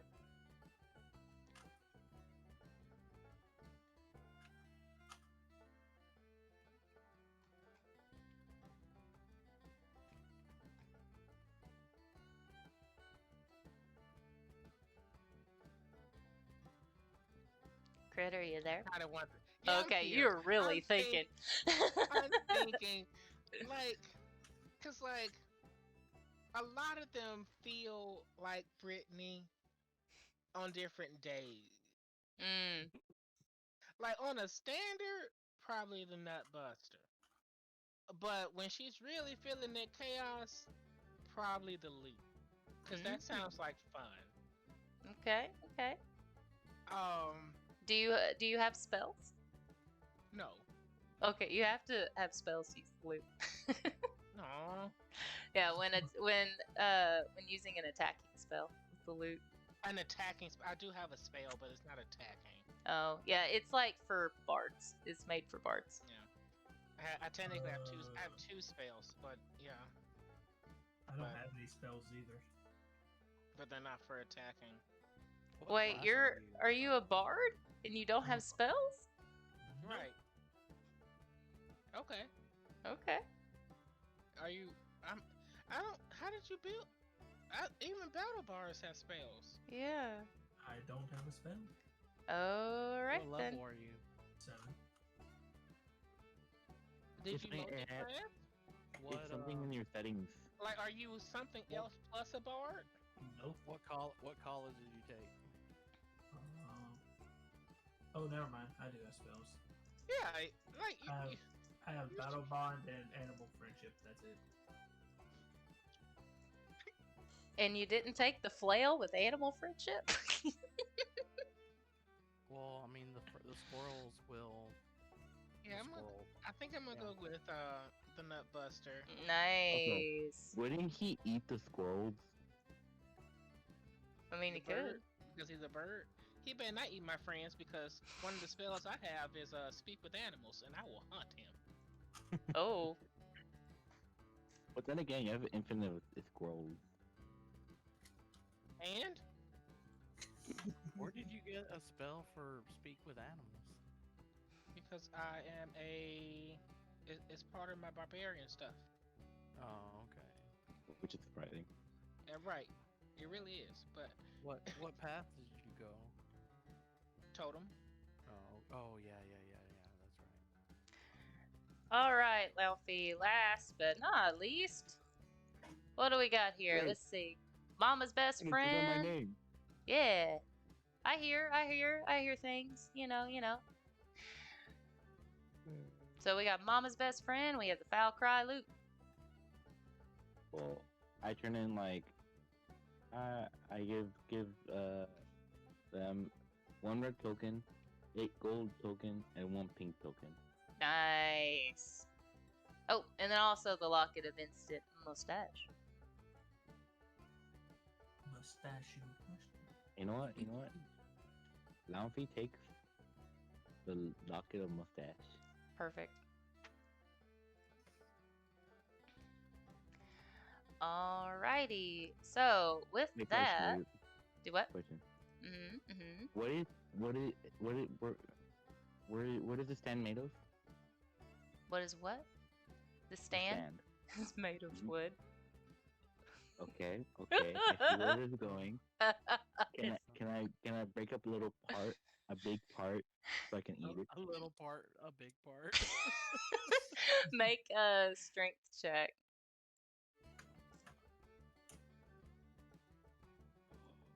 D20 with +3, 23. Let's go. Okay, trying to you snap the pole in half, and the orc like jumps back as part of his tent starts to fall down. He goes, "Whoa, man, what are you doing?" A snack. That's one feisty little clown. You could have took the frying pan. What? Could have made a snack in that. What is a snack? Oh man. No, Lumpy. Oh What man. is not a snack? Lumpy really likes his fiber. The thing is, Launfy was in the woods during his days of traveling. All he ate was wood. Oh no, man. Oh no, man. All right. So with that, everyone has some sort of weapon or disguise or Are you- something. It wasn't supposed to be 2 parts, but here we are because Mombi overdoes, as we all know. So we'll catch you And guys next time. Miko No, was they're right not the being whole held hostage. Hoenn isn't here with a knife to everyone's neck, being like, "Don't leave my beach vacation." We'll see you guys Alright. next time. Bye. Travel the bird. time. Back here for I'm a seating. parasite. So, Just electric and the Let's fuel. get started. Yay. Started and high. Let's get it started in hell. I would like to take a rain check. Nailed Last it, time Harmon. on- Last time on Can't wait to DBZ. get the montage. That being said, Last episode was everybody got their weapons at the prize booth except for Onweir, who had ran after Sky because she was going to take the brewski that Onweir had originally had, and she was taking it to the temple to show the high priestess, is what she said. So we are going to backtrack quite a bit because Onweir actually went on his own adventure while everyone else played netball and then cashed in all their tokens to get things. So for the Could moment, say it was almost like a dream. almost like a dream. So we are going to back up, and then Onweir, you are trying to run after Sky. No, I already successfully did that. Hmm? Remember, I already took it back and gave it and said that I was going to go with her. But it already successfully caught up. Okay, so then what do you do? Because everyone else left. Well, I have no clue where we're going. It's just that there's some sort of high priest that this town worships, and I'm following them there. Oh, so you did decide to go to the temple with Sky? Or were you Yeah. wanting to try and find everybody else? No, I've forgotten about them already. I feel hurt. Okay, make a perception check. See where you are and what you see. Perception. I He was sees not the prepared. sky's eyes. Hurt. I feel hurt from that. Someone that brown. The perception is plus nothing. Okay, got a 14. Okay, so Sky is just a little bit ahead of you, and you're just trailing behind, kind of lingering, taking a look around, and probably scoping out who might be the easiest target for some pickpocketing, as you haven't really had a chance to do that since you've gotten here. And so she's gesturing to different booths and different people and waving, and she's really excited because she has a challenger behind her, and your guys are on the way to the temple. So as you're walking, you're actually snatched away from the street and pulled into an alleyway. The abductor is a young human man who glances over his shoulder as if checking to see if Sky had noticed the halfling snatch and grab. There is nothing about him that's very noteworthy. Light brown hair, lightly tanned skin, average human height as far as you can tell. His clothes are plain except for the bright red armband around his bicep, which seems to be a souvenir from the festival. Lots of people are wearing similar things. He looks at you with a slight smirk that is most definitely suspicious, but not exactly threatening. He says to you, "Heard halflings make pretty good thieves. And I saw your little display over at the What can they obstacle do? course. So, do you happen to have sticky fingers, little guy?" Not sticky fingers, but I got fast hands. All right. So would you say that you are a decent thief? Because I'm looking for someone to do a job for me. What does he have on him? What do you mean? Like, can Like- I try and steal his armband? I mean, sure, if you want to. At disadvantage. Because he's like looking right at you. That 22 and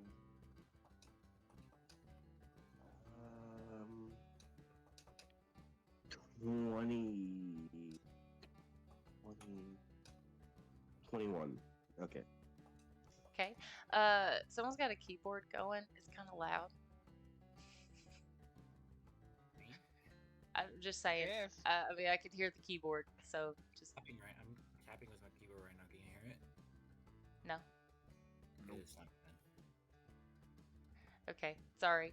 Well, you succeed in stealing the armband. Just to kind of show off, because he asked if I was a good thief, I just go snatch his armband without him knowing and hand it back to him. No words said, nothing else.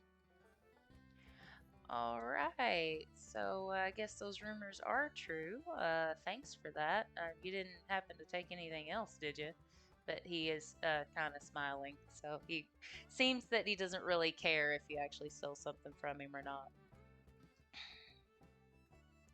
So, like I said, I got a job, and I need a no offense, man, but I need a little person, if you know what I mean. And How someone much do I who get paid? Well, here's the thing. I'll tell you the job. I'll tell you the potential reward. You let me know what you think. Tell me the reward first, then tell me the job. It depends what's in the temple's vault. You can take whatever you want when you get in there.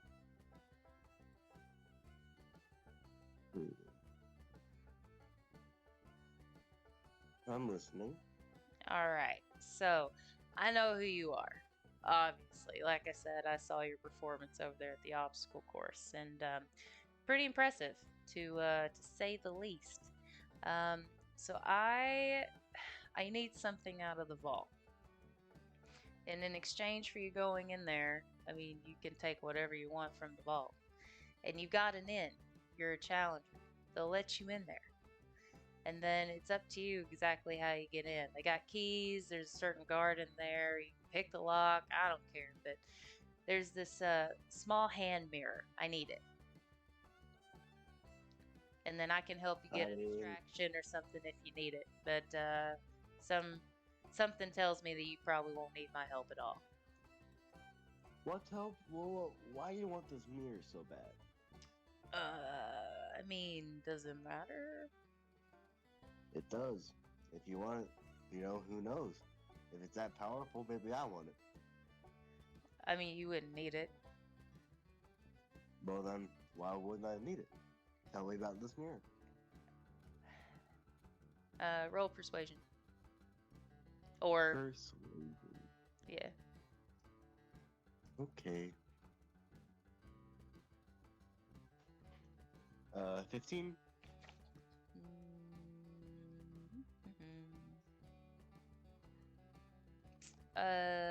Yeah, that's a nope. Yeah, yeah, it doesn't matter, man. You don't need it. It's, something I need. You can get anything else in there. There's gold, there's tokens, there's all kinds of artifacts. I just need the mirror. You don't need it. And it's not worth any type of, like, monetary value. You wouldn't be able to sell it. I'm assuming it's either a weapon or a family heirloom. Yeah, it's not a weapon. Okay, like, Family heirloom. you, Fine. So, yeah. where's this vault at? It's in the basement of the temple. Like, deep underground. I, honestly have never been inside because I got a little bit of a reputation around here in South Carolina. They don't let me in there. But, I kind of, got sweet with one of the guards, and they told me a little this and that. So,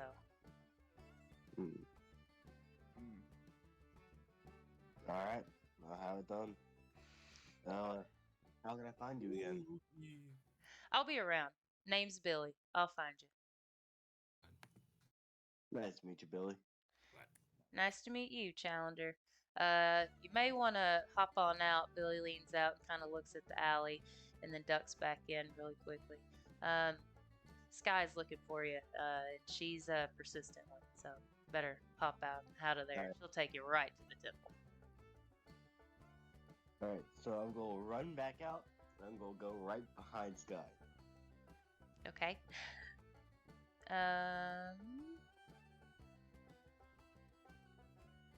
So Sky doesn't even notice that you were gone.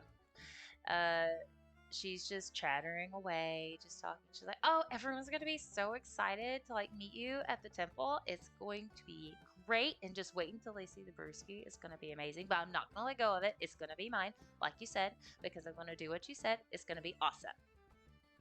I got a question. Yeah. So I've heard from people around town that there's like a vault in there. Is there anything important in there? Like anything I should know about? Yeah, I don't know exactly what's in there.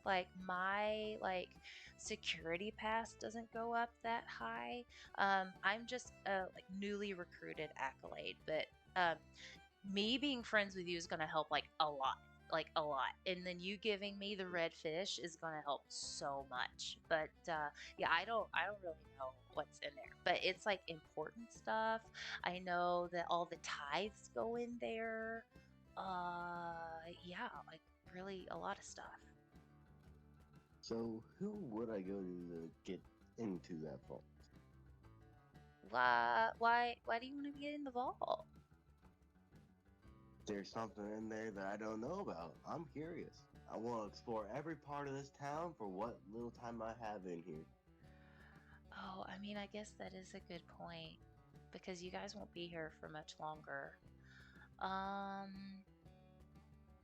Okay.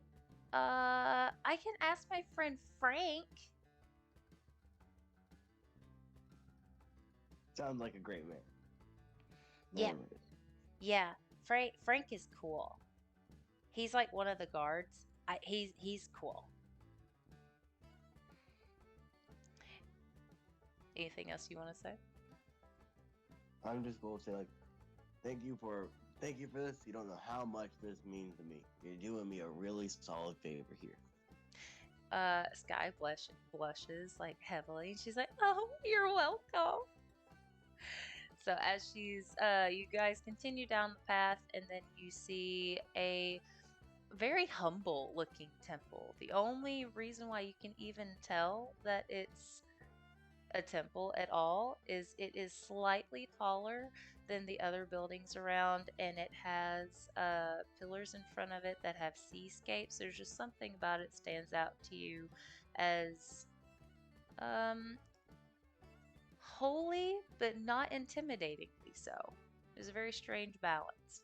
Made out of stone, the pillars have carvings of the ocean scene on it. In the walls. So together you climb the steps, very short steps. There's only 5 there. Like I said, nothing noteworthy about it. And then there are 2 guards standing on either side of the temple doors. Do you want to do perception? Yeah, sure. Okay. 13. Okay, they look like run-of-the-mill guys. They're not intimidating at all. They are wearing more habits similar to what Ragnar wears, except they are in bright shades of blue streaked with red, looking like a blood-soaked sea. And they each have a spear. No armor at all, and then a small dagger on their hip. Sky kind of skips up to them and she goes, "Hi guys, this is a challenger. We need to see the high priestess." So both of the guards look at each other and they look back at Sky. and one of them does not even attempt to keep the eye roll to himself. The other guard goes, Sky, you're not supposed to be here today. Everyone got their assignments. You're supposed to stay at your assignment. The High Priestess is very busy preparing for the challenge. Ooh, she's What's the challenge about? The guard looks over at you and he goes, You're one of the challengers? If you say so. The guard looks back at Sky and goes, Sky, is this like another ploy to try and get in and get cozy with the priestess? Not another ploy. Well, she got plans, honey. Sky just kind of like rolls her shoulder back and kind of looks away, looks over her shoulder at Onweir, like, I don't know what you mean. I'm just trying to work my way up like everybody else. So, Can I like nudge her and like the kneecap her or however high I can reach and just like whisper, pull out the brewski? oh, okay, great idea. So, Sky reaches behind her back where she has strapped this giant fish, because where else would she put it? And pulls out the slightly charred brewski, and she goes, Behold, a red fish bestowed upon me by a challenger. The guards look at the fish, and they look at Onweir, and they're like, okay. And then Sky No. stands there holding up the brewski, and she's like, It's a red fish. Alright, let me clear things up here. That is a brewski. Where I'm from, you're supposed to slap people with the face with them. They are a form of greeting. It is a polite thing to do. You see someone, you slap them with a brewski. The guard takes a look at Onweir, and he says, What place would have a custom where they let people slap each other in the face with a fish? Like, we like fish around here, and we don't do that. It's the best type of place. Really. It Sky, sounds weird, I know. yeah, Sky, you're not, like we said, you're not supposed to be here. Challenger has no business being here either. Challenger's supposed to have fun before the challenge gets here and before they leave. Or however they leave. You know how it goes. Is that implying death? I feel like that's implying death. Is that CD talking or Onweir talking? I have no clue. Okay. No, he became Arwen. They have merged. Alright, what do you want to do here, CD? Can I see if I can, like... I want to cause some sort of mischief or, like, a distraction, but I don't quite know how. Sounds like a problem. Because, so I'm gonna ask, so, this High Priestess, though, is he right behind you in this very obvious door right here? The High Priestess is inside, getting ready for the challenge. She's Well, in meditation. I- She cannot be disturbed. Well, what if I told you that there's another challenger right outside that door? And I'm like, to, like, the exit. You're still outside. You're not in the temple. Okay. You just climbed up the steps, and the guards are standing at the door. You haven't even gone in yet. I stand by my point. I point at the door. I don't know. Make a deception check. Like, they're not meant to be in there. There's one in there. I saw him go in there. Okay, make I a got a deception. 2. They just they sigh in exasperation. They're like, okay, we're done. Get out of here. Oh, great challenger. Shoo. Bye, Sky. Sky is still standing there holding the red fish aloft. I'm go like nudge her slightly, like they slap him. Roll perception. With advantage. Or not perception. Perception? Persuasion. Wrong P word. Roll persuasion. Okay. So that one is 12, and that one is. Hold on, I gotta do math. 22. 22. Sky, without hesitation, like folds over to really get a good swing on this fish and slaps both guards across the face, and they take 38 damage. 3d8 damage. Let me get my dice out. Ooh, 1, 2, and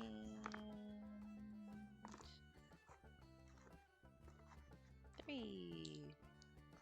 Had to really decide which ones I wanted to use. Let's see. 10 points of damage. They'll split it and each take 5.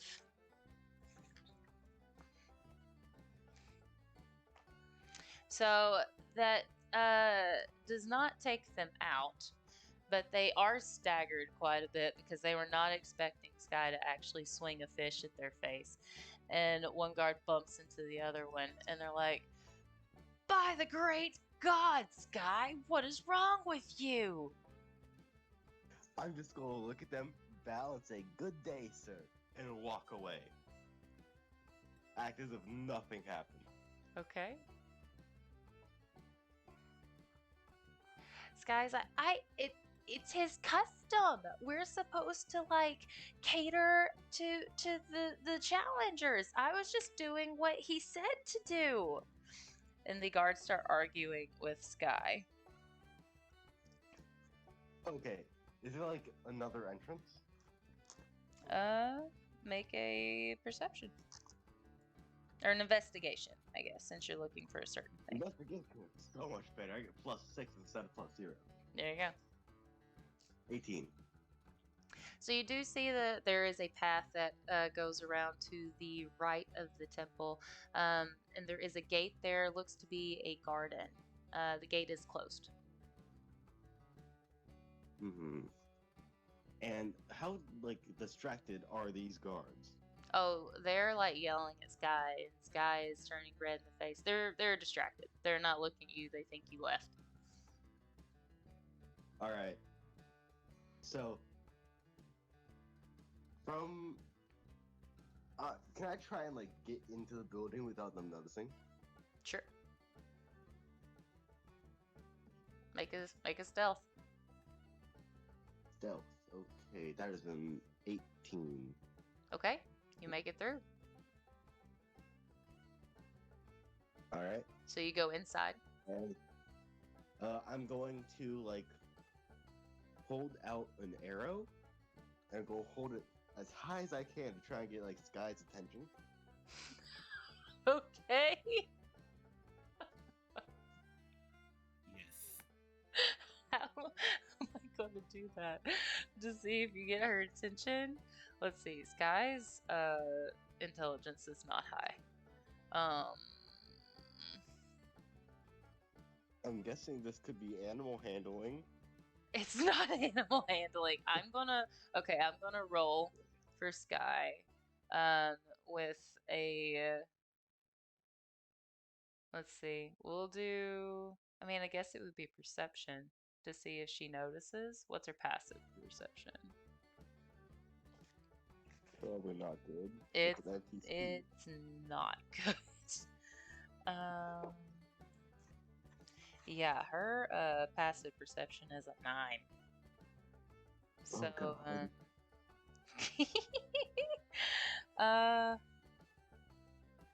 yeah.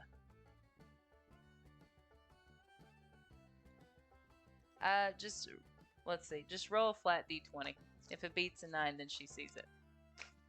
Or if it's 17. Cool. She sees it, and she's like, "What?" It just kind of pauses and kind of looks at you, and the guards pause, and they're like, "What?"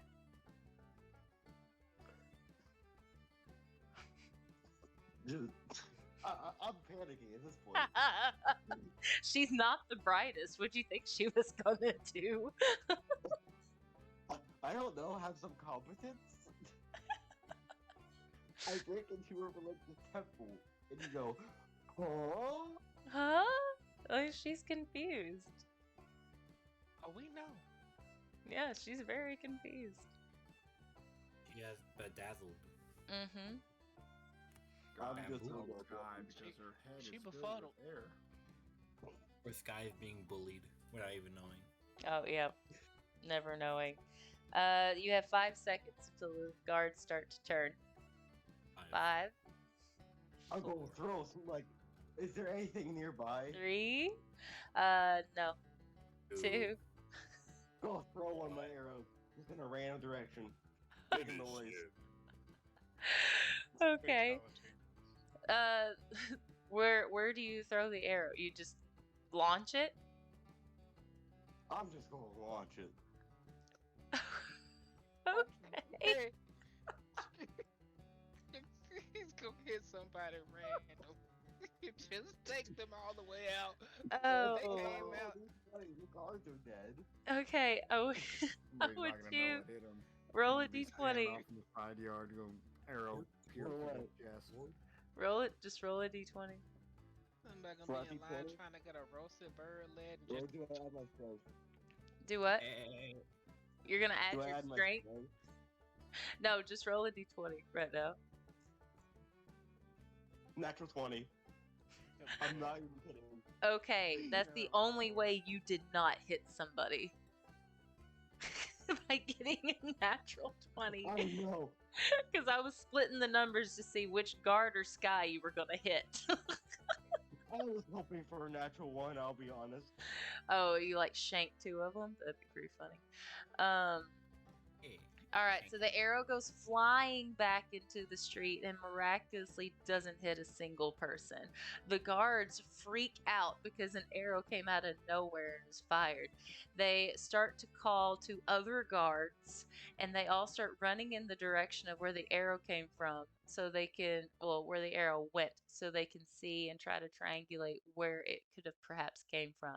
And everyone is gone, and Sky was swept up in the hoopla, and you are alone on the steps of the temple. I'll walk it straight to the high priest. Priestess. Hi. Priestess. It's a girl. Okay, so you go inside the temple, and it is a huge antechamber with different pews, and there is a huge altar where people can kind of make homage to their god. There are 2 doors to either side of the back wall, one on the far right and one on the far left. Which way would you like to go? The statue. Is there anything that's like, is there one door that's more like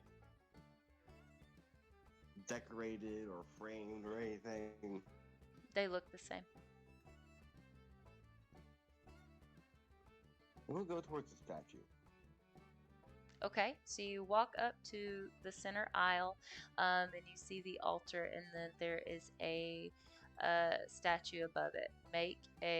Are you wanting to examine the statue? Yeah.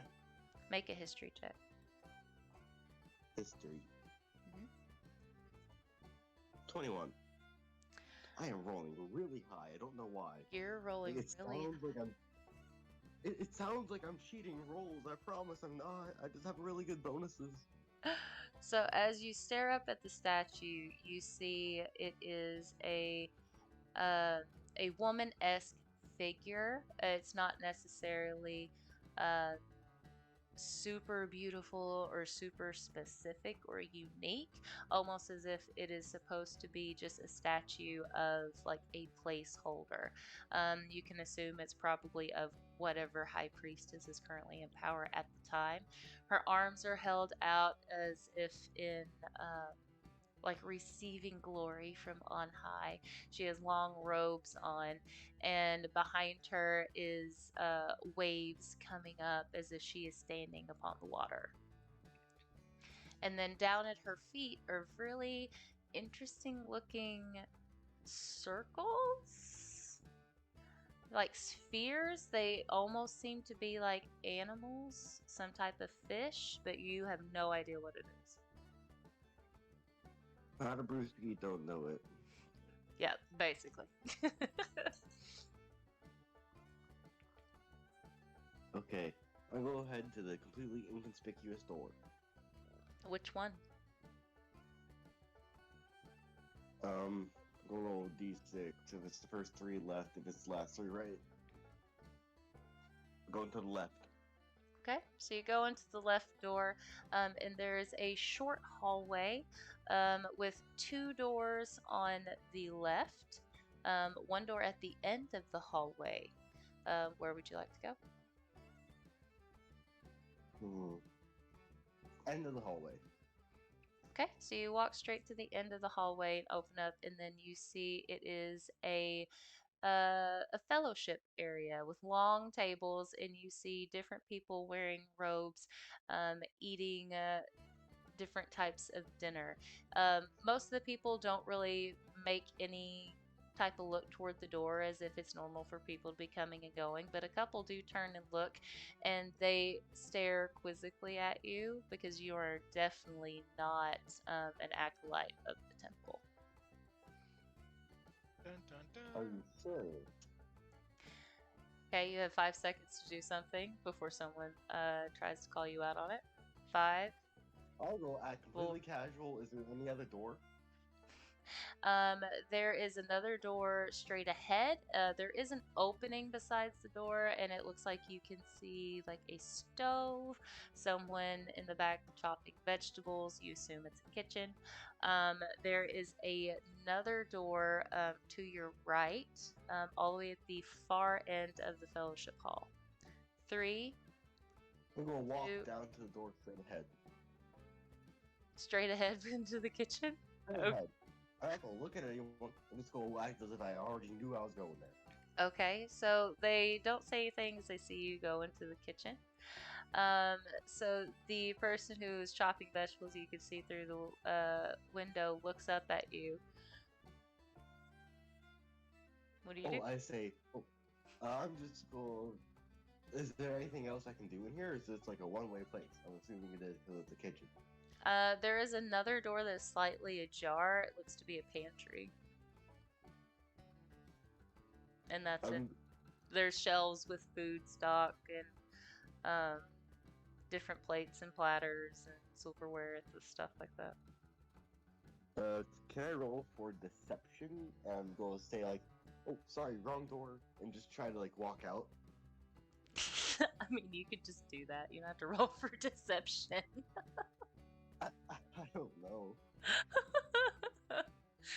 I mean, go ahead. I'm not going to coach you through this. I'm gonna go to the far door instead. Okay. So you walk back out of the room, and then there is an acolyte standing, and he was making his way over to the kitchen because this is just a little too suspicious for him. And he is in your way of the other door you were wanting to go to, on the other side of the fellowship hall. You have Can I 5 sneak seconds. past them? Sure. Alright. At disadvantage because he's looking right at you. Disadvantage. That is 27, and math is hard. That is 18. Okay. You try to dive behind this potted plant that somehow appeared right beside the door, and you do manage to get out of eyesight before he truly sees if you came out of the doorway or not. And he walks past you into the kitchen, and he starts talking to the chef that was in there. What do you do? I'll go through the far door. Okay. So we'll say that you somehow made it through because I'm sure if you roll for it, you'll pass. So you get through the far door to the right, and it is another long hallway. But there are no doors in this hallway. But at the end of it, it tees into a left and a right. Is there anything I noticed about the two paths? No.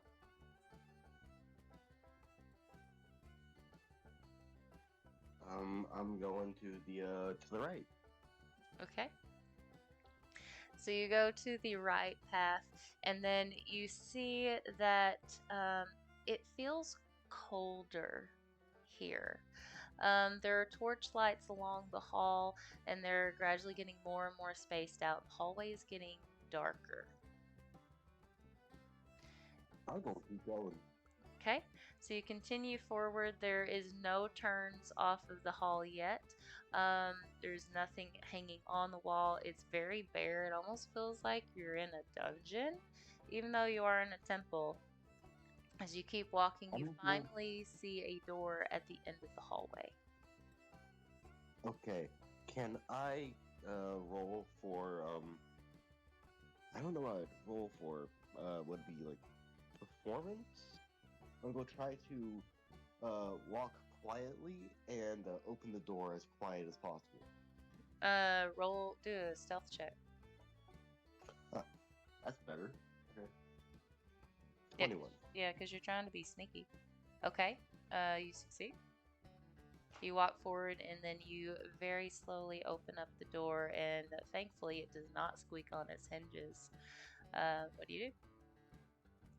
What do I see? Make a perception. Because I mean, I'm assuming, how wide are you opening? Like, is it just a crack? Are you throwing the thing wide open? Oh no, I'm trying to open it and walk in. Oh, okay. So you go inside and then you see a figure. Their back is turned to you. They are kneeling on the floor on a small pillow. There are candles lit in front of them on their own private altar. It is strangely silent to the point where you feel like you can hear your own heartbeat in your ears, almost as if there is some type of magical presence happening in this room to keep everything on the outside out. And the figure before you is in these beautiful, rich red robes, and light brown hair is actually cropped just right at the shoulder with soft curls in it. And it's just very slow, deep breathing coming from them. Can I roll to see who or what it is?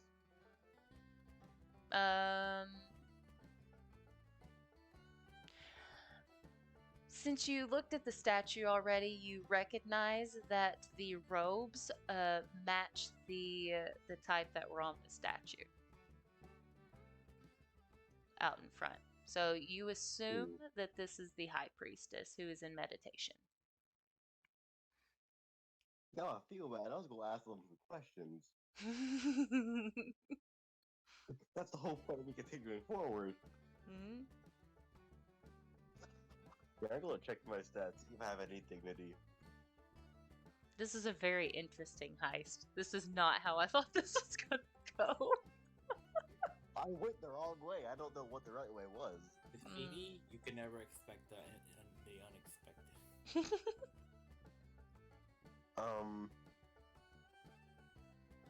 I don't know what I would do here.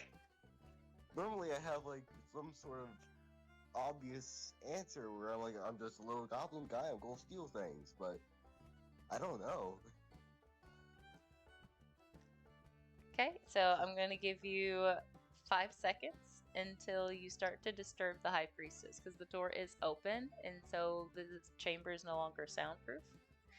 So 5. Oh, closing the door behind me. As quiet as I can. Okay. So she is not disturbed. And then she continues to meditate.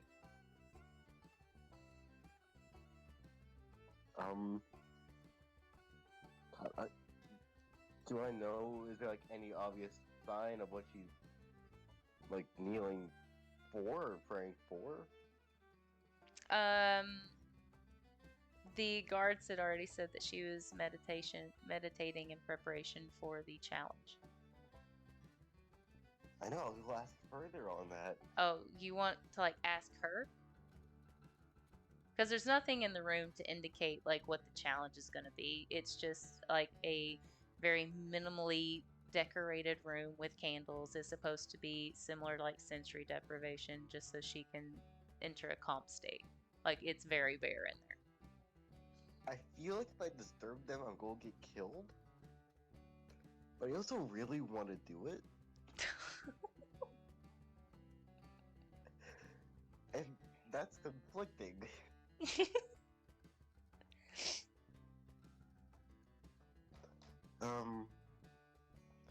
Pick a number 1 through 6.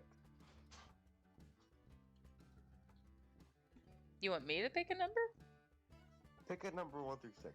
Oh God, 4. I'm going to roll these 6. If it lands on 4, I'm disturbing them. Oh Lord. 5. Okay, I'm walking out of there. All right. So you leave the meditation chamber and you leave the high priestess to do her own thing.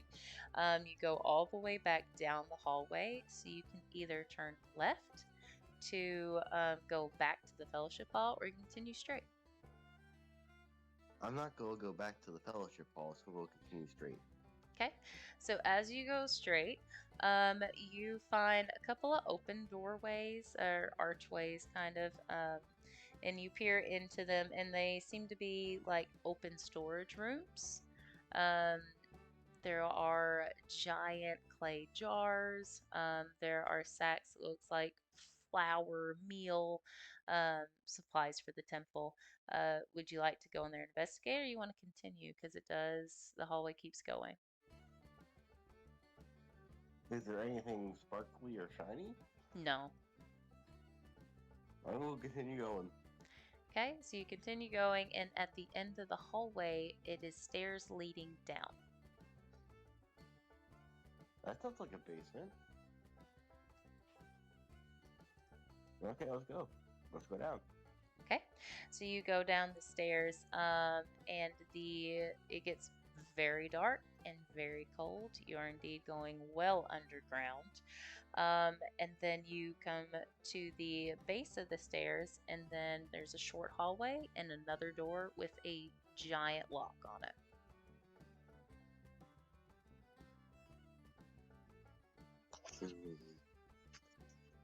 Normally I'd have thieves' tools, but because of this campaign, I don't. Mm.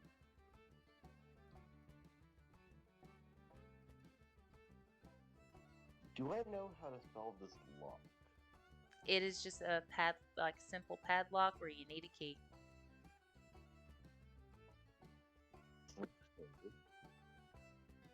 What's the thinnest thing I have? I'm going to look at my inventory.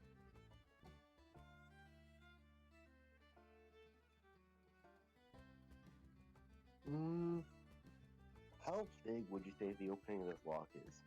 The opening of the lock? Like the keyhole. The keyhole is the size of a typical key. But the lock itself is like huge heavy duty lock.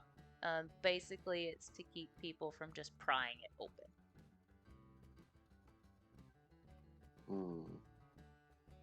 Would you say that the wooden part of an arrow could go in there? Like as a pin? Do you know anything about lockpicking? I do. You could use the arrow in there, but wood would not be strong enough to move the tumblers.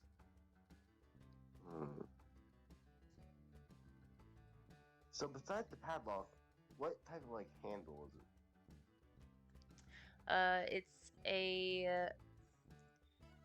It's not like a knob that you would turn mechanism. Think like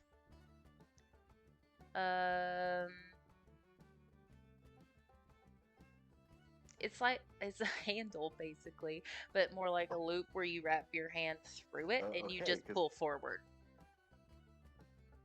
but it's not a knob with a turning mechanism to turn a knob and open it.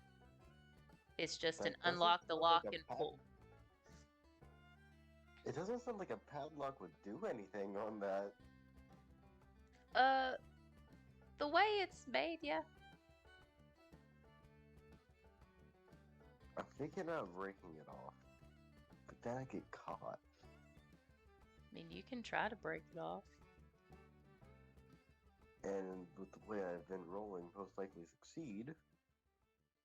I don't know why I'm rolling so good today. I'm not complaining though.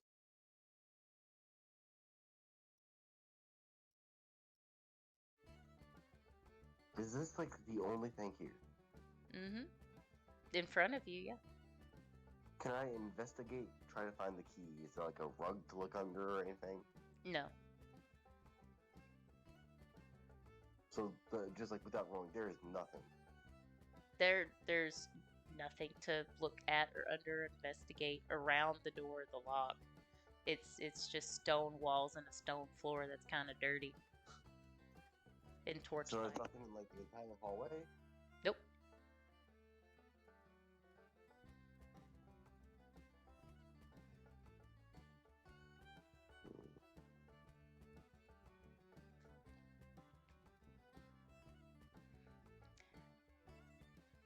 All right, just for the sake of time, I'm gonna start a. Let's Timer, see. got it. I'm gonna start a There's not timer. much else I can do. I don't know where this key is. I don't know any other way to get this without being caught. My mission's over. I can't get this. Play Jeopardy music. Da, da, da, da, da, da, I da. mean, yeah. I would need to know where this key is, and I have not been told where this key is. No, you also haven't talked to anybody about where the key is. Because then I'd be caught. Mm. I thought you were like the greatest thief.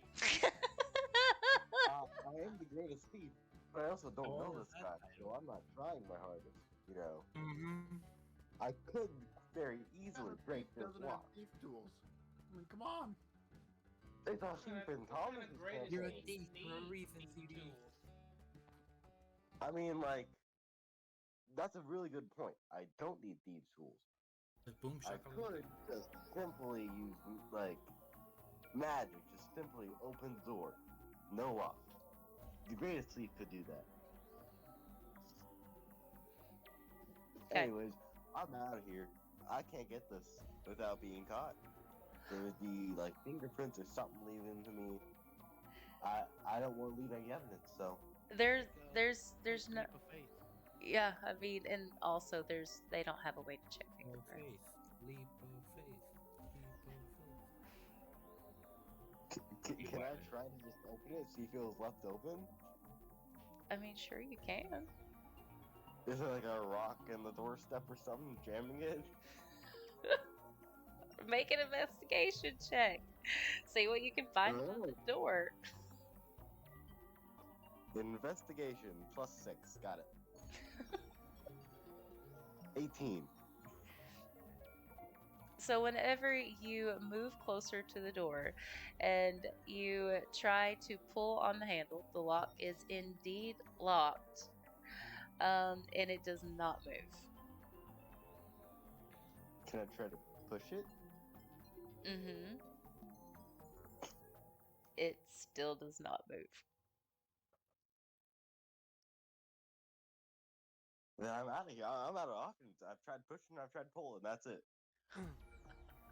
Don't you have a dagger or weapon or something on you? I do. I could break this lock. I'm not going to. What about Why not? sliding? Have you tried sliding?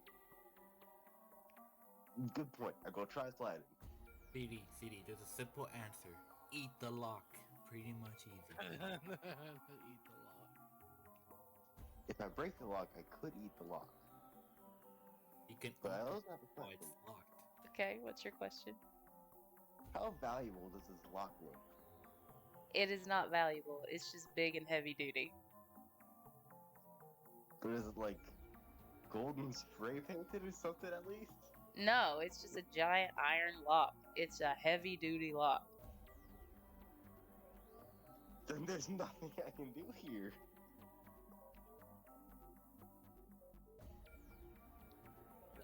Okay, is there like a gap between the door? No. A gap under the door? There is a small sliver at the base of the door, so it can open.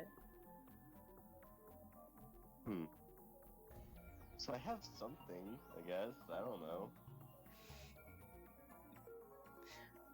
I don't have anything flexible and long. There's not much I can actually do here. We'll leave, I guess.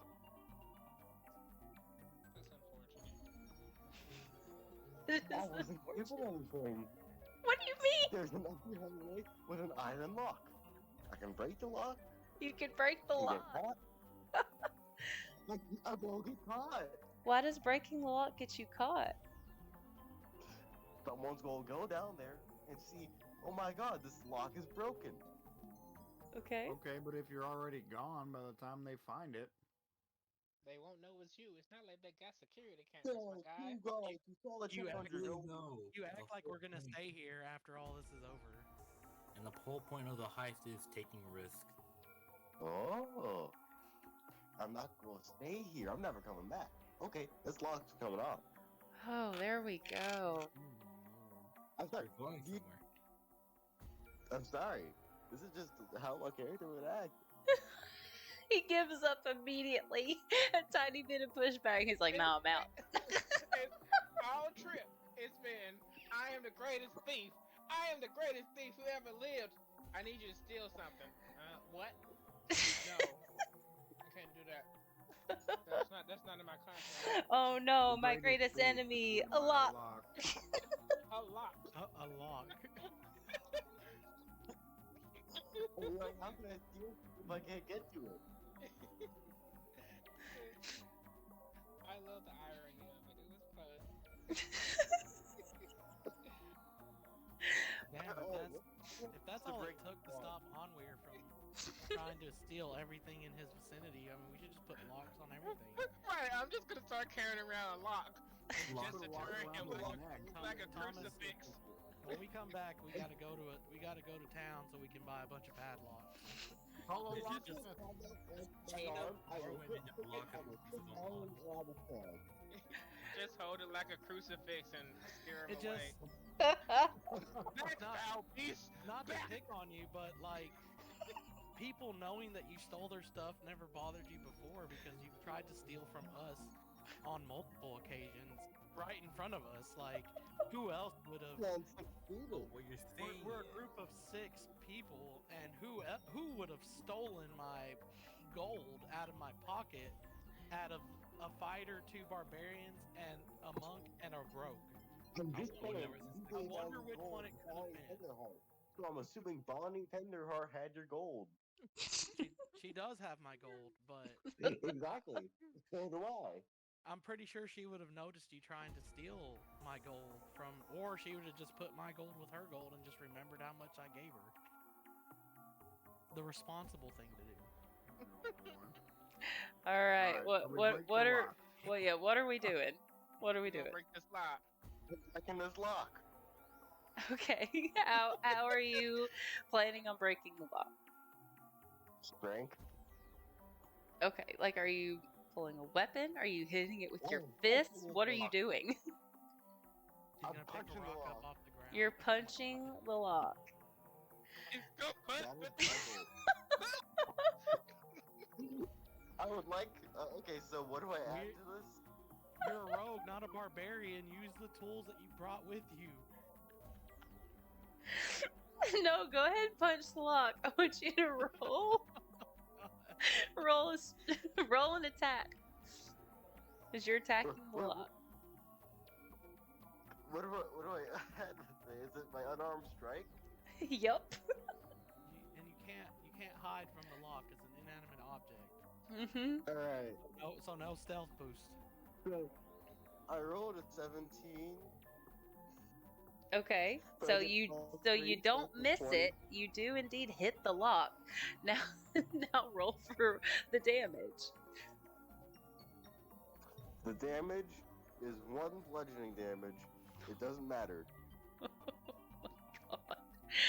Okay, so the lock moves a little bit with the force of your punch, and a scratch appears on the corner. Oh. I scratched pure iron. If I do this probably 2,400 more times, it'll break. You're whittling it down. And I also want you to take 1 HP of damage, because you hurt your hand. Uh-oh. It's a war of attrition. Who's How gonna much go down health does first? this lock You or the have? lock? I got a question. How much health does this lock have? I'm not sharing that information with you. I'll share my health if you share it. Okay, just tell me if I'm gonna win. I got You- 45 more health. You will not win. I'm rolling to hit it. Oh my god. Are you punching it again? I'm gonna use. You know, I'm using my short sword. Okay. Roll for an attack.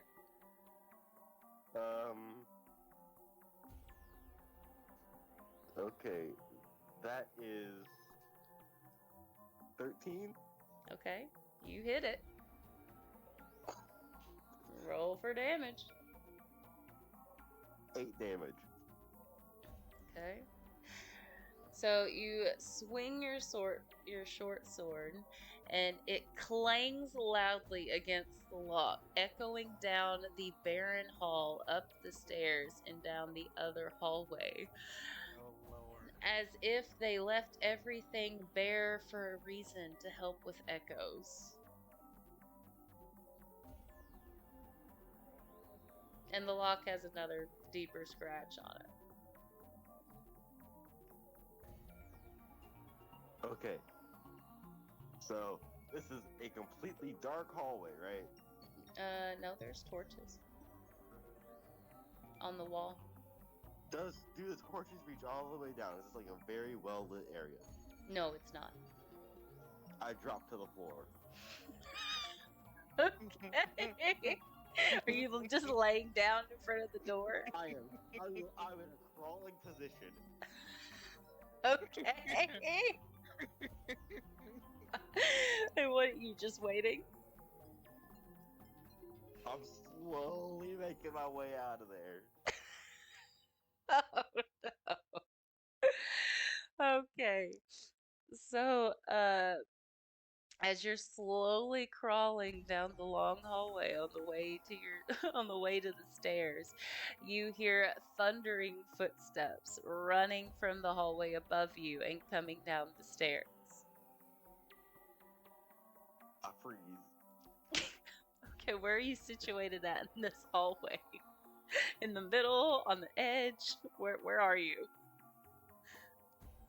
I'm Not near explain. the end, I'll say. Like, Near the stairs or 30 near the door? feet. The hallway is The like door. is 30 feet total. Like from the stairs to the door. That's a really long hallway. I'm about probably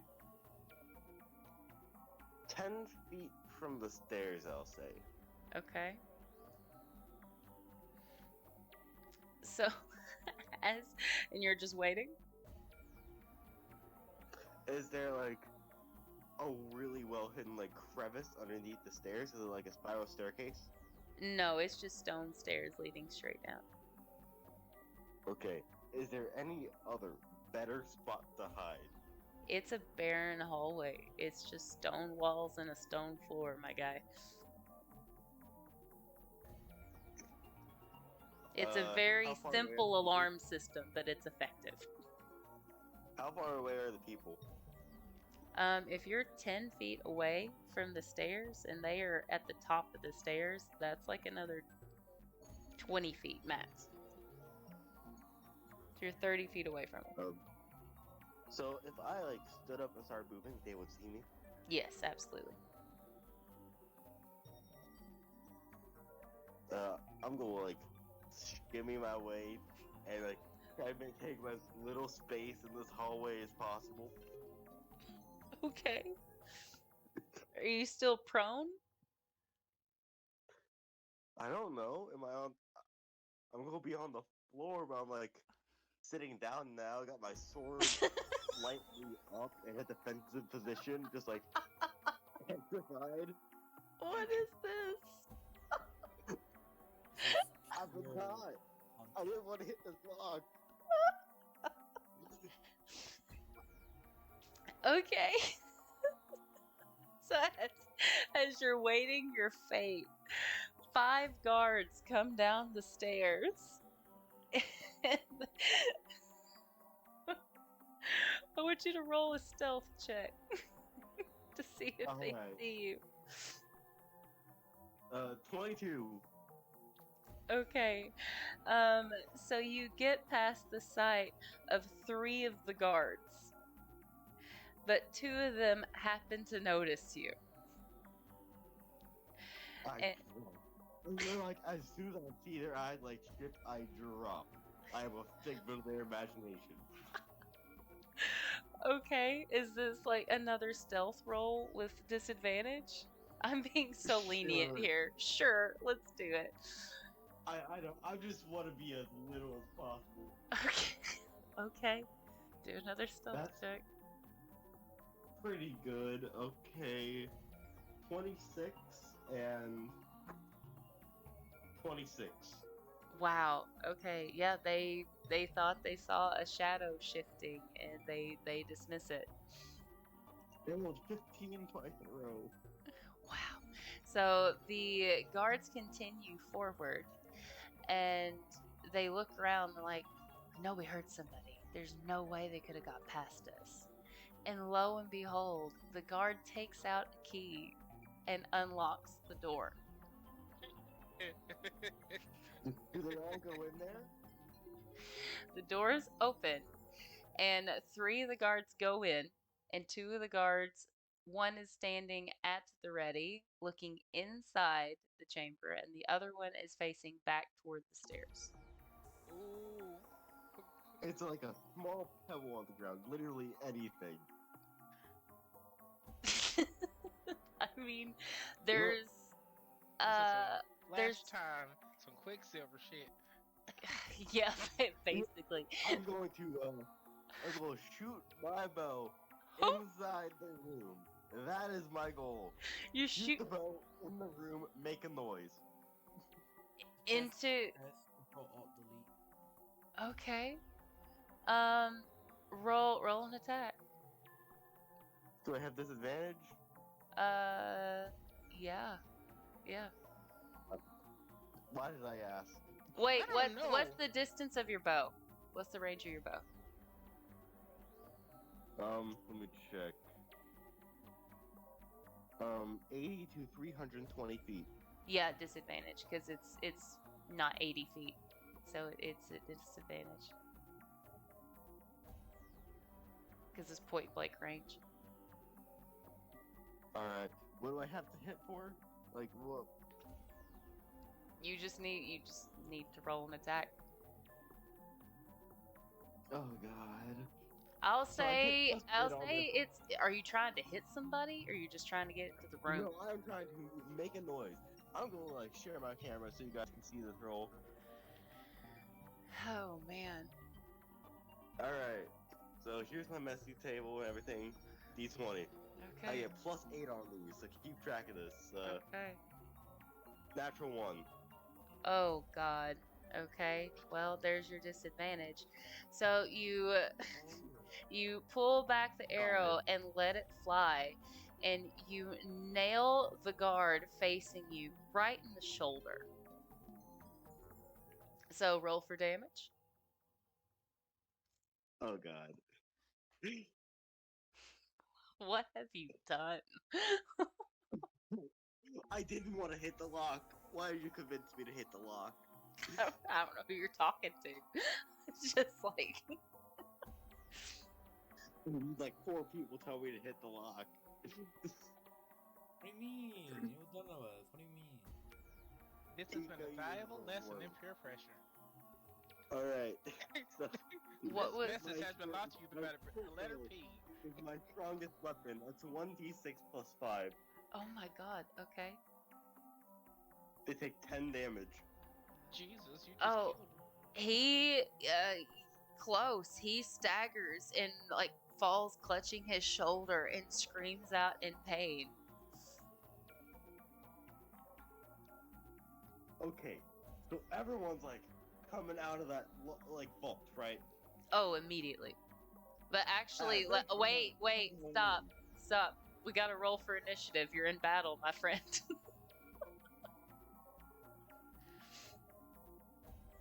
Oh, I just went back into the Discord and I looked at the messages and it says 80. What? Oh my Okay. god. So, initiative. Where's my bonus for that? Plus 5 Oh on yeah, initiative. the I have chat is so kind many of live bonuses. right now. I have a 23. Okay. Alright, so one guard got a 20. Ooh, okay, so I have a guard that got 23. So we're tied. I have another guard that got 18. Stop rolling high. I have another guard that got a 4. That's better. My god, CD, how did this happen? I rolled it after 1. Oh On shit. camera. I can't disprove it. It was on camera. Guard, and this one rolled a 12. And this one rolled a 10. Alright, so my current goal, they are out of the vault, so the vault is empty. I want in the vault. Okay, so Thomas question that I don't know the answer to. In a tie, does it go to whoever has the highest dexterity? In a tie for initiative? Thank God, that's just my great. It's whoever's got the better dex modifier. Okay. So dexterity is my favorite, because I get plus 5 to it. Okay, so you go first. I have +3. And then I will go How far second. away am I from this vault? You are 20 feet. You were 10 feet away from the stairs, and the hallway's 30 feet. And there's 2 guards outside. One is basically sitting down because he fell from when you shot him with an arrow. And then the other guard has turned. He was at the ready also. And then there are 3 guards inside. Wait, they're not outside? No, 3 guards are inside the chamber. 1 is outside. The Are one that they is looting outside, the one that's outside is the one that rolled Injured. 23. Are the people inside moving out? Well, right now we're in combat, so everything's kind of stuck until they get to their turn, and then they can move. So you get to go first. Who peed on me? My goal right now Uh-huh. is to get inside unseen. I Okay. am 20 feet away, and I am crawling, so my movement speed, I'm pretty sure, is halved. Yes. So, what I'm going to do Uh-huh. is I am going to dash. Okay. While crawling? Kinda like, does that just get me back to my normal movement speed? Sure. I I'll don't know how allow it. works, I'll allow it. I don't know. I don't. You are being very lenient. You're giving me a chance to survive. I am. Yeah. Yeah. Okay, so I'm going to move 25 feet. I will try my best to get inside that chamber unseen. And I'm going to use my bonus action to... Oh, wait a minute. I could have used fast hands all along.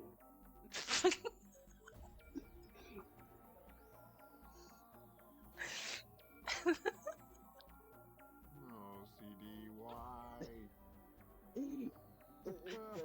Why, CD, why? God. Oh, I hate this. Greatest thief who ever lived. At Yeah. its finest, It's everyone. literally the shining moment. It's in the That is all I past got to them. say. Ever lived. Mm.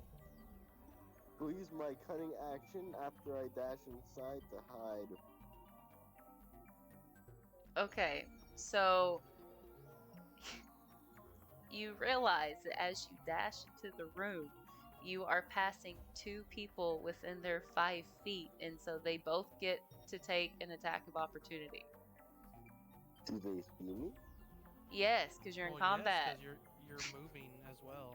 And if you I am hide, crawling if you around hide, you in can't. a dark room. You're I'm running trying at to people in a make my lit way hallway. through- You're running at people. Oh my In a I'm lit not running. hallway. I'm crawling in a dark space. If you hide, that's an Very- action, so you would only have the one movement after that. Yes, so if I'm dashing while crawling, you said I have a regular movement speed back, which is 25. I'm 20 feet away. Well, I would count it as if you're prone crawling. I would probably count it as difficult terrain because you're on your belly. So your movement would be cut in half. So technically, you could only go 12 and a half feet, which is not. Yes, but I'm going to use my action to But he's dash. he's using It back dash. up to 25. But either way, you're going by 2 guards. You're With- still going to provoke attacks of opportunity. Yes. Yeah. There's no way around that because you're within their bubble. You go through 2 of them because the hallway is narrow. There's just a door at the end, so you have to go through their bubbles to get in there. Wait, do the guards see him already? The 2 on the outside do, because one got shot by him and the other one is like But are immediately. The ones that he's But walking do they by, do they see him? Yes. The ones that he's gonna pass. Okay. Yes. Yeah, because the He would other provoke 3 are. attacks of opportunity. Yeah, the other 3 are inside. How could he have seen me, though? You Well, hit him with an You arrow. hit him with an You shot him arrow. in the back. I mean, he'll probably have disadvantage on an attack, but he'll swing at you. What was that thing in Skyrim when you hit the guards and you like kind of sneak around the corner and hide in plain sight, and they're like, "Oh, it must have been the wind." Pretty much. Took an arrow to the knee. Yeah. What Yeah. was that? What was that? Oh, it must have been the wind. Must have been the- I'm hearing things. Oh God. Okay. So I'm locked into this. I'm not realizing I could just dash out of there. I have so much movement. yeah, You had a lot of options. you had a lot of options. Yeah. Yeah, you did. You done messed up, Ron. You Yeah. still got some options. They're just not good options. Okay. You're- So you're I'm also a I'm level rolling 7 my rogue, so attack I don't- of opportunity. So 13 plus 3, 16. Does it hit you? 16. Let me check. Is it? If it's the exact same thing, does that hit me? It's armor class. Yes. Whatever. it does. If it's higher than your armor class, they're gonna hit you. Asking if it's also same as 6. my armor class. Because you rolled a 16. I have an AC of 16. I hit. I Ties think goes it to hits. Defender. Yeah. Hits. Oh, okay. How much damage do I take? Okay, so you will Well, you take. But I mean, You said hold it. ties go to the defender, right? Ties go to the defender, so So he should make it through. he won't get hit. If his Okay. armor class is 16, he won't get hit. Okay, My cool. armor class is 16. You want So a you- screenshot? So no, I believe you. So the first guy misses. He takes his spear and like swipes it at this crouched down shadowy movement because he did see you, but you're dashing, and he whiffs you with the spear. The other guy is the one who's sitting. Ooh, okay.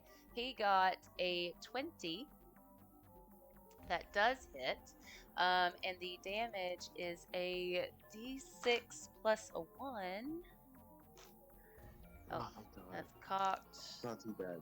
Okay, so 3 points Was it a of natural? piercing damage. Was it a natural 20? Huh? No, it was a dirty 20. Okay, so 3 points of damage? Yep. Oh, I'm fine. Okay, so I'm in the vault. You are in the vault. Where's this mirror? We are still in combat, my dude. So the next guard is inside, and he turns to look and see you where you have dashed, and you have actually stopped like right in the middle of the chamber, and each one of them are flanking you. But I'm hidden. How No, are you no, hidden? I used my cunning action to hide. Okay, where are you hiding?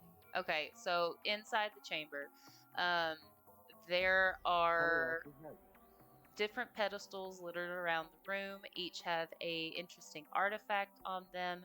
In the far corner is a giant glass case that has a sparkling bow that has interesting looking fabric ties all over it. There are chests full of tokens of different colors: white, pink, red, and gold. There are pearls and sapphires and diamonds. And then on the shelves, you see more artifacts that look more like bones, more like archaic, temple looking things. And then you do see a very small, looks like a tarnished silver mirror. So the places you can hide, there are pedestals littered around the room. What is the closest pedestal? From the door. From the door, it's like maybe 5 feet from the door to the left. I have 25 feet of movement. That is 25 feet away from where I was. That was perfect. Thank you so much. Okay. I am behind that. Okay, great. So, how does this cunning action whatever work? Read that to me. You can take a bonus action at the end of each of your turns to take the dash, disengage, or hide actions. Okay. What is hide? Is that just like we can't see you anymore? I don't have your character it's a sheet, hide- and I'm not hide- familiar. Okay. Here, I got this. An action that you can take as like you can choose to attack, you can choose to cast a spell, dash, disengage, dodge, grapple, help, improvise, ready, search, shove, or use an object. Bamboozle. And in the case of hiding, there has to be something that is, well, more or less bigger than you or the same size as you. And I mean, that's what sucks about hide is that it's really up to the DM's discretion on whether or not it's successful. A lot of people make you roll for it to see if it's even like even possible. But seeing as he's a halfling and there's so many enemies, he could just hide behind the enemies. Yeah. So here is what hide says on D&D Beyond. When you take the hide action, you make a dexterity stealth check in an attempt to hide.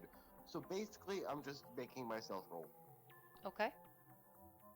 But that's your remember that's your action. So the only thing you can do after that is No, this is move. a cunning action. It's a bonus action. Oh yeah, yeah, that's right. Mhm. Okay. So I have a 25. Okay, yeah, they don't see you.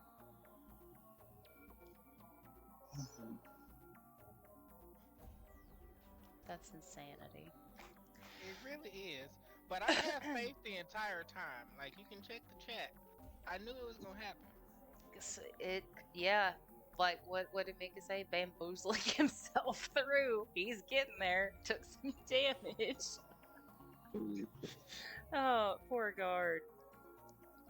So the other 3 guards turn, and immediately they don't see anybody, and they rush out of the door, leaving it wide open to check on their fallen friend.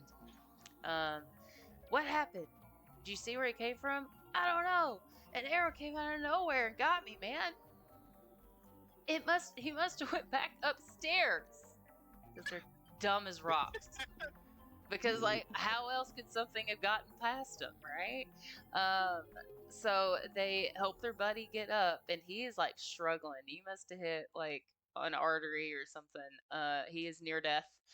So 2 guards pick him up and are carrying him back up the way for some healing.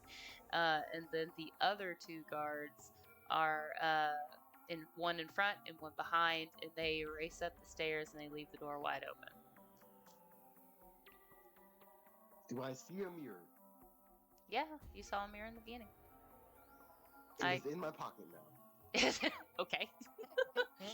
Did you want to look around at anything else while you have the time? Tide and dash. I'm out of there. Okay. You don't want to look at nothing else in there.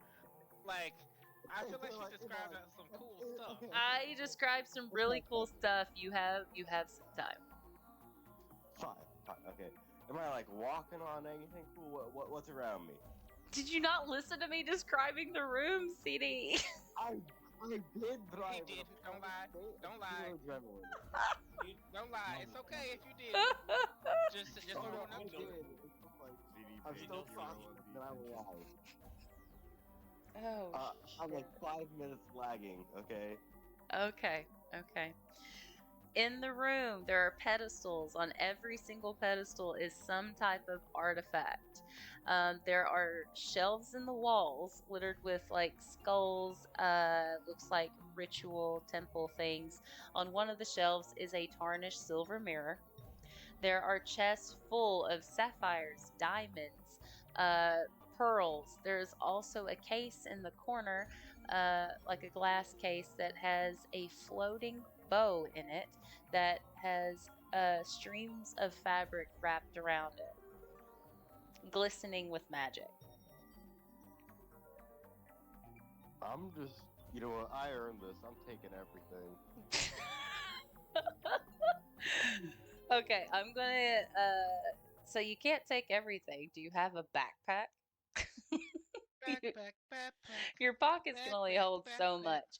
I will let you take.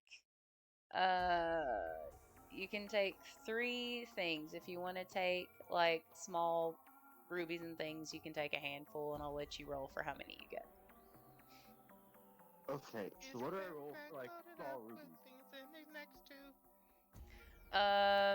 Roll a d10. D10, got it. 4. You get 4 rubies. Okay, you can pick out 2 other things. And then the mirror's already in your pocket, so one more thing.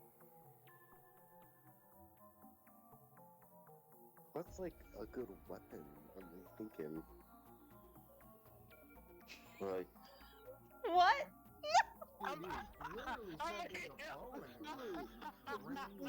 I don't know how. How do I get my hand through the screen to hit him? Please do. I need something. I don't know. I'm gonna pop him on the forehead. Just pop him right in the forehead. Last session, you were upset because Thomas wouldn't give you a bow, and then he gave you a bow, and now there's a magic bow in a glass case. It's just screaming, "Take me, Daddy!" I'm taking the magic bow. I'm taking the magic bow. It's mine. Thank God. Good googly moogly. I'm done. We're here right now. Hey, I need a minute.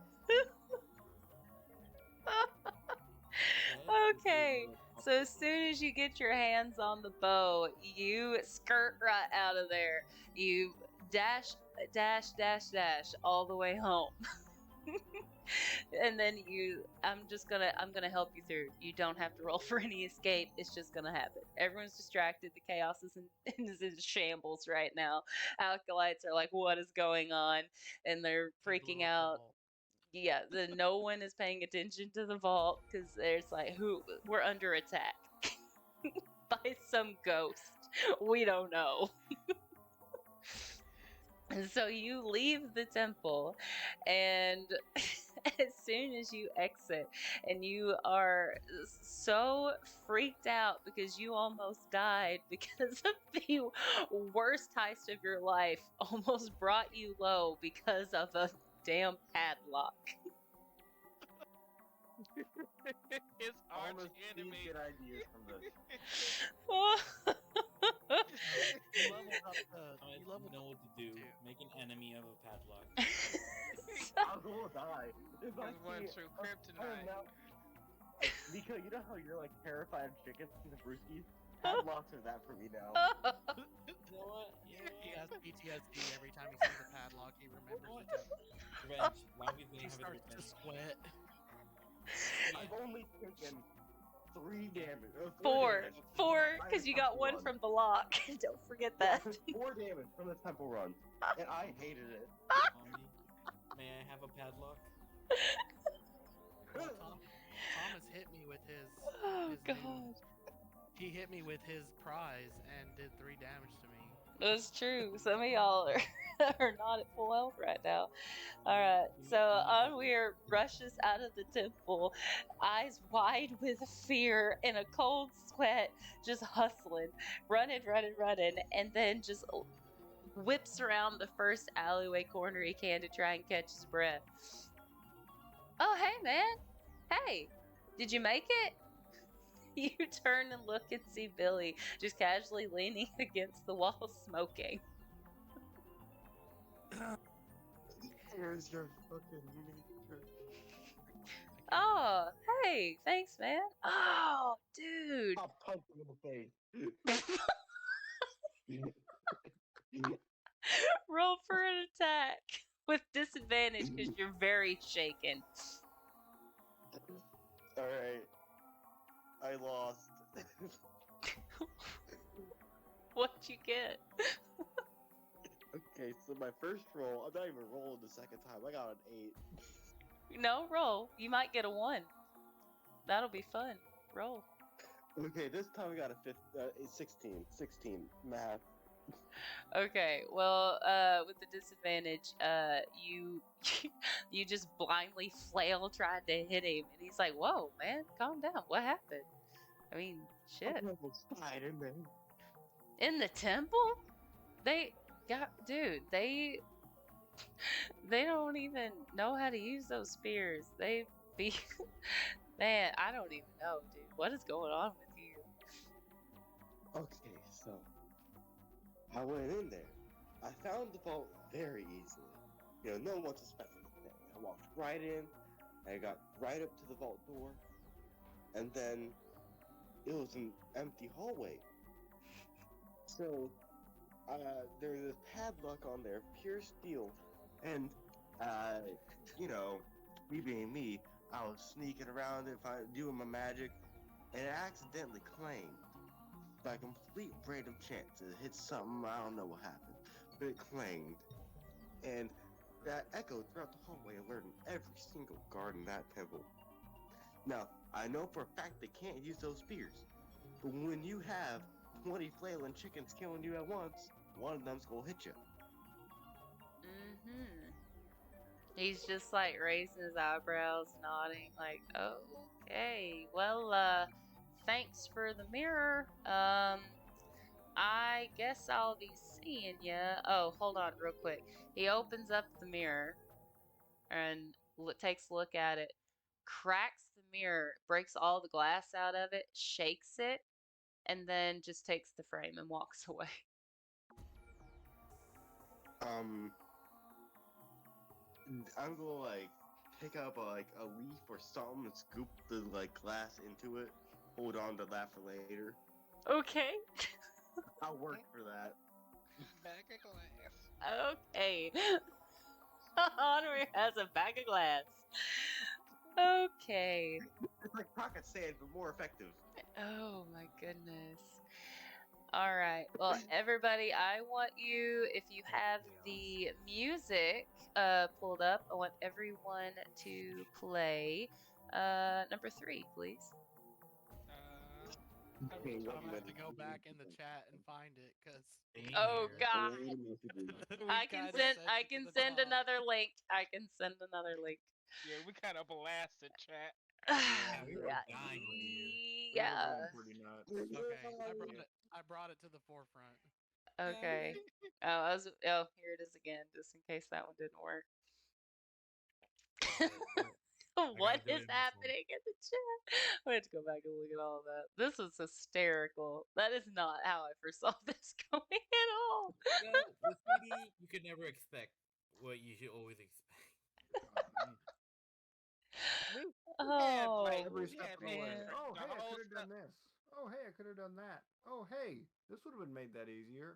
Oh, hey, I'm a thief, but I don't have any thieves' tools. Oh no, a padlock. Wow. Wow. Questioning you, Okay. CD. I'm questioning you. I'm just wow. Okay. Hold on. Are we Thomas, going you to there? war? Hmm?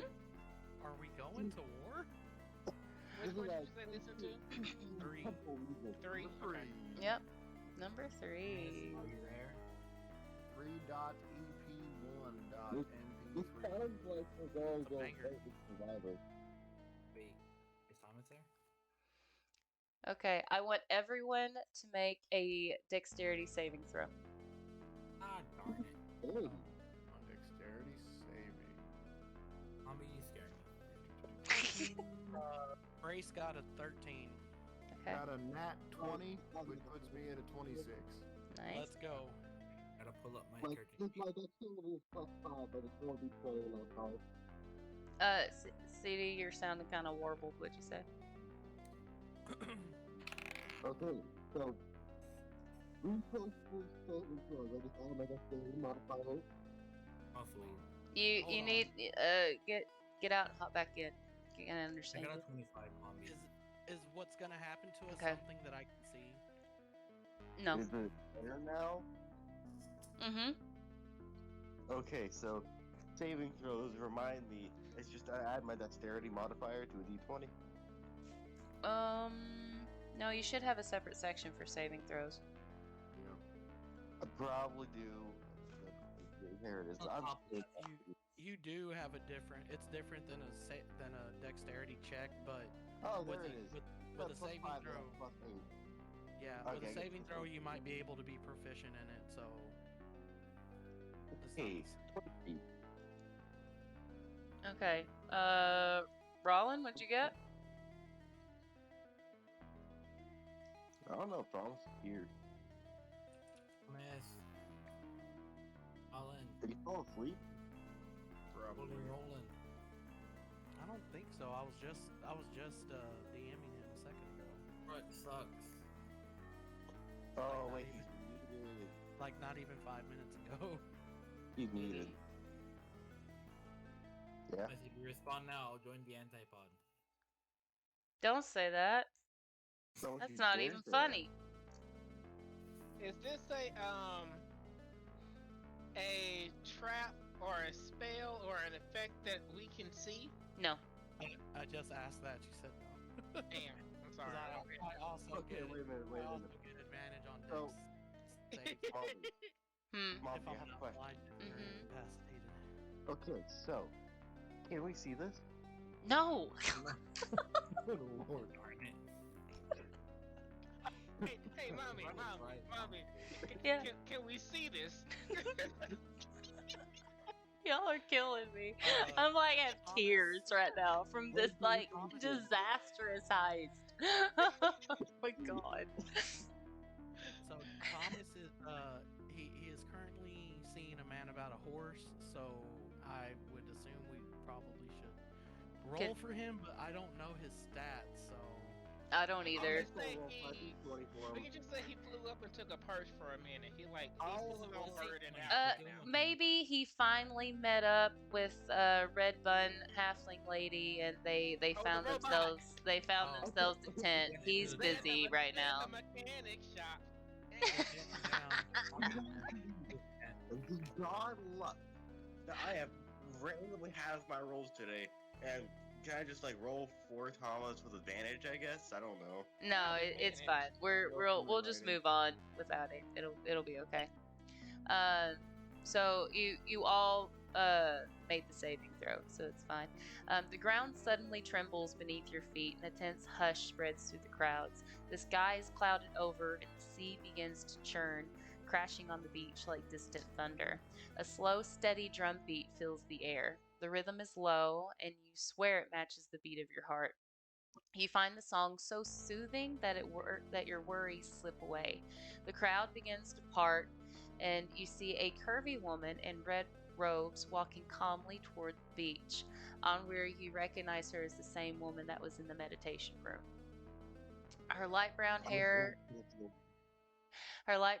is graying and soft lines grace the skin around her blue eyes. Her expression is serene and she smiles softly at those that she makes eye contact with. Before she steps onto the sand, she pauses and looks back. Onweir, you are completely enamored and follow her as she moves through the crowd until you meet the rest of your group. And you all stand together, mesmerized by the drum beat and this high priestess that stands before you. She reaches out her hand in welcome. Our honored challengers, come on, it's time to battle. Oh God. Oh man. She says, looking directly at you and the rest of the party. She doesn't wait for you to answer and instead turns and strolls toward the water. You feel strong hands gently guide you forward after the woman. You do not struggle, because you know all will be well. The woman stops when her bare feet finally touch the wet sand where the tide brushes back and forth. She turns back toward the crowd. Hey y'all, I'm High Priestess Isabel, and I would like to welcome all y'all to this year's Blood Festival. Please welcome our challengers. The crowd roars with excitement. Well, time's wasted, so let's get it started. Isabel You sure faces. she's not wearing a hat, a cowboy hat? Yep. She has a lovely South Carolinian accent. Mm-hmm. Oh yeah. Isabel faces the rough seas and raises her hands in reverence and begins to chant in sequence with the mesmerizing drum. Long live the pod! All hail Whale Lord, the Blood God! May the Blood God reign! Long live Wilma Welmer, Wilmer Welmer, Elmer Welmer, Delmer Welmer, Blimpy and Bob! Long live the pod! The earth begins to shake as the High Priestess Isabel makes her way back to the path. A giant wave rises into the air and a giant whale bursts from the water. It floats through the air as if it were still under the water and comes to a stop before you. Everyone roll for initiative against the Blood God. Why did I not expect this? Why did I not This will be expect this? easy. Okay, what could the blood god stat be? Because I feel like this is Thomas's dream come true. 14. I got a 14. I got 8. Does it look like a Whelmer, or is it a? Hold on. I'm sorry. Or is it just? Slapped Does it look like a whale? No, it is Whelmer. It's Whale Lord. 100% Whale Lord. 19. Okay, wait. Ragnar, what'd you get? 14. 14. Lampy, what'd you get?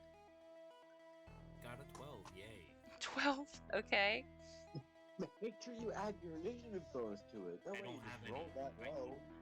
low. Rollin, what'd you get? Are you here? Nope. He's here. He had a 19. I've heard him say. Okay, Brace. I got a dirty 20. Okay. Brittany. Nat 20, baby! Ooh. Okay. Plus what? You gotta add your initiative to it. I mean, why did I not expect this? You said what? Add your initiative to it. You want to go first? Okay, and where would you get? I got a 21. Go first. You can go first. You rolled an actual 20. Like, Yeah. I rolled, He rolled a dirty. 15. He rolled a dirty 21. Is what he's saying. Yeah, I Yeah. rolled a 16, and I add 5. Yeah, so, I need to roll for the Blood God. Which I'm pretty confident they roll a natural 20. You add your initiative, you'd be higher than Oh, hail the mighty and powerful No, god. I wouldn't actually. That's why I said you can go first. I fucking love Odell. Yeah, we just so well. Okay, It the is Blood great God movie. is going last. Wow. We have a free hit.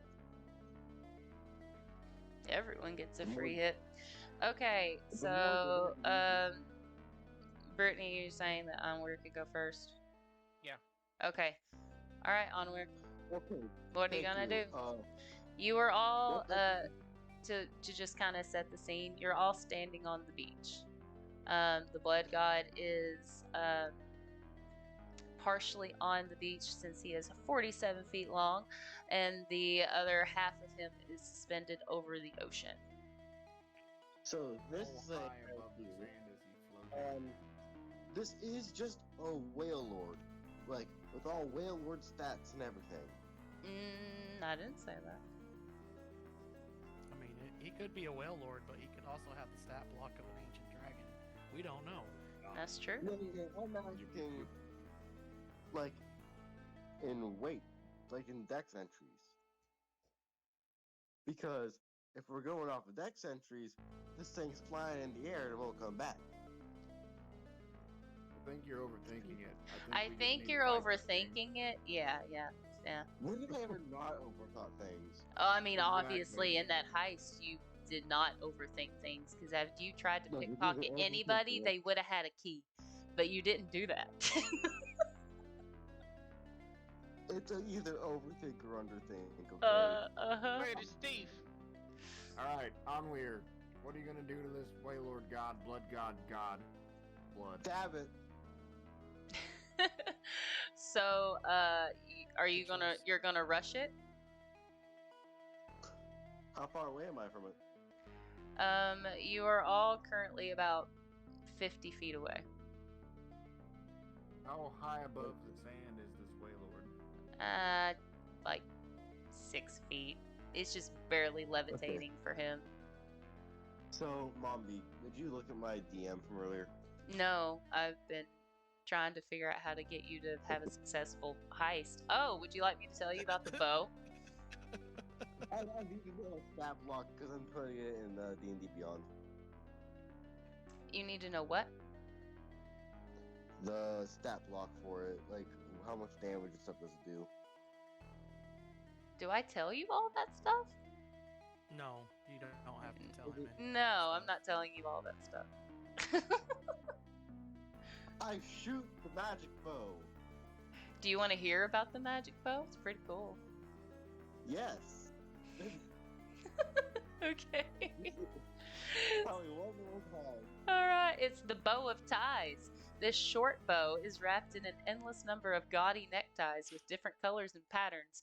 To use, mind the movement of drawing the bow, and a tie will follow the movement, serving as the arrow. On a successful hit, the tie deals 1d8 slashing damage and attempts to bind or blindfold the opponent for 1 turn. Yeah, let's do that. Oh my god. Okay. Alright. Roll to attack. Shoot my bow tie. Wait, okay, so short bow, is fine. Okay, just, oh, hi, Vigo. Roll for an attack. Okay.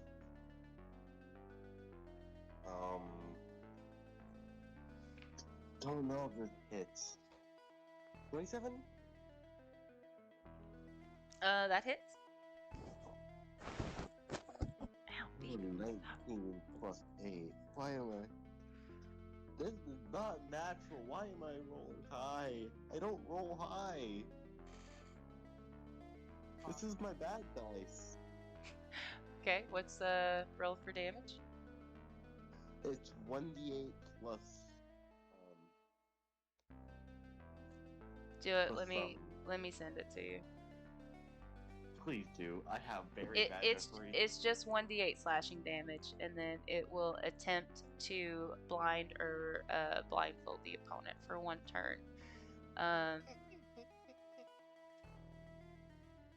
Alright. And I'm gonna go ahead and tell you, you cannot bind. You cannot bind the blood god. He's too big. Are you sure? I'm quite positive, but you can try to blindfold it. That's the goal. Okay. 6 damage. How many? 6. Okay. So it's just 1d8 plus nothing? Yeah. Because This you is can worse than my regular bow. you can blindfold it.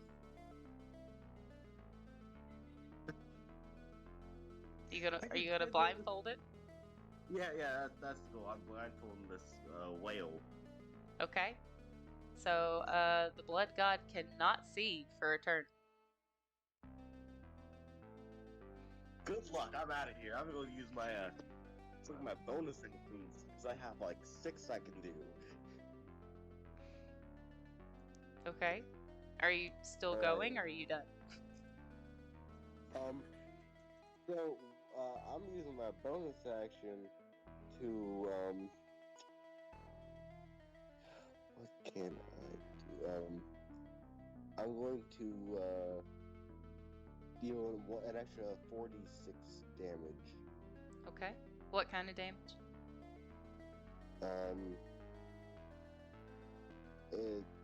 Oh wait, no, I don't have advantage on this. I don't need advantage on attack.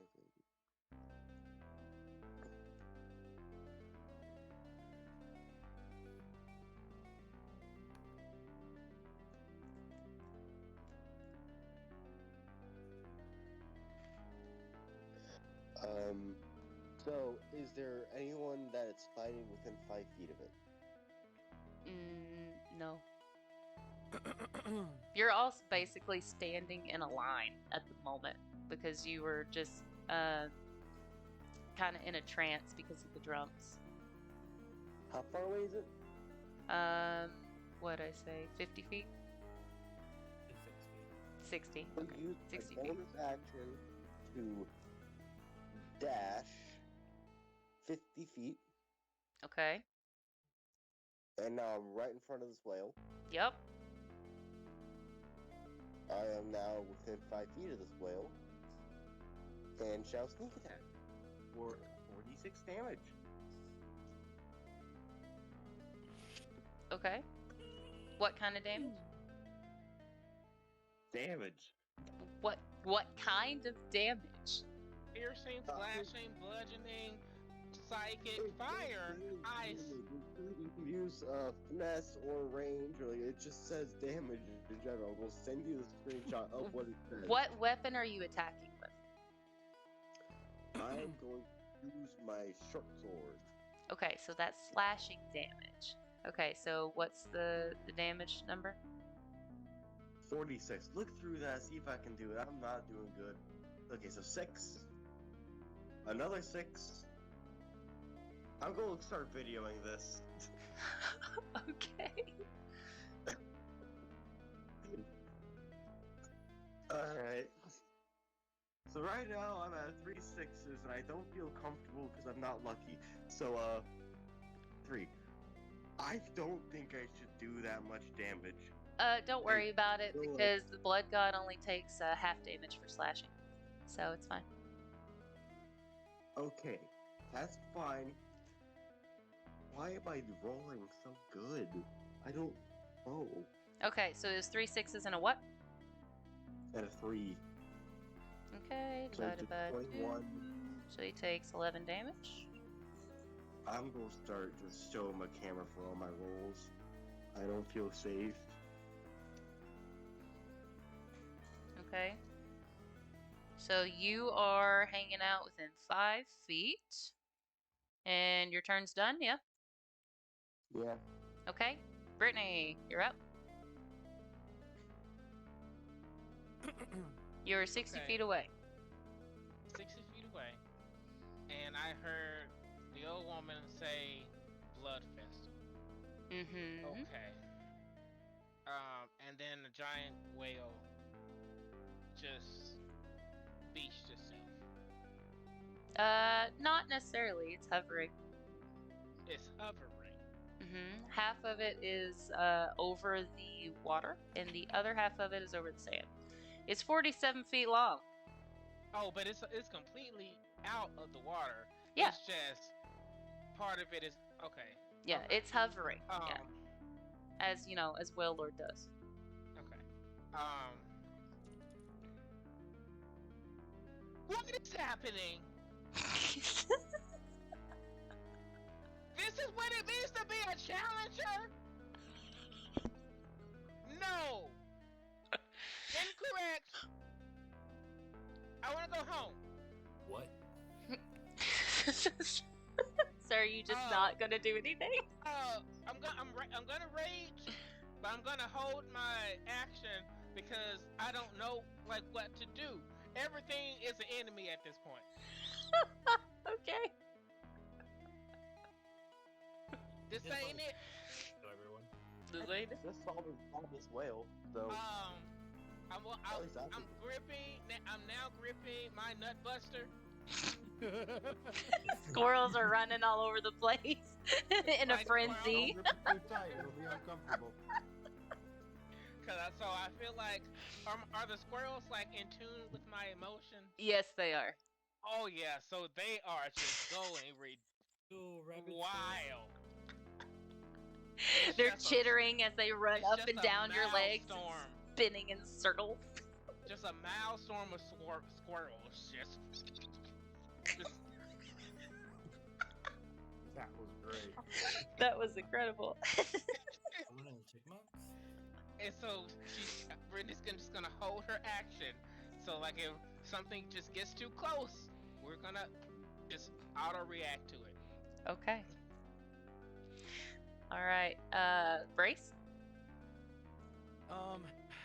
Okay, so some stuff is gonna happen, and first off, Brace sees Brittany, start to rage, and he kind of feels his own blood start to pump, and he feels his weapon kind of calling to him. This is out of character, but as an extension of the curse, he feels the need to also participate in the blood sacrifice, and he flies into a rage as well. And as he flies into a rage, you see these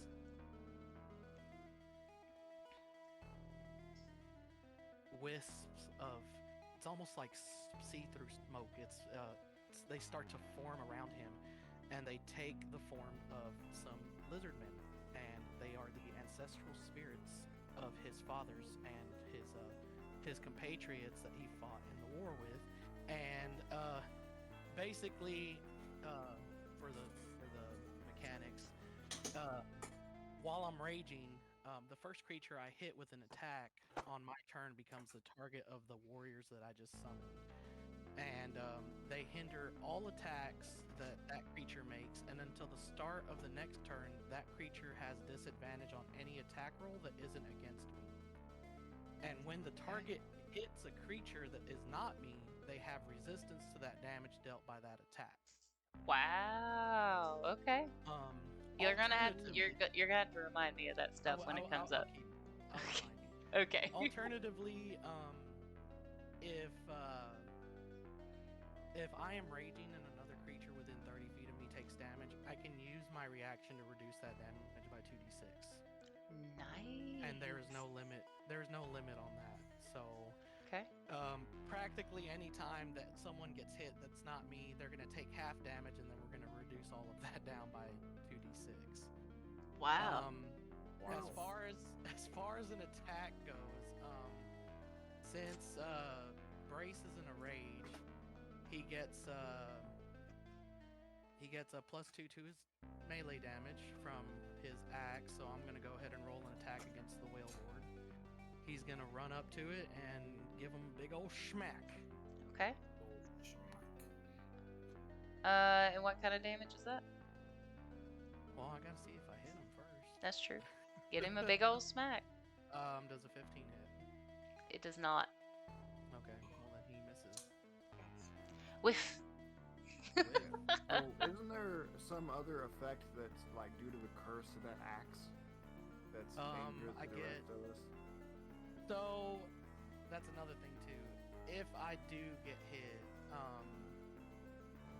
the axe, I have to make a DC 15 Wisdom saving throw, or I go berserk and I will use my action each round to attack the closest thing to me. Okay. All right. So where are you? I would assume I'm probably standing in the middle of everybody in the line. Like if we were lined up 1, 2, 3, 4, 5, 6, I'm probably like 3 or 4. And you would have had to run to Waylord to do the attack, so you wouldn't be in the midst of everybody anymore. Right. No. I guess Uh, I would be in the water now. No, Or because at the edge of the he's water? half hovering away from the water. So like you would end up being like Still on the 24-ish beach, feet. but not. Yeah, right. You would still be within 5 feet of him to be able to hit with a melee attack.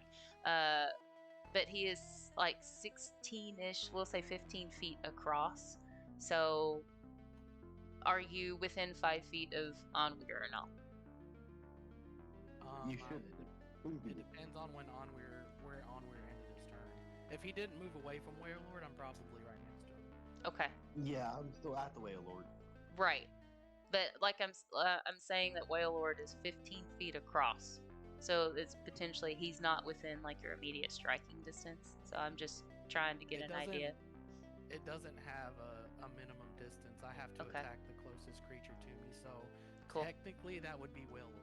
Right. Okay. I'm just verifying. I'm just saying, in general, though, you do want to be within 5 feet of me. Well, I'll put it to you like this: if I'm within 5 feet of Onweir and I'm also within 5 feet of Wailord, I'll just roll a d20, and odds will be one and evens will be the other, and whoever it lands on, I'm gonna hit them. Okay. Sounds great. If my curse procs. Okay. I might make the save. You don't know. Okay, Let's hope Rollin, so. I hope. it's your turn. You are I got- 50 I- feet from Wailord. I need to be caught up. I had to take a phone call. Okay. You're fighting Blood God. You're 60 feet away from him. Okay. And Brace and Onweir are both standing within 5 feet of the Blood God. And everyone else is standing in a line with you, all facing Blood God. In the chat, you can see what Brittany looks like right now. Well, I'm assuming my character showed up late to the fight. I'm gonna look at this whale, basically lick my lips and be like, "I'm gonna supper tonight." And I'm going to use my flying that I can travel 50 feet with, and I'm going to try to pull out that whale's eye. Okay, well the whale is 60 feet away from you. Well, that's 25 plus 50. Well, you said you're going to move 50 feet, so you would have been 10 feet short. But go ahead. Never mind.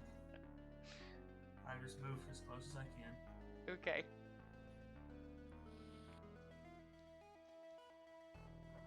Is that it? Yep. Okay. Ragnar. Alright, so I'm 60 feet, so for me to get within striking distance, I would need to dash to make it close enough. Yeah. So, Roland, what was your max distance? 75. What? Forget it's Ragnar's turn. It's alright. You said you moved 50 feet. So, do you want to move 50 feet or do you want to attack him? No, it's fine. I can't attack after I use all my feet. I have nothing to reach him with.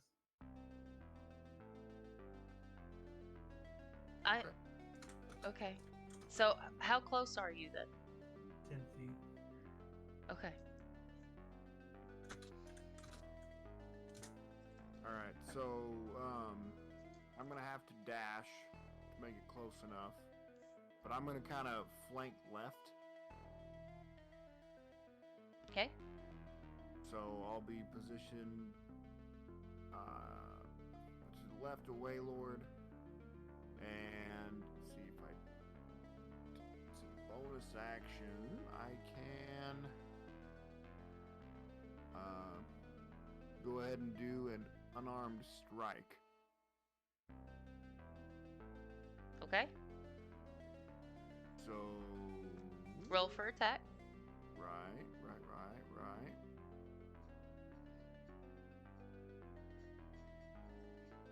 I don't think this is gonna work. What do I add to my roll again? Efficiency? It should say like where with whatever action you're using. Oh, okay, I got you. I got 9. So I don't think I... No, you miss. Okay.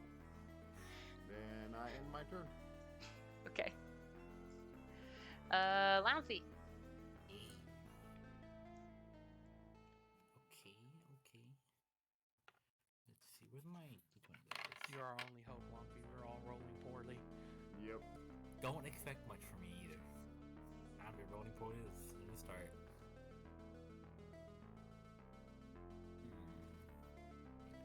Okay, first off, I want to pop out my locket and open it. Okay. He's gonna pop, lock, and drop it. Okay, great. Don't drop the locket, though. So what happens when you open the locket? Give. A mustache appears, and I'm like, just like touching the end of my mustache, like a detective, like Elementary. intriguing. Okay. I do so. What else should I? Oh, also, guys, go ahead and switch your music now that we're getting into it to 4. Cool. Okay, guys, you needed 4. And can't run like very fast. Look at what I can do. Well, I'm gonna run 25 feet. Okay. 30 feet. 30. Okay. I'm just gonna flip off the blood. Wow. Okay. Are you gonna roll for intimidation? Yes. Do it. Nat 20. Pure nat 20. Let's go. We gonna add my Nice. modifier? Wow. Let's go, it's 22. So the blood god sees you with your marvelous mustache and sees you flip him off, and he kind of quivers a little bit and moves to the side and bashes into Onweir, and Onweir takes 3 damage. Let's go.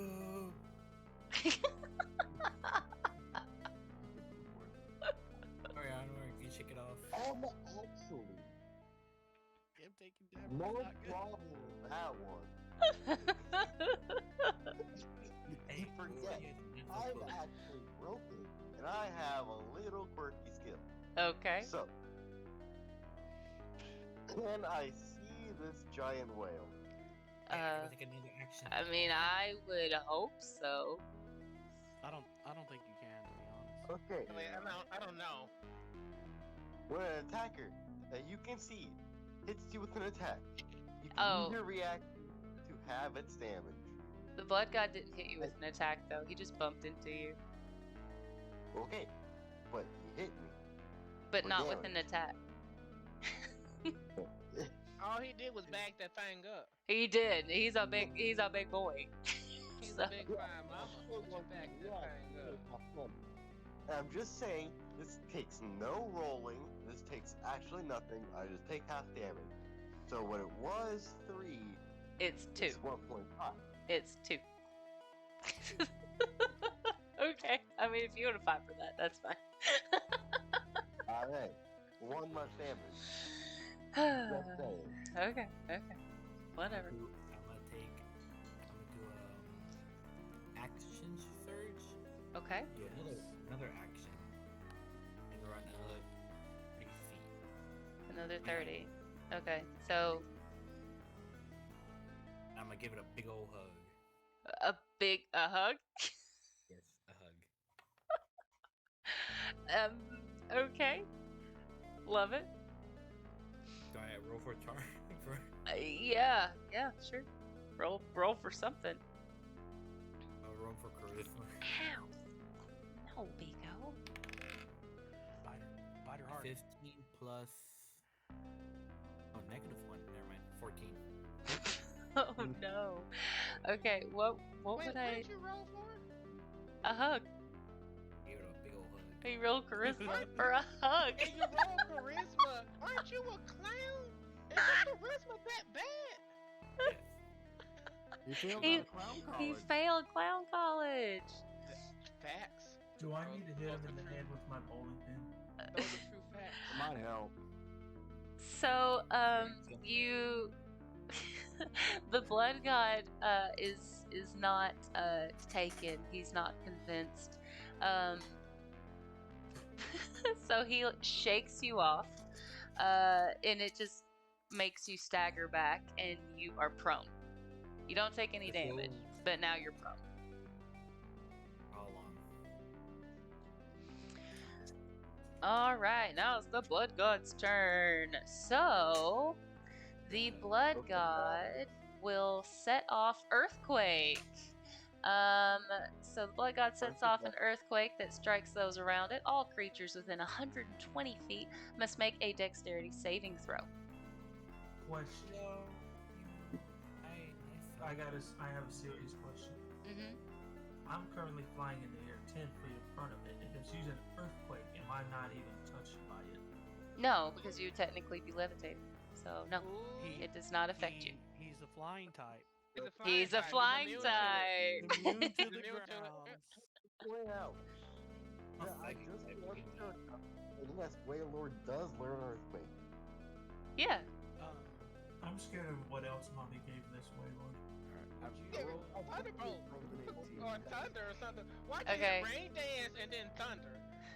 Alright, this thing can have Blizzard, Avalanche, Body Press, and Body Slam. This thing could do I will be surprised if it doesn't have Iron Head, Zen Headbutt. Oh, this thing definitely has Toxic. All right. So any. Fissure. Okay. So Mommy, I want to Yes. be sure I'm good to go. I don't have to do nothing. No, you're good. You're flying. He can't hit you. You're all right. 26. Okay. Would you consider this an effect that we can see? Asking for a friend. I would 27. say. And would the ground be shaking visibly? I mean, I guess it's an earthquake. Thanks, friend. I like how you think. But also, it's not like a melee attack where something is flying that you could dodge. So I would say no, because earlier we said no for the earthquake. So no, you can't see it. Mommy, listen here. I You have missed backstory your for you. opportunity to argue earlier with the first earthquake. So no, you okay. cannot see it. Look, this is different. Okay, well, The because way because I can't see it, I got a 3. sorry. Oh, 4. Just saying. My bad. Okay. A Pokemon move Earthquake is different than real Earthquake is a physical attack. I mean, Well, I that's would hope cool. so, because the ground is attacking me. Yeah, This ain't a Pokemon's Waylord. This is Mombi's Waylord. that's right. Does well Lord have the ability Oblivious? It does. Just remember, I- this is Mombi's. This thing has I you assume bounce. so. That's Hmm. what Yeah, I would I'm really. She said I can't see it, so I can't see it, big dog. Let's keep this train rolling. Let's roll. I got 13. 18. Okay. Lounfy, what'd you get? 18. 23 for what? Oh, you're fine. Lounfy's fine. Onweir, I'm sure you made the dex save. 27. Okay, anyone that made less than a 15, you all take 15 points of bludgeoning damage. Holy crap. And Well, everyone I'll take else 7. takes half of that. Can I say Except half that- of the half? We only take 7 because we're raging, so we take half damage. Can I take Well, half of I the, do. I don't know if you saved or not. Like, I'm seeing this thing, and it's purposely attacking me. So I'm taking half of half, right? Yes. It is a purposeful attack. Alright, 4 damage. cool. What? Alright, and then we go back to Onweir. Now that I know my stabs don't work, go shoot it. Okay. I'm gonna use my regular bow this time because he's already blindfolded. That is true. What is the? Wait, what did I miss? Oh, Blindfolded? yeah, he's blindfolded. Onweir shot the bow of ties, and it blindfolded the blood god for 1 turn. So actually, he's no longer blindfolded. Well, how did the blindfolding affect the earthquake hit anyway? No, because it just crashes into the ground and affects everyone in 120. AoE. It doesn't have to Yeah. make a. It doesn't have to make an worry about attack. targeting. Okay. Okay. Yeah, if it done something where it like picks one person, then yes, it would have. I would have got a disadvantage. Okay. All right, so I'm gonna ask. I'm using my short bow, but I am in 5 feet range, so I'm gonna have disadvantage. Correct. All right, just checking. Anyways, let's see this. +8. 19 plus 8 is 27, and I have disadvantage. So let's see what I actually get. 19. That hits. Good. I deal 9 damage. Okay, and this is just normal arrows I shot the whale. with an arrow. Yeah. Okay. And then what'd you say the damage was? 9. 9. Okay, thank you. Okay. You all done? No. Okay. Okay, so sneak attack. Race is within 5 feet of the enemy. Mm-hmm. Oh yeah. So I I gotta roll my wisdom save. Oh yeah. So I do not need to be like at advantage to my sneak attack. So I get another 46. I got a 16. Thank you for being within 5 feet. So that's an extra 6, 10, 15, 21 damage. With So in you total, did a I'm sneak doing attack with your 30 damage. bow at disadvantage. Notice my sneak attack. It says I hit with finesse or ranged weapon. Okay. So I dealt 30 damage this turn. Okay. So what was your second round of damage? It was my sneak attack. I dealt 21 total damage. It was a 6, Okay. 4, 5, 6. Okay. If you're all done, Brittany, Can I? you can You still know what? move if you want. Can he run? Can he run away and hide?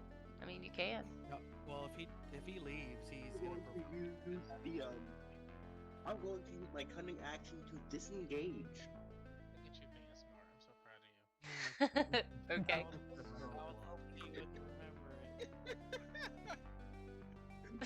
Well, you were wanting the blood god to like squash him. You do a pancake. I just wanted to use my. I wanted the blood god to give him a schmack and then for me to reduce the damage. Just to Okay. use the mechanics. Nice. Give him a pat on the back before he got you. Don't worry, you can still do that. I'm going to get hit.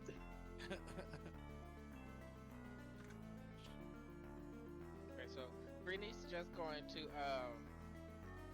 I mean, after the earthquake, she's stumbling, so now she's just going to, I guess, clumsily run forward. I guess her movement speed, so she won't quite get there to it. Okay. How close are you? I can move 40 feet. Okay, so you're within 20 feet. Yeah. Okay. And then that will be all. Alrighty. Brace. So this might come as a surprise, but I'm gonna schmack it again. Okay. Attack 2. Roll that attack. Out on the blood. Big numbers. Ka-chow! I got a Oh god. And you whiff again. The blood god just levitating in front of you is just really hard for you to hit. He's toying with me. He is. He's just I'm not dancing u- I- around. I haven't used this axe, so I'm not quite attuned to the heft of it. Yeah. As far as actually swinging it. You know what's funny is I'm imagining the blood god just like as it's levitating, is kind of like moving about 3 feet up as Brace swings, just like whoop. Whoop. Yep. Just like on a pinata on the Yeah. string, just like, Oh, you almost got me. Oh, you almost got me. How is Grace missing and I'm hitting? We're next to each other. I just want you to know that I have a +8 to hit, by the way, and I'm still not Oh my god. Okay. with this axe. That's what I have, okay? Are you I roll. are you gonna move at all, Brace? No, I'm just gonna stand there and glare angrily at the blood god. Okay. Rollin, your turn. Yeah. This is so short notice. I'm trying to come up with a plan. What do you mean short notice? I got an idea. Hit it. Hit it with that. Hit it with the bowling pin. How much more would I have to move to be right where his blowhole is? You would have to move. So he's 10 feet away, and the blowhole would be in the center, so that's another 7. So it would be 17 feet exactly by my calculations if you're flying over his head. I think you're I wrong. don't- Make it 16. I don't think that's correct. Wait, He just who gave knows, it a who whole knows bunch of the numbers. anatomy of a waylord? That's not quite right. So I would say it's about a fourth of the way. So you would have to move. Let's see, 27. You would have to move 30 feet to get to the blowhole. I will do it. Okay. Okay. So you are on top of blood god. I need to ask because I heard it, but I forgot it. What's it resisted to again? It's Slashing. so far, you know, it's resistant to slashing damage. Alright, so as I'm studying my character sheet, I notice I have what's called a rapier. Yep, it's a sword. And I want to take it and stab it through the blowhole. You are determined to put something phallic in something's hole. Thomas, I have So- a better idea. So that's still slashing, and it's also already a Incorrect. hole. That's Incorrect. poking. Might So- I recommend putting? Oh, your so you're rolling making it pin in piercing because you're punching a hole in it. Okay, I see what you're doing. Because on a whale, the weak point of a whale is its blowhole. He's making a second blowhole. Yeah. Okay. No. Thomas, you should What? put the bowling pin in there and have it randomly explode inside of its blowhole. Man, I love metagaming. Okay, so roll for an attack. Can someone tell me where I click for that? In your inventory, under whatever weapon you've got equipped, you can it should say hit /DC, and then your modifiers. Alternatively, I guess you could do the math. Maybe. Alright, so that is 1d8. Okay. Oh no, I have to roll a d20. Yeah, you have to roll for attack. See if it'll hit. I'm not used to this. The world is away.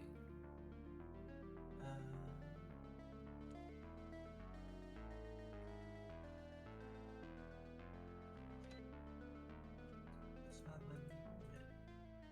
You So click in on, the- like, the number under hit DC next to your rapier, so it'll be like in columns. It'll be attack. It'll list your rapier range, probably 5 feet, and then your hit /DC. For me, it's a +6. If you click that, what would be the +6, it'll roll your attack for you. Mm-hmm. So do I do that under inventory? You go Yeah, under your attacks. Mine's under actions. Yeah. Yeah. Oh, okay. I see.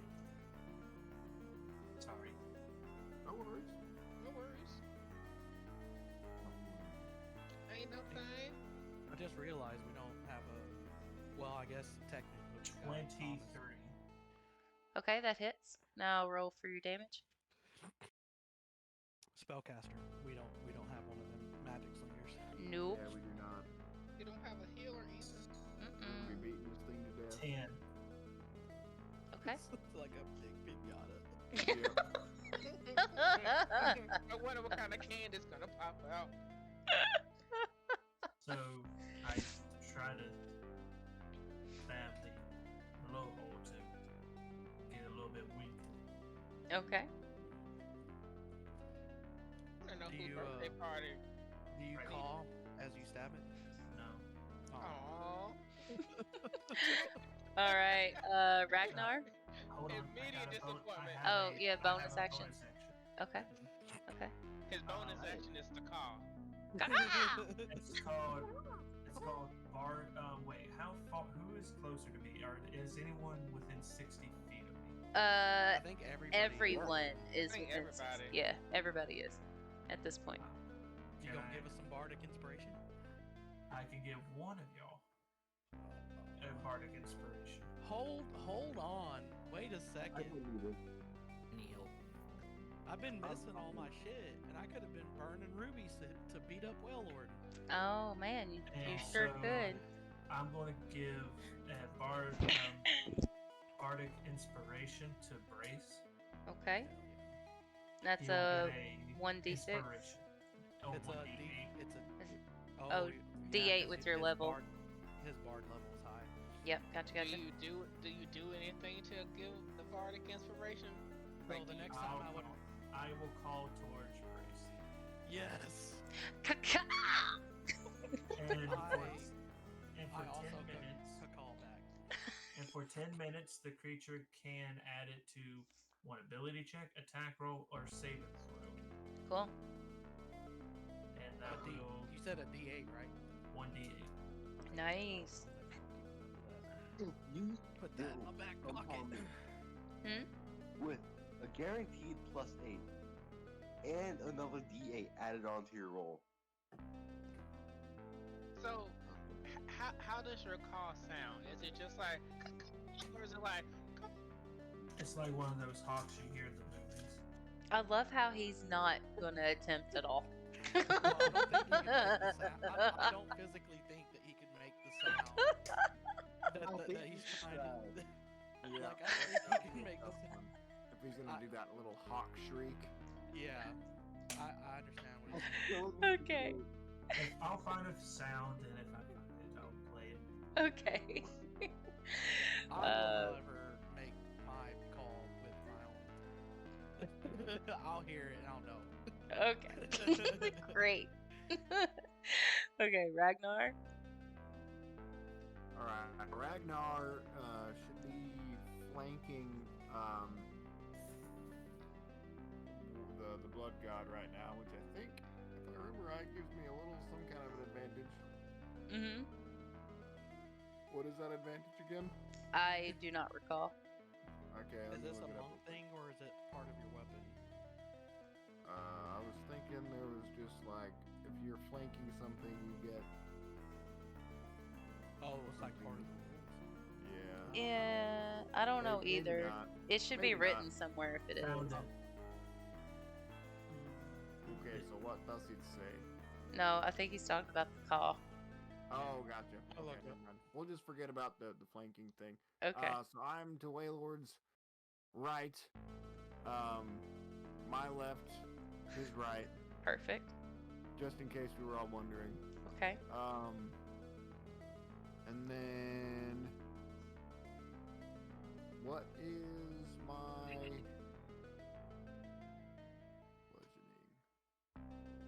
Flanking will grant advantage if. Okay. so chooses. Yeah, that's If fine. that's up to you. It's not a rules as written thing, but in previous editions, flanking bespoke advantage. Okay, See, sure. see, Why see, not? see. Okay, for the attack roll. All right. So on my attack sheet here for my quarterstaff, I've got a spot where it says 1d6 plus 3, and then below it in gray it says 1d8 plus 3.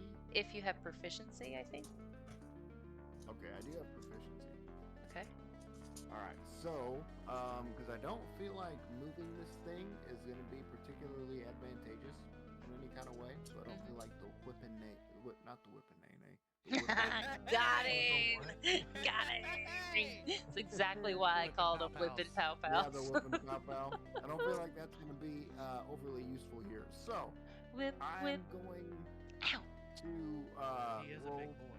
Mm-hmm. Yeah, roll to attack Now what hit that pound? the blood god. Okay. Roll that attack. 18. That hits. Okay, and then I do, and I get to attack twice. Okay. Oh, watch him whip, whip. Watch him pow pow. Oh, I got my quarterstaff, so I'm like, whipping that thing. Well, I guess I am kind of whipping that thing all around my head, like building up some momentum, and then I rolled a 6 Question. plus 3 is 9, plus 4 plus 3 is 7, so 16. Okay. Are there people watching us? Oh yes. Mm-hmm. A lot. Like we're like in a now you said we're on a beach, but I assume we have spectators. Oh yeah, everyone is watching behind you. I feel like the crowd would start like whipping and hollering for Oh no, Ragnar. no, everyone is watching with odd silence and rapt attention. How much damage did you say? 16. Okay. And then I'm going to take a bonus action. Jesus. I'm going to spend 1 key point. Which where do I do that? There it is. Boop. To do my flurry of blows. Yes. And that allows me to take 2 unarmed strikes as a bonus action. So I think I rolled a hit on that, if I remember right. Yep. So, I heard that. Ka-ting! yeah. But it landed on an 18 plus 6 is 24.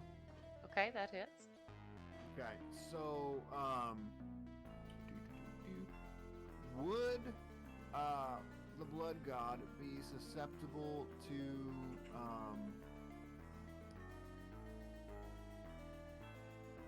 let's see. Well, I guess I don't know that. I'm just gonna do a bunch of damage. All right. that sounds wonderful. When in doubt. Let's not overcomplicate this, huh? So now I'm gonna roll 2d6s. That's a 6. So plus 3 would be 9, and then that's a 3 plus 3 is 6, so 15. Okay. And I end my turn. All right, Louncy. Not bad. Is I Sure. already kind of know what I'm gonna do. Okay, now remember you are prone. I know. You go hug it again. Can I get up? Yep, that'll take up all your movement to get up, but yes. Okay, wait. Can I? How do I say this? I'm like on the ground, right? Since I'm prone. Mm-hmm. I launch myself from the ground. Okay. You still have to get up. You can't just like flop like a fish and then fly up 20 feet. you gotta get up. Yeah, I guess I gotta get up. Yeah, you gotta get up. I don't wanna get up. I'm too tired. Just flop like a fish. Like a brewski. Yeah, I'm just gonna get up. Gabruske. Is that my action? That's your movement. So you have your movement, then you have an action. So you can still do something. You just can't move after you stand up. I shall hug it again. Okay. Make that charisma check. I got a 19. Okay, that's actually successful. What are you trying to accomplish? You just want to hug? Hug so I can later betray it in the future. Oh wow, Oh no. Good lord. that's goodness. awful. Oh boy. That's Oh, boy. Get into a awful. false sense of security. Yeah. What's he's basically so What are you Clownfee doing, has play just rough? become what's the clown in it? Pennywise. Yeah. Clownfee is now Pennywise handing the blood god a red balloon. Oh no. We Okay, all well float down here. the blood god is very like, oh, all right, and then he makes if you want to play sound 5, he lets out a call in appreciation. Are you serious? If What? that's how we beat the thing, that's gonna be hilarious. We beat it with friendship and betrayal. Wow, Betrayal. that's so terrible. Wait to be killed, blood god. All right, now it is the blood god's turn. Okay, let me see. Let's do.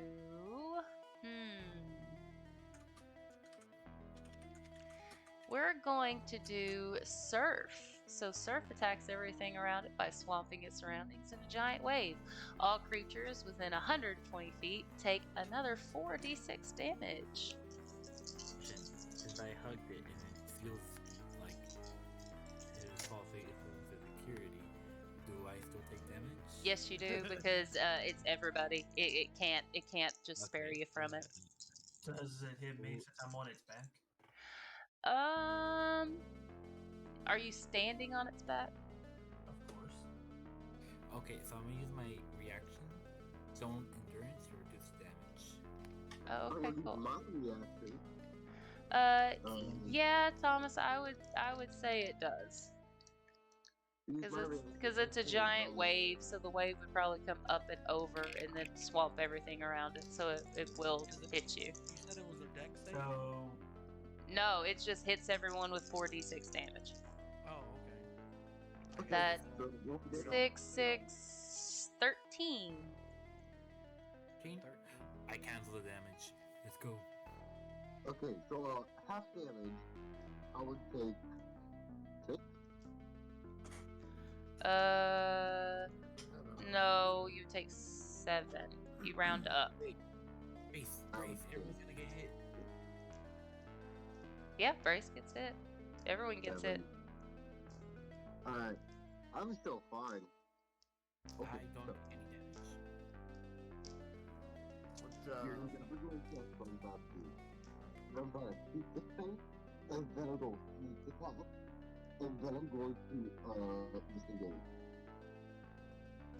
So Mombi, are you rolling for attack on these, or is there any chance for us to dodge? Not for those. I'm not targeting one person. It hits everybody around me. So I use my one and dodge, which I am quite happy about. Okay, so it's my turn, right? yep. Got it. So it knows earthquake and surf. Mm-hmm. That doesn't No, mean it's combat. disengage. Do what? Number 1, natural 20. Okay. And then number 2 is plus 8 is 22. So 28 and 22. Okay, and what are you doing? I'm using the bow tie. Okay. Because even though it's a little bit less damage, I like the blind. Okay. Okay, that's 6 damage. And then I'm going to use my sneak attack because Brace is within 5 feet of it. Okay. So what yeah, just tell me your total damage and what are you sneak attacking with? My bow. Okay. Okay, so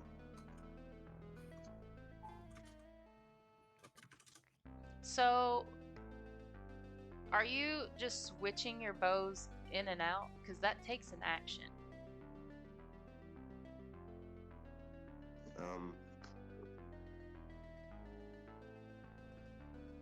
I mean, it's fine for this one, but if you're gonna start switching in and out weapons or like unequipping and equipping stuff, that takes an action. So, but we'll. Very good. I have never been called out for that. Okay. we'll do it after this one. But Okay, just so you know, because you can't just be like, oh, there's 2 bows in my hand. Okay. Should I go back and roll damage for the other bow? Because it's the exact same to hit. I just do different damage. No, we're gonna like it's fine. It's fine. You sure? Yeah, it's we'll. a really easy change. It's okay. We'll start after this Alright. turn because I think Z did it also because he went with unarmed strike and then Alright. also had his quarterstaff and stuff. So Oh, because the unarmed strike is a bonus action. right, but you're armed. Oh wait, no. This is my. It's just a different action entirely, but like, I can still do it. I still do it. understand it's a different action, but you still have to use an action to get rid of a weapon and to get a different weapon, or to go from not Yes, but having it a just weapon says to that I having can a weapon. It just says that I can use a ranged weapon or finesse. Right, Like, it never specifies that I have to use the same one. but you do have to if that's the one you already have in your hand. So to get another one, you have to use an action to switch it. I mean, it doesn't say that, but go ahead. I'll play with that. Anyways, I forgot what I just rolled, so I'll roll again. Okay. 8, 12, 18 damage. Extra 18. Okay. So I think I just did 24 damage? Alright. Okay. Brene. Alright.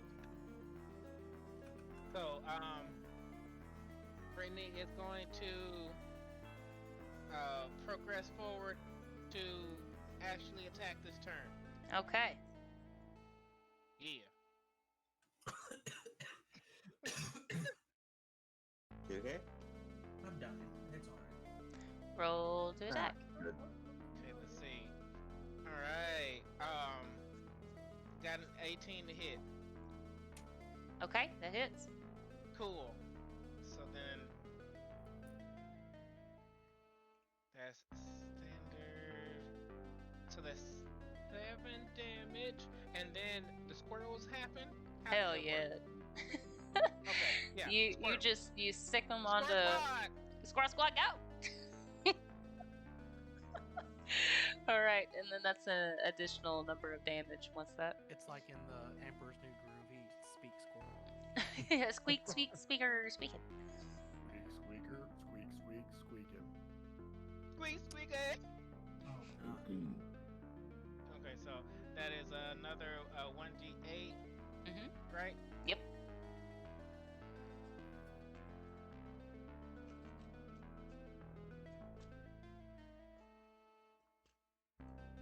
Nice. So I roll an 8. Do I add anything to that? 1d8. Oh, just plus 1d8. Cool. So.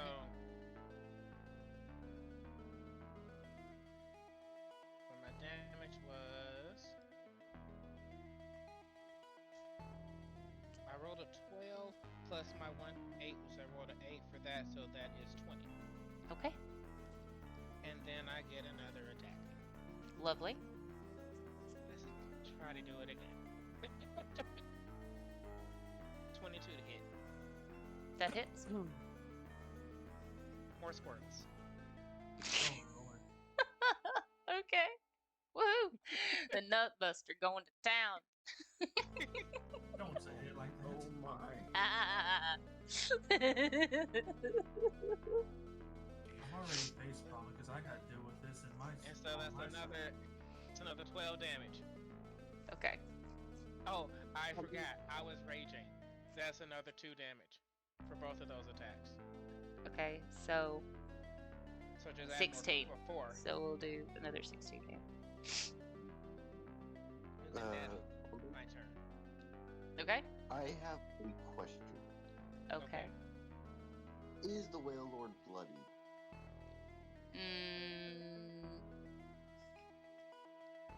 No. All right then. Bloodied? I'm pretty sure you know this, but I don't know. Half health. No. No. Not No. even close. No. You expect. I need Red Bull. No. Need another cup of coffee. You're gonna be here for a while. I mean, it is the blood god.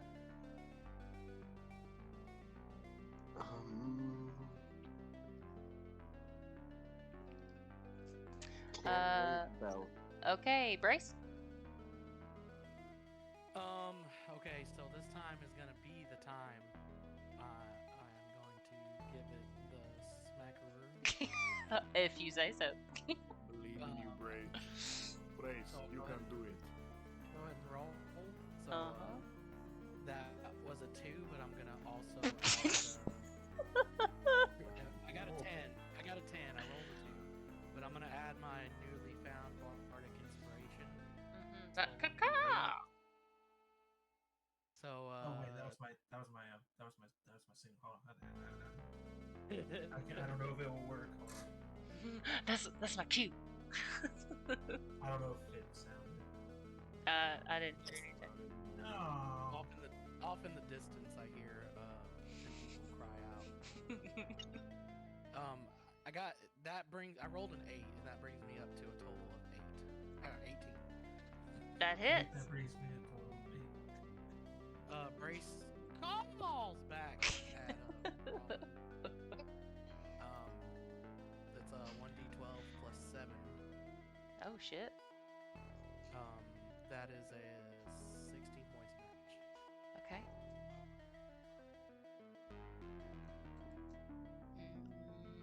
Okay.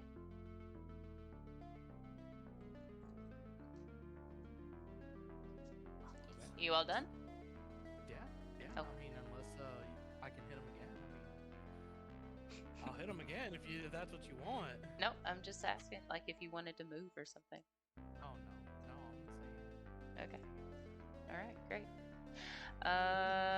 Rollin. Okay, first question. How close is Longfeet to me?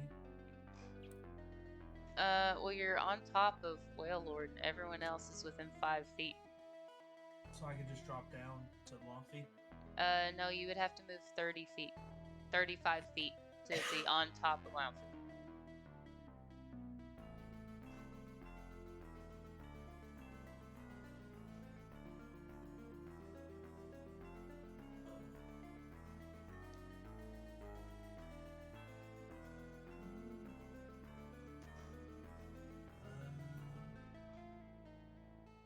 I don't know what to do.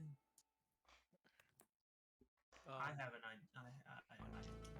Embrace the power of the phoenix. Stab the blood god in the back.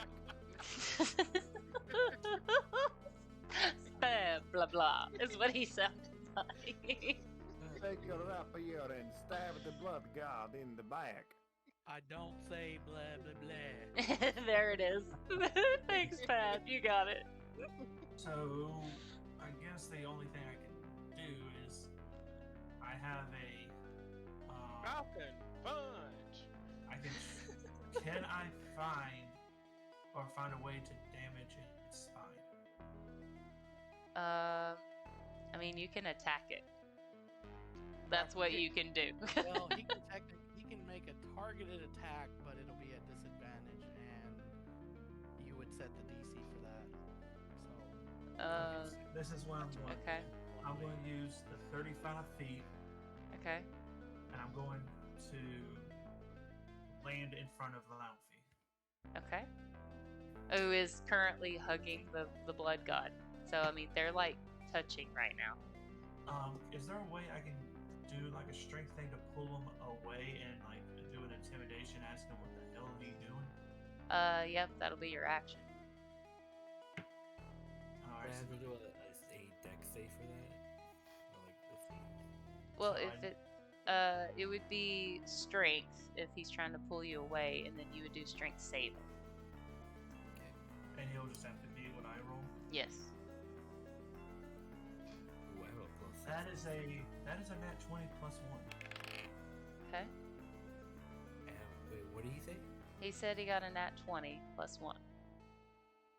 I have a 18 plus 6, 24.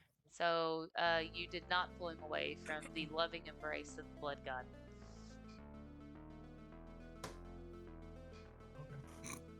Okay. All right. So we go to. Wait, hold on.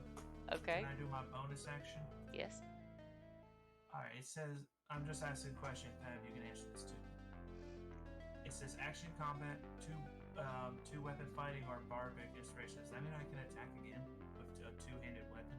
So when you do two weapon fighting, that means that you can. It's essentially a way to dual wield, but like you would have to have two weapons that have the light. You the light basically need like 2 daggers in hand, and right now you have 1 rapier, so you can't do But- dual wield because you don't have anything in your offhand. The problem with dual wielding is that, or with the two weapon fighting, is that the two-handed weapons just outright deal more damage on average. So it's actually just better to be able to wield a two-handed weapon than to two-weapon fight.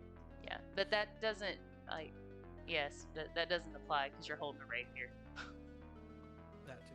And a rapier, I don't think is considered a light weapon. I don't think it's got the light trait. I'm not It sure. would have to be like daggers and hand axes and Little things. yeah. I guess my turn's over then. Alrighty. Ragnar. Alright, so just for clarification, I'm currently using my quarterstaff. Yes. If I needed to pursue my bonus action of an unarmed strike, how would that work? You wouldn't be able to do that because you are not unarmed. Because you're holding a quarterstaff. Okay. When you use the attack unarmed strike or monk weapon on your turn. For a monk weapon, is that a monk weapon? The quarterstaff is a monk weapon. Well, there you go. Okay. Boom shakalaka. Alright, I just wanted to make sure, so I didn't want to break any rules. Alright. So I'm gonna go ahead and do my 2 quarterstaff attacks. Swirl it up above my head and do a hiya. Hiya! That is a nat 1. Okay, so with the nat 1, you actually whop yourself in the head, get 3 points of damage. Wow. Okay. Hey-ya. Hiya. Ow.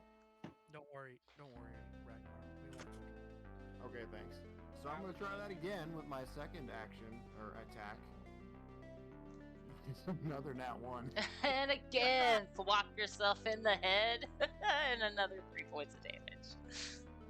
Does the well lord like start laughing? Yeah, Probably. if you want to click music 5, you hear another really loud call. Alright.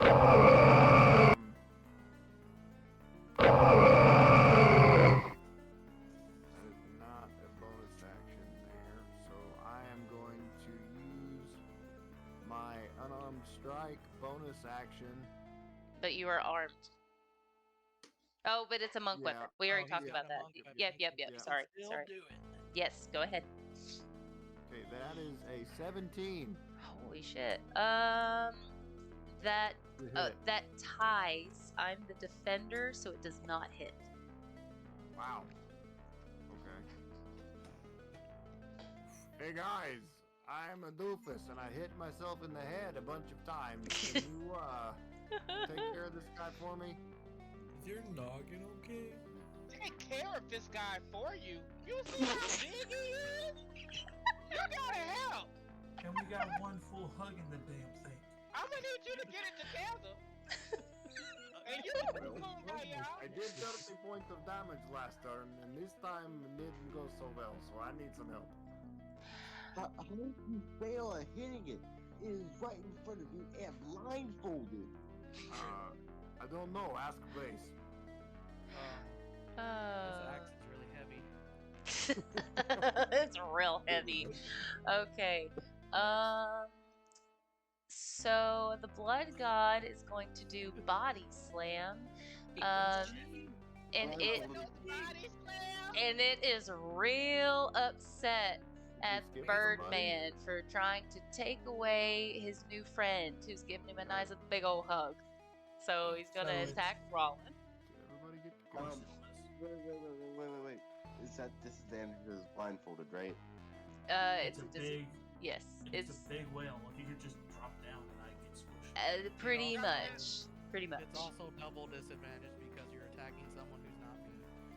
Okay. Double disadvantage. Do I roll 3 and take the worst of the 3? And if you do manage to hit him still, he takes half damage because he's also not me. Well, that's great. And I mean, the blood god is not that smart, guys. He's a big old oblivious whale. Okay, let's be honest here. Okay, so I'm gonna roll 3 times and take the worst out of 3. That's a 13, and that's before I add stuff to it. 13. That's a 19. And an 18. So we do the 13 plus 7. Oh my god. So 20? Okay. All right, great. So now I take 4d8. Huh? I'm about to become it might as well be pulverizing pancake. Hell yeah. And then, okay, so 4d. All right, move over d6. 4d8. Okay, that's a 1, 2, 8, 15 plus 4, so 19 bludgeoning damage. I use my reaction for Spirit Shield and reduce that damage by 2d6. Okay. Do you roll that or do I roll that? Already have, right? Yeah. So it goes she to. would reduce it by 2d6 and then half it. Okay, so I'm rolling 2d6. That's a 2 and a 5, 7. So 12, and then by half, so 6 damage. This thing is fluffy. No, you better It's stop. so fluffy, we're gonna die. My spirit guardians rush over to Rollin and more or less just hold their arms up to kind of try to stop the weight of Whale Lord, but he is too heavy and still manages to crash on down through. I'm assuming since it was disadvantage, I'm only squashed halfway, and I'm like, breathe. Or Yep. it's one of those situations where like Your ribs are he's creaking. coming down and they just barely stop him in time, so he doesn't get crushed all the way. Man, yeah, that would have been pretty hard. Got down really fast. You have like some back pain. Well, I mean they're ghosts, so Yeah, they're don't think- okay. They I can don't make think it. that so All right, thanks, onward. Pawpaw. So you did skip me. What? You're still hugging me. Are you still hugging? Oh, I didn't. Did he take Lumpy with him to Yeah, Boston, Rob? yeah, he did. Okay, Lampy, go ahead. I thought I heard you say you were just still gonna hug him. Okay, go ahead. It actually depends where he is hugging the lady. Question: how far am I to his eye? Oh, He's like 20. He's 20 feet tall. So I would say That's so the creepy. mechanic. no. He's the more. mechanics He's for climbing are he's like 10 feet tall. He's 10 feet tall. So I would say his eyes are about at 7 feet. But they're also Like, are you hugging him like right in the middle of his nose, like right in the middle of his snoot, mouth? I was hugging him from the side. From the side. Okay, so yeah, I would say it's like 7 feet above you. Okay. He's gonna climb a slippery way and say, I'm gonna gaze into I'm you. gonna climb up to his eye. Okay. Since that's my movement, I am gonna say hello and start biting his eye and entering it. You're gonna start doing what? You You're say gonna what? biting his eye? Wait, I'm gonna bite his eye. I'm gonna eat my way into it. Oh my god. Are we sure that Monty isn't the real enemy here? The hell kind of clown is this? Wait a minute. We get teleported to some weird dimension called South on base. Carolina, On and then base. Laufey becomes an eldritch horror. So, is that like an unarmed strike? Because it's your teeth. I don't know. What happens in South Carolina stays in South Carolina. I would. Okay, I'm gonna call it an unarmed strike because you're not armed. I would also like to point out that we got teleported and he threw up after we got out. He is also capable of eating whale eye, no problem. And Nice other one. boxes. What if Not- this is just his way of kissing Will? It's. I am really scared of Laufey now. What the I- fuck? And remember now, he looks like a sad, terrified clown. So he just jambled his way up a whale and said, I'm gonna put my mouth in his eye. Yeah. Yeah. Sounds good. That's Pennywise, 100%. Yeah, So, I I'm think- also- Can you describe the bite? Like this in is a great horror detail, movie and I'm describe the here bite. for it. I'm also gonna say it's half damage because Wailord is still blindfolded. He's got to eat through the time. He's got to eat through the tie, so it's gonna be half damage. So roll for an unarmed strike. No, Bobby. Oh, he has to attack Wailord first. made an attack. The blindfold's off. Well, we went out of turn, so we're having to backtrack because I skipped Laufey. Well, fun fact. The blindfold. Since is I off. like befriended him sort of, I have advantage. No. No, you don't. Hold on now, hold on. I got attacked because I took his friend away. Or tried to take his friend away. Yeah. You did say his new friend. Oh, I guess that. All right. That's Yeah. all right. Okay. Oh no. Take advantage on your attack. Go ahead. He is an entire elder lord. This 20. is terrible. That hits. Oh god, he's gonna do it. Unarmed strike. I'm leaving. With your teeth. Unarmed strike is gonna be 8. 8. Did you say it's gonna, the number 8 or is going to be A? Okay, so 5 because the blindfold was there. Question: Am I able to eat through his eye? No, you're not able to eat through his eye. You just go Okay. no. You aggravated him. And now you pissed him off. Yeah. Yeah, you're not his friend anymore. Over. No, you can still play it off like you're just trying to hug his eye. if you didn't break through. I mean, he's Just- real confused. Aggressive petting. You simply trip. Aggressive petting. Oh god. Chomp chomp. Alright, so then it is on your turn. Oh, my turn? Uh-huh. Shoot the whale. Well, first of all, Are you still 5 I'm feet? Where are you? 5 don't- feet. I Okay. don't think he ever moved. Okay. I have not moved yet. I am shooting a whale. Okay, roll with I'm disadvantage. trying to visit you. Which bow do you have? Well, Ronald be eating his eyeball, so no more blindfold bow. I'm using my actual bow. Okay, but you had the... Which bow did you have last? Well, the last one I tried to use was my actual bow. Okay. So that is what's in your hands now. Okay. So Yeah. go ahead. And I'm going to, first of all, going to move 25 feet back. Okay. So that puts you at third. Are you gonna take an attack of opportunity? I sure am, and we're going to do No, a bot. you are not. Why not? I disengaged last turn. But that's not this turn. Not this turn. That's not this turn. Small problem there is that I have my cunning action, which is my disengaging. Happened before this. I can use. But you didn't say that. You said you moved. So I get an attack of opportunity. And I'm going to body slam your 3-foot ass.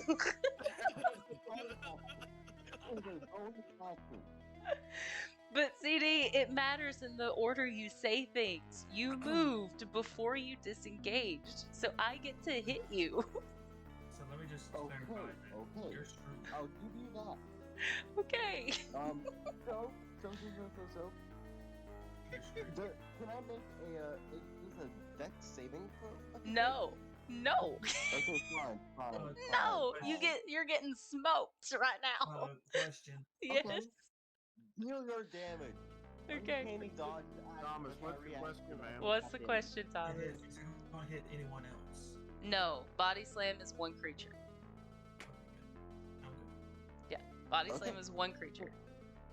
Do your work. Oh, she is. Okay. Just, I want you to know that if you use your uncanny dodge now, when she attacks on her turn, on her actual turn this round, you won't be able to use it then because you've already burned Right. 3. Okay, quick question. Last time when you randomly started talking shit, didn't you get hit real hard? Followed by you. Yes. Okay. So that is a 24 to hit. This is crazy. Good job. You hit me. Now what? Okay, so now we get to do 4d8 plus 4 of bludgeoning damage. That is, let's see, 7 plus 7 is 14 plus 5 is 19 plus 3 is 22 plus 4 is 26 damage. He takes half. So I did 13 damage. Well, you take half of that as well because Mombi's attacking somebody that ain't me. Ooh, good point. Good point. Brace is saving your life right now.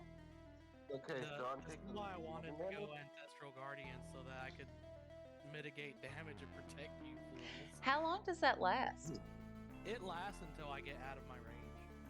How And I long's can your rage? How long's My your rage rage? is an hour. Ooh, that's a one lot minute, of turns. A minute, which is 10 Oh. rounds. Okay, yeah, we're not Well, I 10 have, rounds yet. I have 4 rages too, though. So Okay, cool. Yeah. So, is there anything else I need to get rid of? no, I already used my reaction, and I won't get it back until it's my turn again, so I can't reduce the damage any further. Thank you. I'm at. Okay, that's fine. But and I just want then- you to know that you use your uncanny dodge to Don't worry. have it again. Not my So only dodge.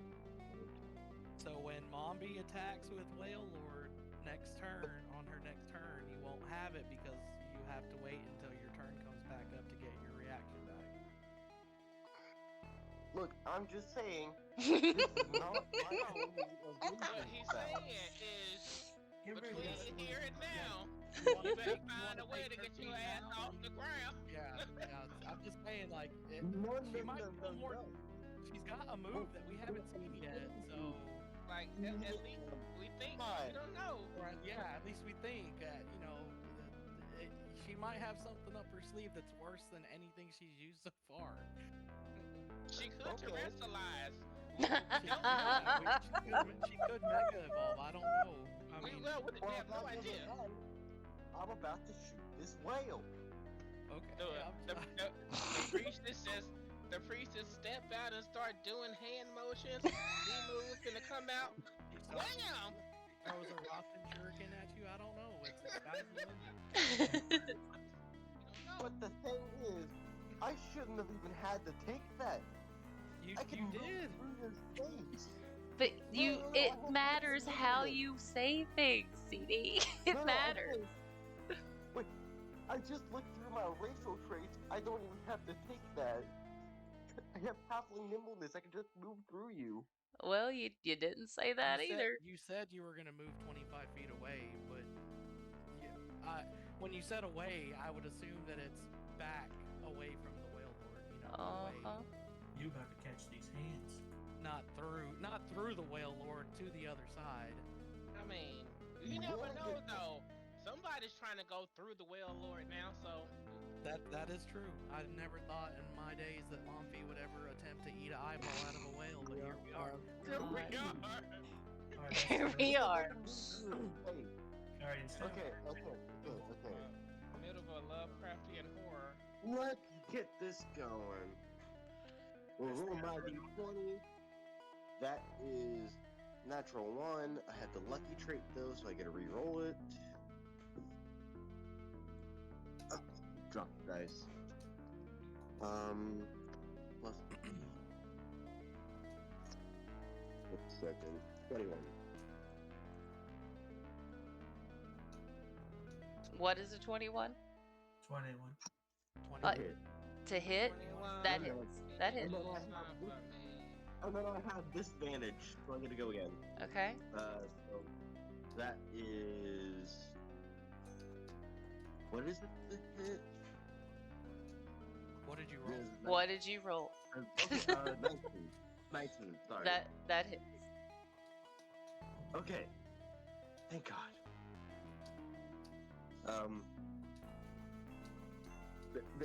This game was out to get me. I rolled that one the first time. I'm happy I have my feet. Short bow. I'm just gonna whack it. 1d6 plus 5. That is 10 damage? Okay. Okay. And then I'm using my sneak attack, 4d6. So 5, 7, 9, 15. Take 15 damage on top of that. Okay. Who is typing? I'm sorry, I was typing something. That was me. That's okay. It's just kapow, kapow, kapow. At first, I was like, "Are you doing this in time to see these attacks?" Because that's kind of funny. That joker is that joker is loud. It's clicking. Well, nothing compared to Mommy's. Mommy's keyboard takes the cake on loud keyboards. Mommy's keyboard is louder than yours, but Well, yours is I think it's quite also loud. because I like slam keys. Like I need to break my fingers. Why do you abuse I the don't. keyboard? I don't mean to. You should see how I write on a paper, though. Like you can barely see it because I can't push Barely down a illegible. pencil. Yeah, I can't push down on a pencil real hard, so I make up for it on keys. You will understand what I want to say. Kapow, kapow, kapow, kapow, kapow. Transcribe it now. Alright, Weir, you done? Oh yeah. Great. Pretty. All right. Brittany's gonna go for the nut buster again.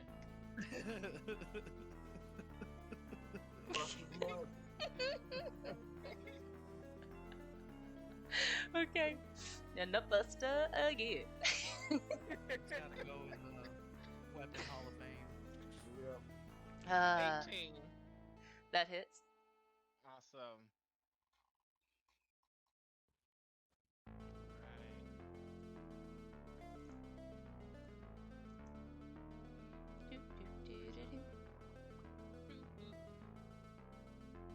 And then also squirrel. Squirrel. Love it. Squirrels.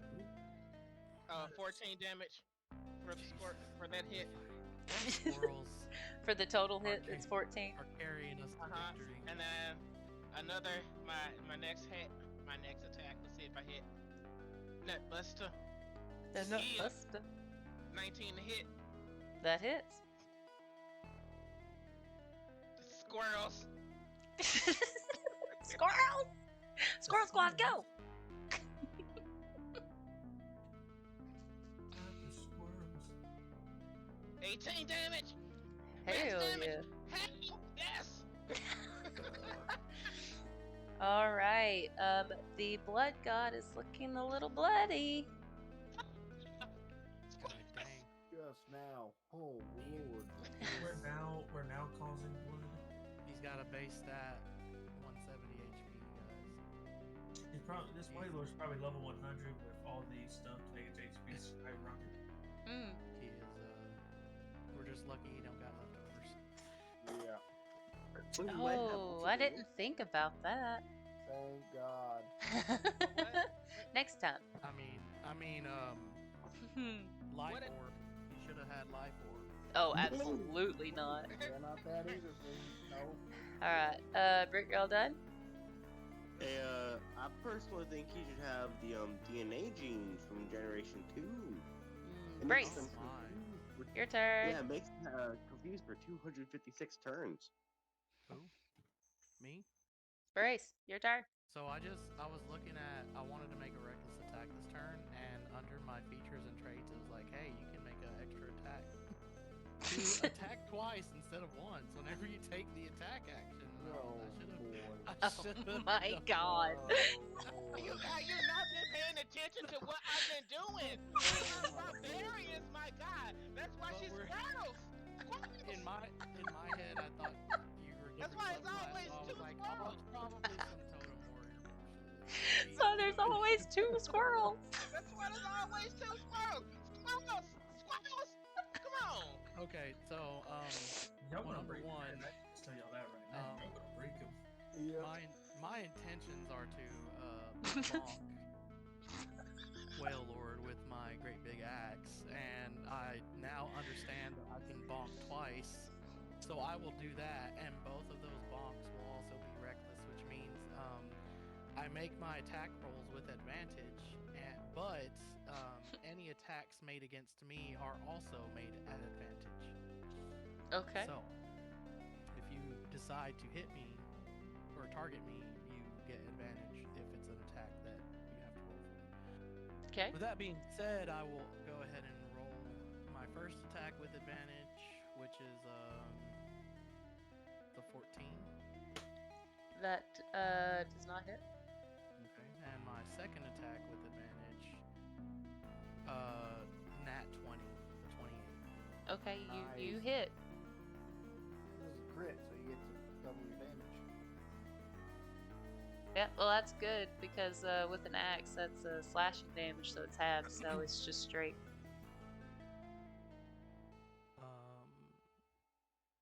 19. Okay. 19. Sweet. I rolled a 1 on one of my d12s. Wow, that Can you have sucks. the lucky feet? Look through your feet and see if you have lucky. You never know. I don't have lucky. I'm a dragon. That's not a thing. I mean, are you sure? You didn't Brace. attack twice. I forgot I had it. I only figured it out last round. Brace raises his axe aloft and plays a mighty rift on it, and then hits Whale Lord in the head for 19 points of damage. Nice. And I'm done. I'm gonna stay here, away from people, in case Whale Lord beats me up and I have to hurt others. Okay, Rollin. Okay,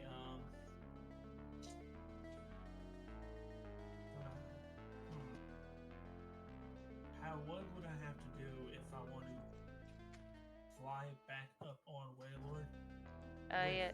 with Yeah. Brace? That will be both of your actions. You won't be able to I'm- attack. I'm And then on the ground. But I'm carrying him. I understand that is your action to try and pick him up. You'll have to do a strength check. I am a big, thick boy. Mm-hmm. 19. Okay, and then do a strength saving throw. No, Brace. Oh, See if he can okay. pick you up. I get advantage on those too. Because I'm in a rage. Noise. Advantage. Dude, give me your roll skis. That is a 23. What did you roll, Rolla? 19. So you cannot pick him up. And that is, so you can still move, but you can't attack. I'm good. Okay. So do you just like stop, like as you're like perched on top of his shoulders? No, Well, he, I'm like- staying on the ground. Yeah, he like I would tries to assume pick him up. he swoops in and goes to like hook me under my arms, but he didn't realize how heavy I actually was, and when he goes to take off, I just don't go anywhere. Yeah, like Yeah. he wasn't flying. He was like standing on the ground.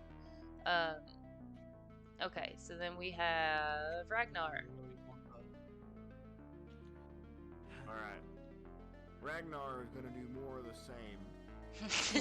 With a couple bonks in the head.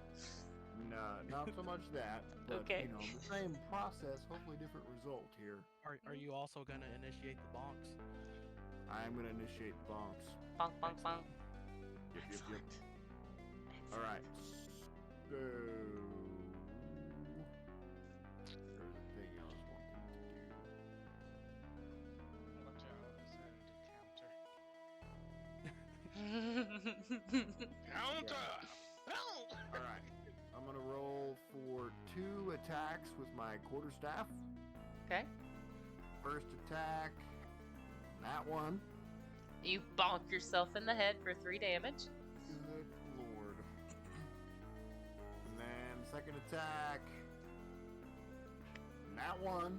Another 3 damage. Okay, you have to throw that dice away. This is Like that's ridiculous. 4 Ragnar. nat ones. Yep. I imagine Ragnar In a is row, he's almost. doing that nunchuck thing where he's spinning his staff around like, okay, this time I'm gonna get him.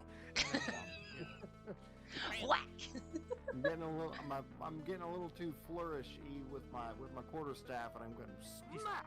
his drive to redeem himself after that last attack, he's overstepping himself. Yeah.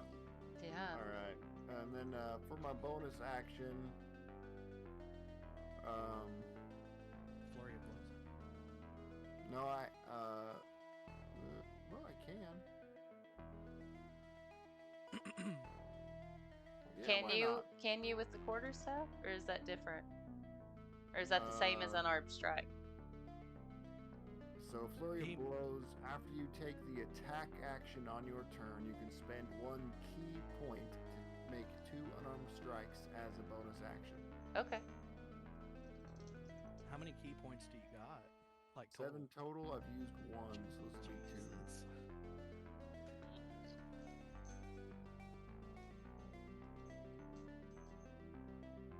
So you have to roll to attack? Yeah. Okay. Here we go.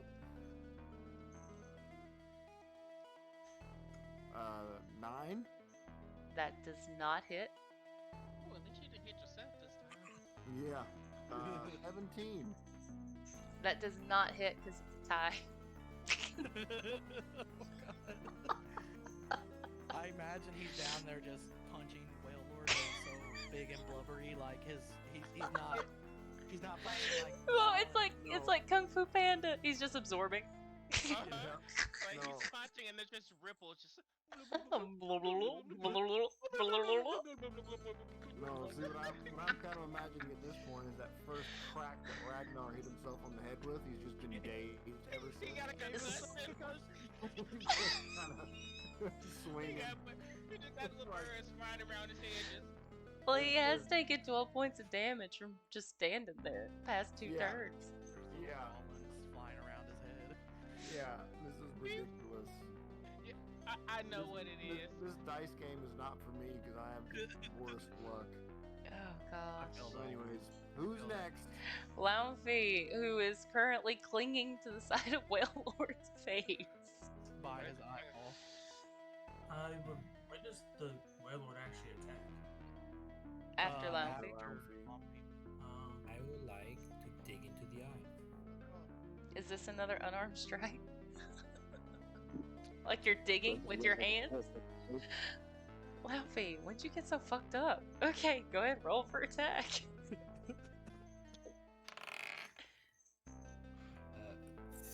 16. That does not hit. You like just swipe at air.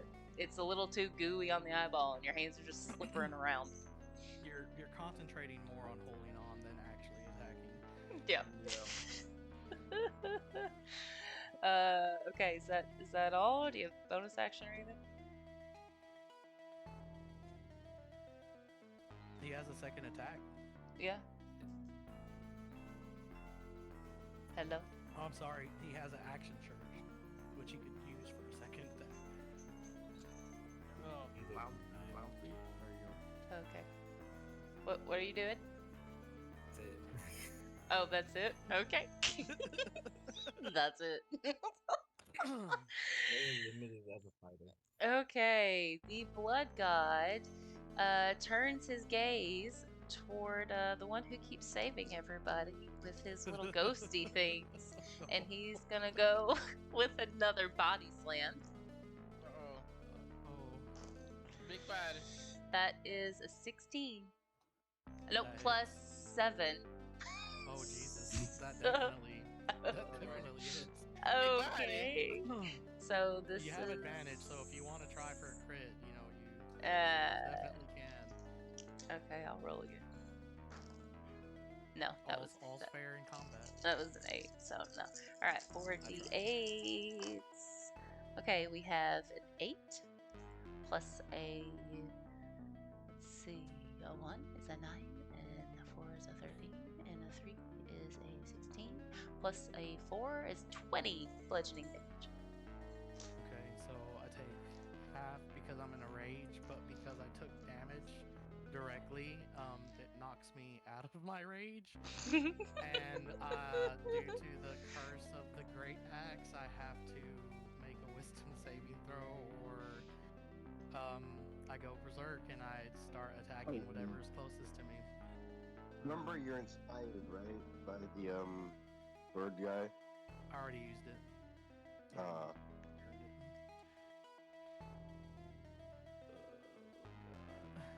Fingers crossed. Made a 16. I saved. Oof. Thank goodness. I was really hoping you'd just start swinging at people. Well, so the axe doesn't discriminate against who I'm hitting, but it does have to be the person closest to me, or creature closest to me. So as long as no one comes within 5 feet of me, Whale Lord will always be the closest thing to me. I'm the closest thing to you. Yeah, Oh, no. because he was right next to you because he tried to He pick was you trying up. to pick you up. That's right. He was trying to You pick me raised me up. It doesn't matter because I saved my wisdom throw. So But you're no I'm longer in not a deserving. rage, is that right? I'm no longer in a rage right now. No, Okay. So I can't use my my ancestral guardians fizzle out. and All right. Ruh-roh. Blood God's turn is And not to concern anybody, but I am looking bloodied. okay. Blood God's done. Oh, as am I. Oh dang. Oh no. As am I. Yeah, and most of that damage was inflicted by me. It's so dumb. It's so I am dumb. fine. I've been hit by every single attack, and I am not bloody. Hey, Yeah, because I've been mitigating all the I know. damage that's been done to you. Yeah, he might have been dead by Because I now. just like talking to people. Oh my It's he hasn't taken that much damage because he's the greatest thief that ever lived. with a That's more like it. That's the with a soul crushing fear of padlocks. With a soul Yep. crush your padlock. Alright, Onward's onward. turn. Yep. You can see where this is going. Over quickly. I'm gonna say you're Okay. gonna shoot, and then I'm gonna say you're gonna Gotta shoot the whale. I move back another 25 feet.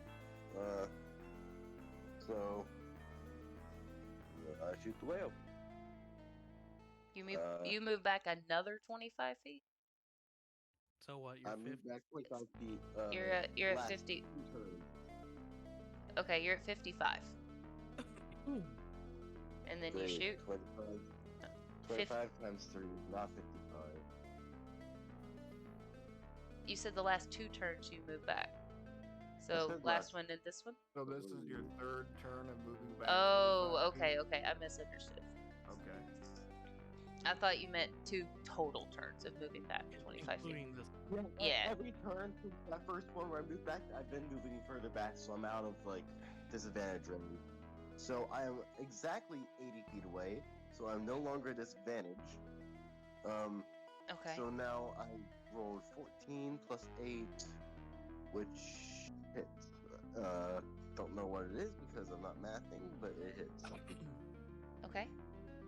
1d6 plus 5 is 4 plus 5, 9, and then I get to do my sneak attack, which is Wow. 46.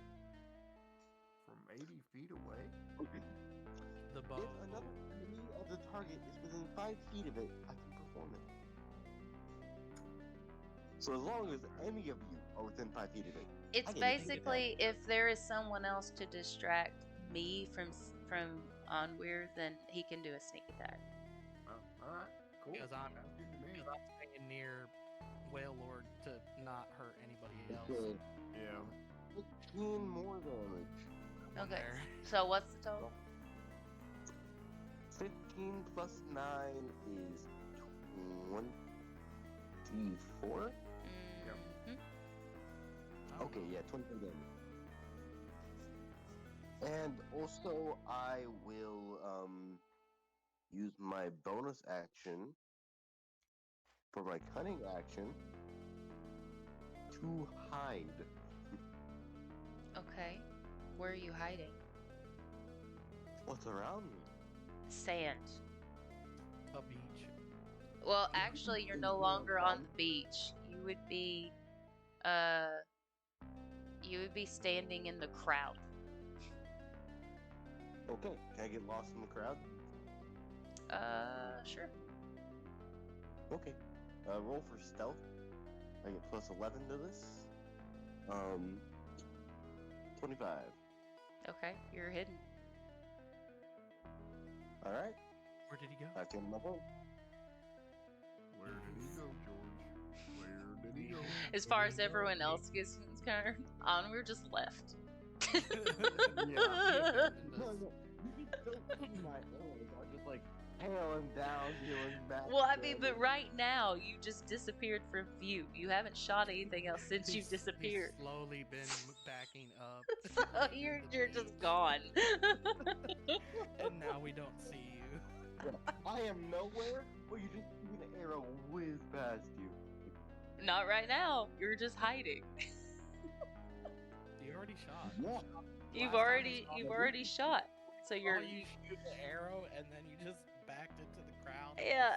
disappeared. as far as everyone else knows, you're gone. You left. I am safe. No, that's fine. I'm just saying. Everyone else is like he left. Where does the party think of this? Yeah, that's what I'm thinking. All right. Ari, if you're done, Brittany's turn.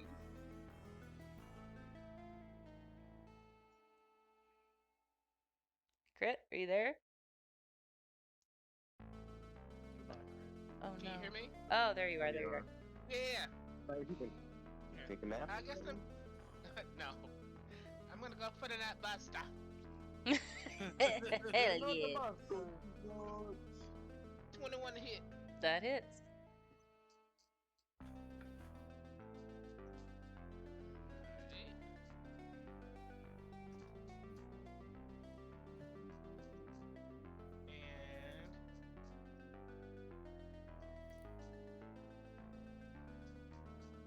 And 18 damage.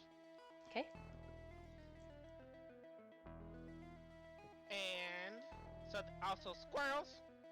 Squirrel. Part of that. Squirrels is part of that. Okay. Nutbuster again. Hell yeah. 17. Okay. Alrighty. Hold on one second. That was 17 was to hit. Did it hit? Oh, no, it did not. Okay, cool. No, because that's a tie. Okay. Alright. Squirrels return. Come back to me, my pretties. Alright. Brace, your turn. Squeak, squeak, squeak, squeak. Brace, noticing that Onweir has backed into the crowd and effectively abandoned us, is quite upset at the dishonor and flies into a rage. Oh no. I mean, you know. Flies into a range at Onweir. He flies into a rage because he is very how could someone who was supposed to be our friend just Leave leave us. us to fight a big ass whale all on our own? And in all honesty, Onweir has been dealing probably the most damage out of all of us next to Brittany with the squirrels. Oh, for sure. So he's very hurt by this, and he kind of starts to get the angry cries, and he goes into a rage again. Oh, poor Brace. And There's a big ass whale.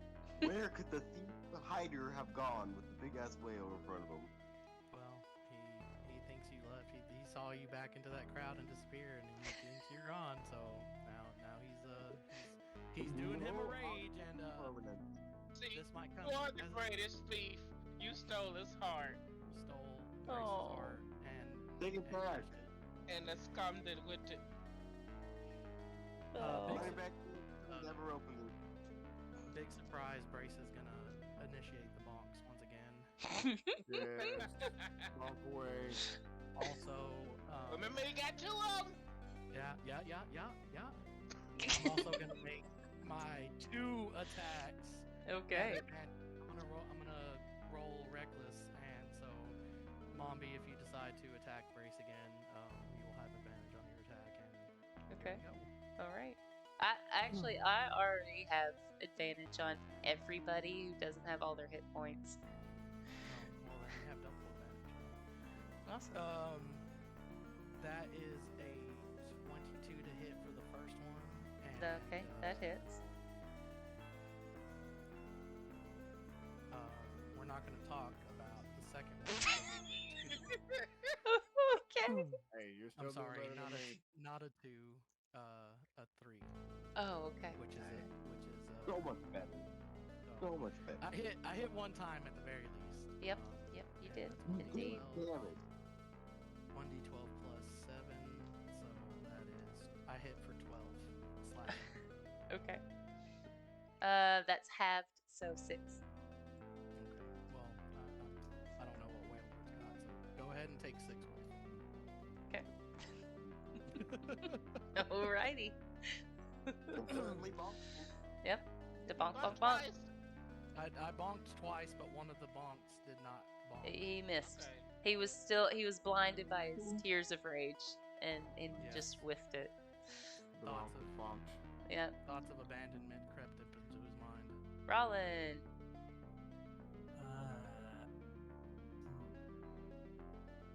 I want to try what I did last time. That won't work. No. Brace, you're too damn big. I told you you need to lose some weight. So chunky. Hefty. Brace weighs. I don't think you could have picked me up anyway because Brace weighs 300 pounds. So. I tried. He tried. He tried. Alright, so I'm going to take the bowling pin and look at it like, put this thing to use. He sees me bonk and he decides he also wants to bonk. Okay. Roll for attack. Okay.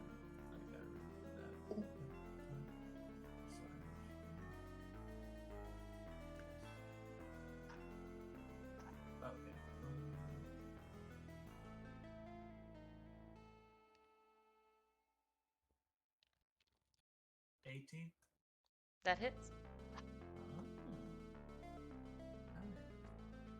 So it does 1d8 bludgeoning damage plus additional damage from the explosion. So I have to roll a d8 and a d6. Mm-hmm.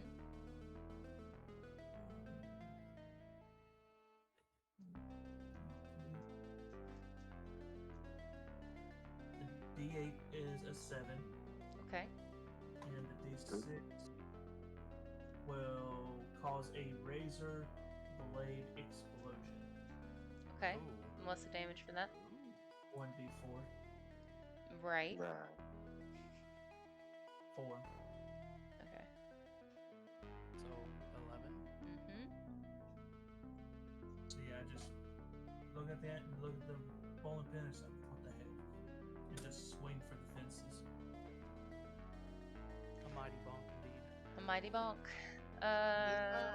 Ragnar. Is this a Hmm? is this a wild more, or does it belong to a trainer? Can we catch it? I don't think you're equipped with what you need to catch it. Ultra ball in your inventory there, Crit? Yeah. I think I stole one a few seconds back. What do you know? I have it says Pokeball. Man. Check your bags. Alright.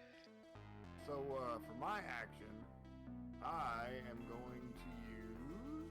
Stab yourself in the head. Where did it Yep. go? Where did it go? How'd that do? What's funny is like Ragnar is like fighting as if he's confused. Like he goes for the attack and then he ends up hitting himself. Oh yeah, it's basically a Pokemon battle through and through. Do you want a new D20? He's Oh afflicted no, by- I'm committed now. Oh, But God. I so can send my- mine over there. Mine's working fine. yeah, yours working real good. I'm gonna use my wholeness of body action, Okay. which regains 21 HP. Good God. Okay. Okay, rest. Mhm. You Yeah. can do that to other people. No, it's a monk thing. It's a self heal. Yep. Are, No, are just you a self-heal. sure? Yeah, I'm very sure. So I did that, So and not then as resting. my They just use bonus recover. action. Yeah, that's exactly what it was. But that's the only one I get. That is all gone now. Okay. So you're done? No, Oh, I'm gonna okay. use my bonus action Okay. to go for an unarmed strike. Okay. Here we go. Don't bonk yourself this time. Well, yeah. That'd be pretty bad if you punch yourself in the face. Yeah, well, I didn't bonk myself, but I'm not sure I'm gonna bonk Blood God either. 10. No. No. Yeah. So Ragnar is pretty useless this battle so far. Great.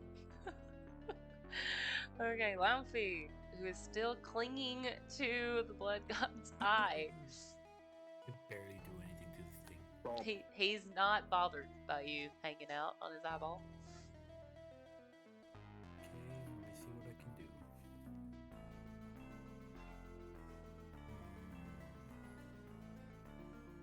Pretty much useless. Oh wait, I can attack again?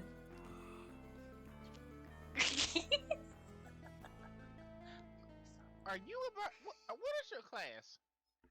I'm a fighter. He's a fighter. Okay. Who else gonna Very get you? Well, Oh dear. I want to stab him with my short sword. Okay. Roll for attack. With disadvantage because you're still clinging to the eye.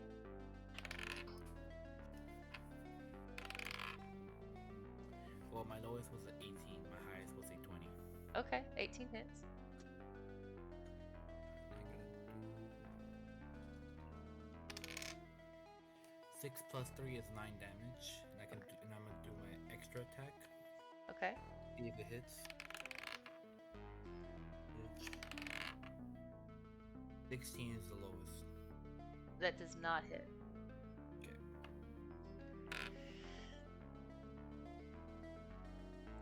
Oh, big stretch. He's So we're already moving into into the it. eye, stabbing into it. Okay. This thing has so much health. He does have a lot Alrighty. of health, and Laufey is scaring me. He is very scary. Laufey is very scary.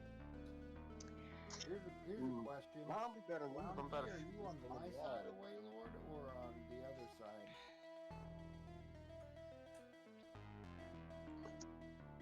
Do what? Okay, take your time. I asked if Lumpy was on my side of Waylord or on the other side. I would say the other side because he went straight vertical. So he'll be on the opposite side. Okay. And he wasn't like, I dodged around Ragnar. So. Yeah. I wanted to make sure I wasn't gonna have to prepare to dodge some eye juice. Okay, so we're gonna roll for hyper voice. Let's loose a horribly echoing shout with power to inflict damage. All creatures within 120 feet take psychic damage. So I don't do what? you call. There is no saving throw. That's not that level fighting. Hyper voice has 100% accuracy, so it hits everybody. Okay, wait a minute. Say the damage stuff again. Takes psychic damage. How much? Well, let's see. It is 5d d8s.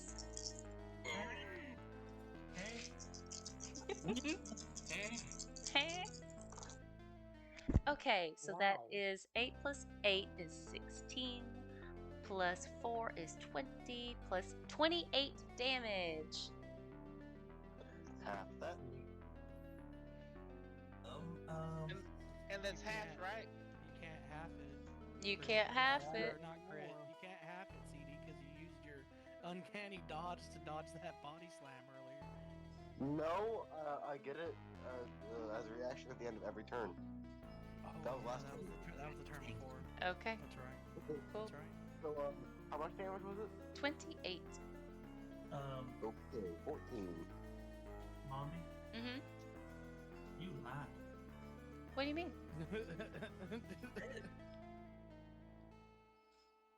Who is hurt So the you- most? So you're on death saving? No, you went above what I had left. I'm dead. Oh, no. Don't worry. Well, I will use my reaction to reduce Roland's damage by 2d6. Okay. Oh crap! How do I fix that then? All right. Okay, That so- is 12. So he only took 16 instead. Yep. All right. So are you dead? No, I'm at 10 HP now. Okay. So with the let's see, the blood god with hyper voice lets loose an echoing wail, and red liquid erupts from the top of his head from the blowhole. The liquid coats the blood god and all of its wounds and heal until it is fully restored. With another echoing call, more liquid bursts from its blowhole. The crowds cheer and raise their glasses, catching the blood god's blessing of the blood of its enemies. The liquid rains from the sky in a heavy downpour, also covering everyone in the party, and the blood god disappears back into the ocean. The red liquid drenches you and the rest of the party, dripping everyone in red. How do you react? Brace. Before the blood god can I heal one last time? Nope, he's gone. I run to the water and do a bird. You're getting the blood off of you? I run The to blood water god's and- blessing? I would like to make a perception check to see if this red liquid that is covered in that Brace is covered in, if it smells familiar. Okay, do that with advantage. Thank God. Oh, Never mind. I got a 5. Oh. You are just not sure. You're still kind of running high from all this fighting and whatnot. It's been a while. Does it feel like it has any magical properties? Do an Arcana check. Okay. Lampy is just covered in blood and has like eyeball parts in his teeth. God, Lampy is terrifying. 14. We're gonna get you a therapist, bud, whenever we It get is back. most definitely magical, because it's from a god, and you think that it has some type of healing properties since it also healed the blood god. And as the blood drips over onto some of your wounds, you see your skin starting to itch and feels like it's starting to scab over, but not quite healing you fully. Okay. Yeah, I was gonna do like a nature or a religion or something, and I might, depending on what I roll on that, I might just put it in my mouth. Okay.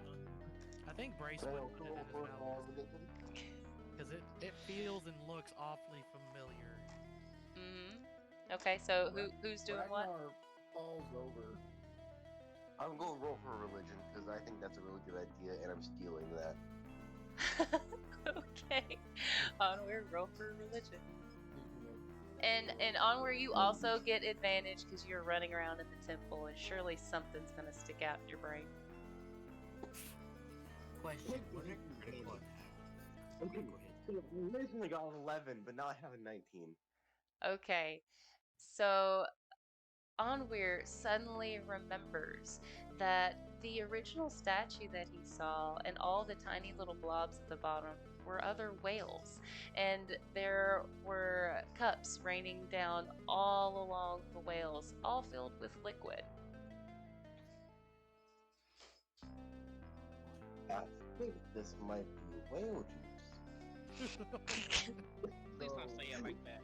Don't please Ragnar, don't.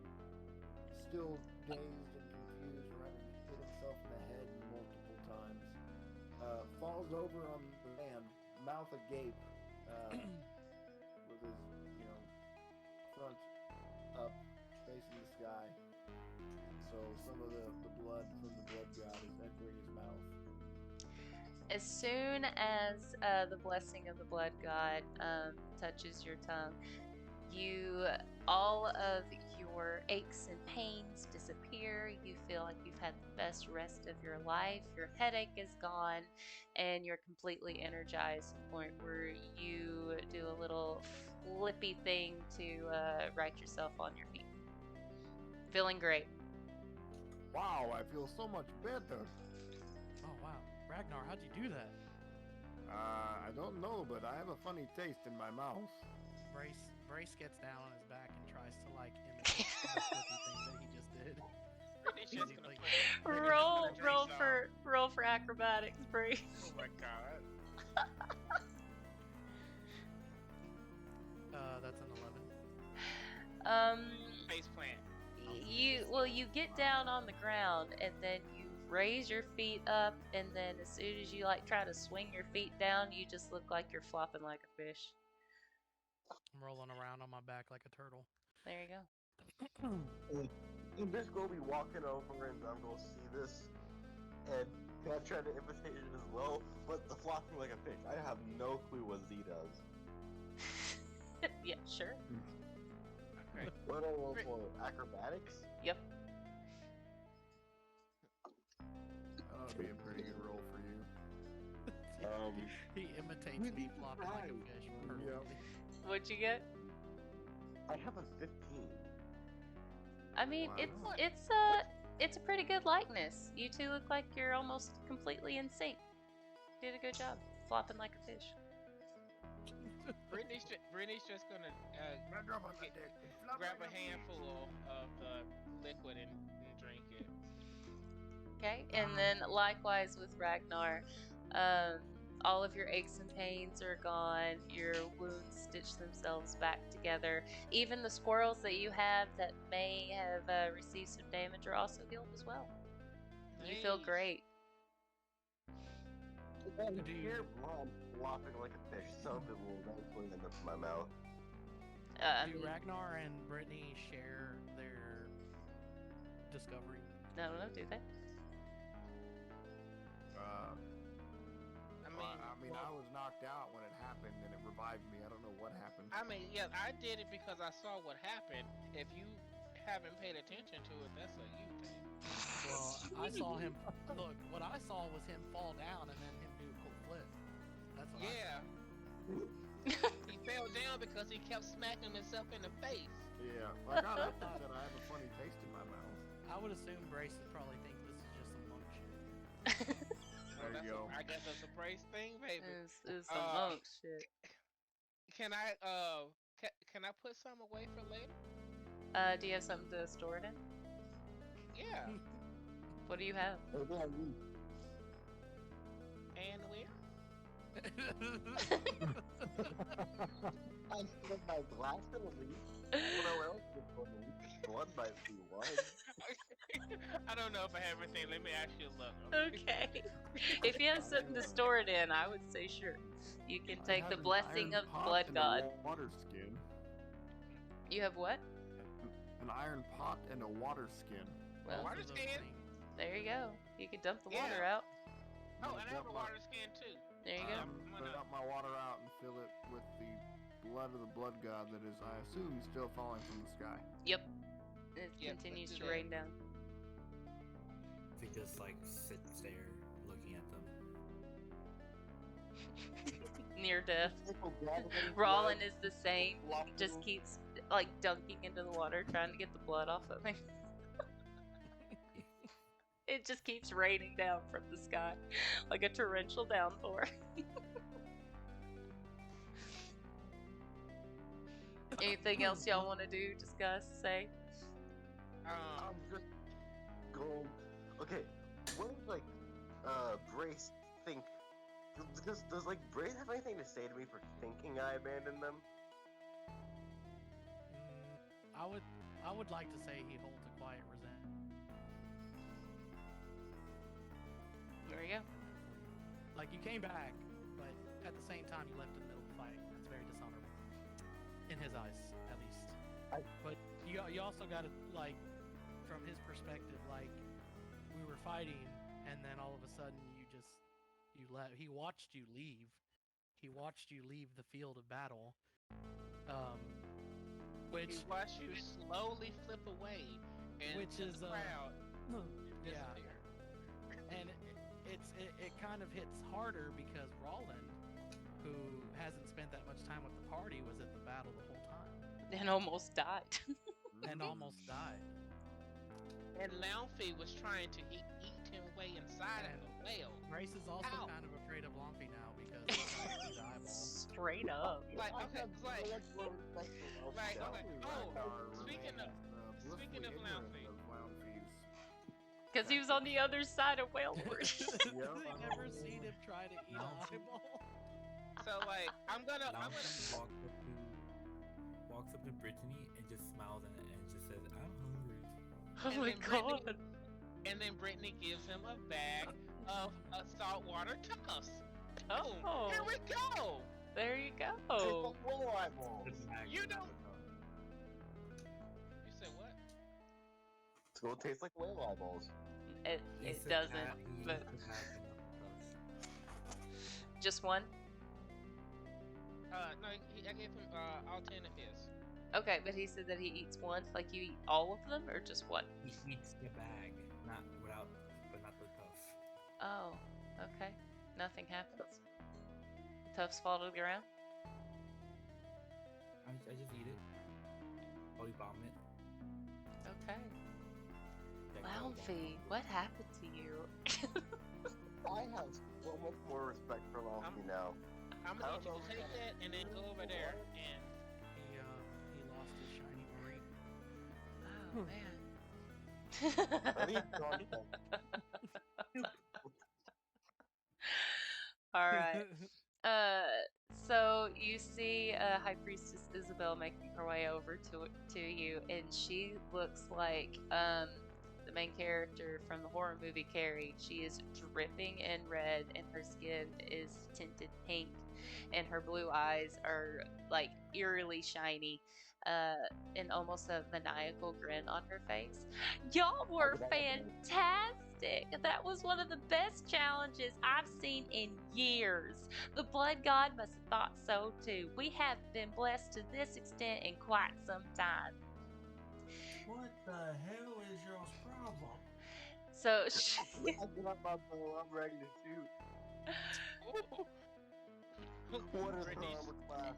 she goes, Brittany's just breathing hard, staring at her. she's like, none of that now. It's just a challenge to please our God. It's just a good spar. You guys are good at fighting. Y'all said that y'all were good adventurers. We knew you'd be alright. And he'd heal you anyway if you just drink the blessing. So we're supposed to drink that whale juice? The stuff that's falling from the sky right now, blessing the world. Yes.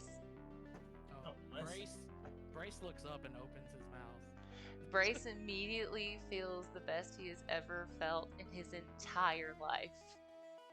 Cheers. I think I'm the only one that's not experiencing this because I washed myself off immediately. But it's still raining from the sky. It's Going still back to the raining. well. He just like grab like there's a cup, hold in his hand, and just drinks. Just open your mouth like a turkey in the rain. There you go. Lamphy is also healed. She goes, see, it wasn't no big deal. He just wanted to have a good time. So he likes to fight? Is that Yeah. Yeah, he likes to take in the blood of his enemies. He turns into the blessing for the rest of us. He gives back what he takes. He's a merciful God. Well, that was What a if great he had job. died? He wouldn't Let me let ask you die. He How- has an ability to bring you back. Hey, I got a question. Sure. So, this god can heal all wounds, Yeah. like Mhm. of itself. Yeah. Say perhaps you targeted one area of this god, got like a fin off of it, and then like over the course of a year you ate it, and it healed off its fin. Would that be infinite food? No, it doesn't work like that. You wouldn't be able to cut it off. He'd just heal it before it came off. Does the heal locked away abilities? It sure does. Well, did you just say it heals what we've lost? Hold on one second. It sure does. Brace digs down deep and looks up into the sky and attempts to use his breath weapon. And for the first time since he lost it, he breathes poison. Or, I guess. Brace, I poison- did not know poison. you could do that. All Oh, hail yeah, the I- blood god. All hail the blood god. Oh, If you don't mind, ma'am, I would like to go home. Oh, well, you look a little worse for wear. Do you not want to accept the blood god's blessing? You almost met the maker. Hell no. Oh, well, that's quite foolish of you, but I mean, sure, you can go home now. Hoenn, are Yeah, you kinda around like- here somewhere?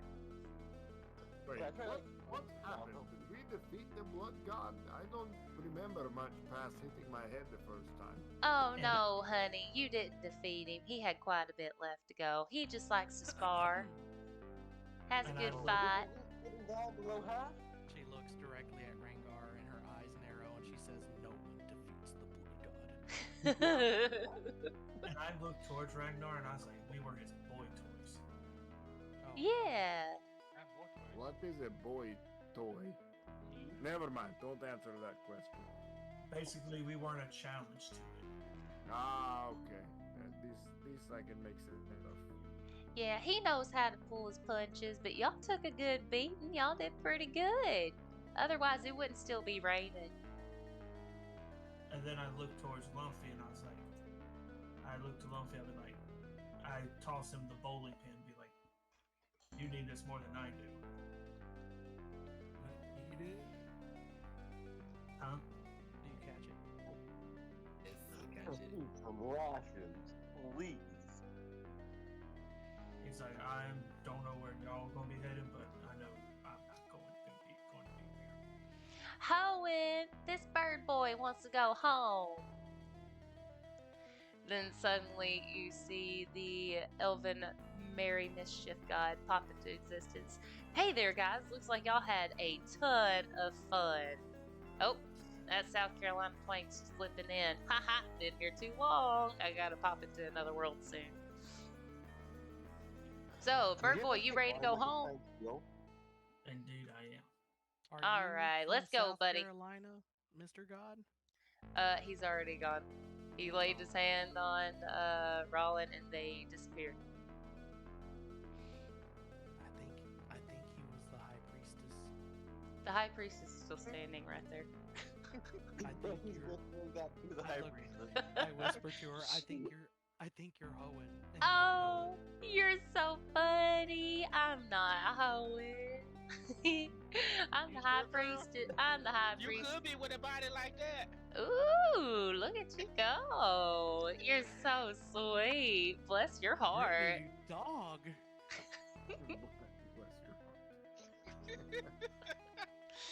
All right. Well, we don't have a whole lot of stuff as a prize for you. I mean, you did get to spar with the blood god, the most best blessing you could ever have. But we did. Where is Sky? She told me something about a brewski. Well, anyway, we made something for you guys and got our I don't know, what do you call them in your world? Mages, I guess? I don't know. Our acolytes here at the temple do some really fun magic, as you can see by your weapons there. So she gestures over to a couple of acolytes and waves them over, and they're holding, between them, they're holding something that's covered in a giant tarp. It's still raining. Everything is dripping in red, looking like a slasher film. And she goes, "Here you go." And she takes her hand and pulls the cover off of what the two acolytes are holding. And it is the brewski that you gave to Sky, except it has been mounted on a giant plaque. And she goes, "Look, it's called the Singing Brewski. If you press this rune right here, it'll sing a song, and depending on what you want it to sing, it'll either hurt somebody or give them a brewski inspiration." I instantly die for it. That That is sounds nice. Yeah, Does it- so does the it singing sing well? brewski can perform "You Wanna Buy a Fish," and it has a wisdom saving throw and a fail of 1d8. Anyway, all the instructions are on the back. And then brewski inspiration gives you extra little good bonuses, and anybody in your party can use it at any time, so you can all share it. Wow, this is very good. Yeah. So I hope you like what we did with the big red fish. We thought you brought it because, you know, we love red and blood and all, and I know that our blood god ain't red. It's a little bit tricky, but we really appreciate it. But here you go. Thank you so much. You're Who welcome. does she give it to? She just holds it out to Me. whoever wants to take it. No, Really that is grabs mine. it. Oh, I was wrong. And holds it up high. I am stealing that right out of your hands. All right, and so High Priestess Isabel, she goes, "Well, if that's all of you guys, I guess y'all are free to go back to where you came from." Hoenn, Wait, I got Hoenn, one more thing I need to do here. what do you need, hun? I still have these 3 shiny gold tokens. What can I get? Oh, everything already got packed up, hun. It's all gone. Alright. These are mine now. You're never getting them back. That's fine. We make them out of wood, but you have a good day now. They're painted gold.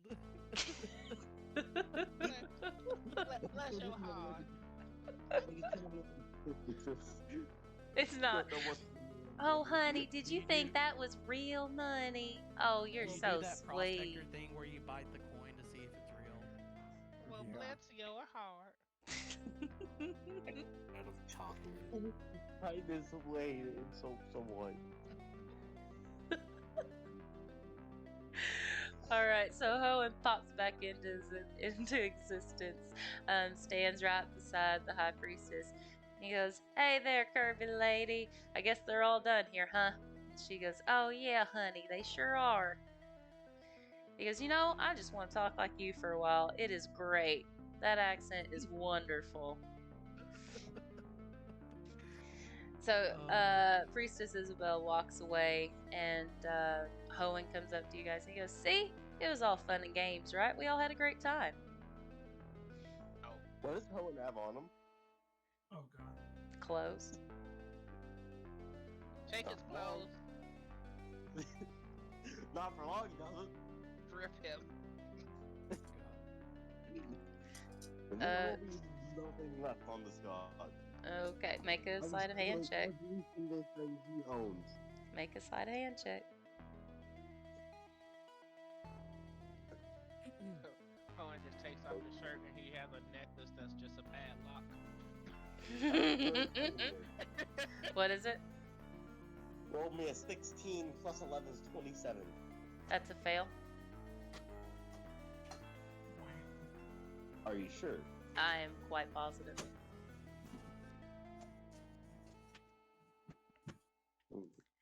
He goes, "Oh, you tricky little boy. You know that ain't gonna work with the god of Merry Mischief, right?"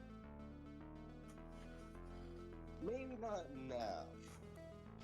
Not ever. Maybe another 12 days. He said another 12 days. Alright, let's all get together, do the kumbaya one more time, and let's get you guys home to your potential death day. Sorry about that. At least you got some pretty cool souvenirs, though. Yeah, these I are. can put Lilith in the boat.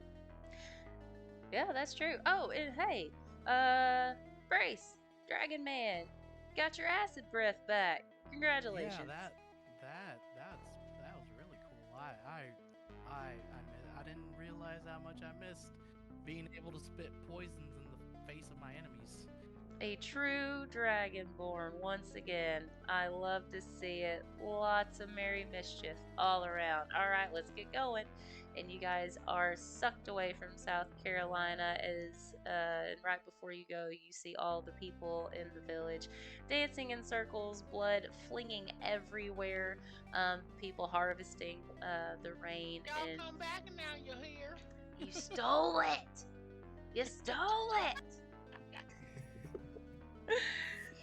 So anyway, and then y'all go back and he places you right where you were in front of Lilith, who is still bent over with her ass up in the air, looking at you guys and her arms up like she's a bent over puppet.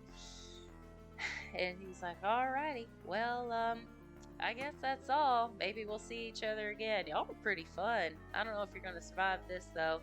This ain't my fight, but I'll be watching." Mike's like, "Oh, I'm sorry." That's okay. He goes, "I'll be watching, so see ya." And he does another little two-finger salute and disappears. They're called vomits.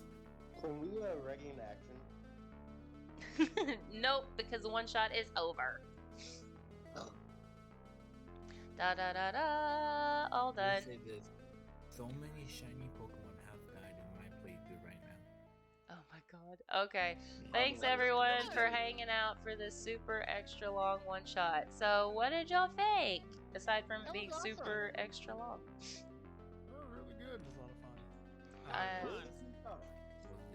I'm glad you enjoyed it. I am shocked because the only hint about Whale Lord being like the end all, being the god that everyone worshipped, was if you looked at the trinkets and rolled a nat 20. And Crit did that. The only person to look at trinkets. Wow. He got a nat 20. And I was like, oh no. And Thomas, I think, knew because he goes, oh no. And no one said anything. No one caught it. As soon as you said whale, I already knew. I didn't think nothing of it. I didn't either. I didn't think I just anything thought it of was it. part I of the world had building.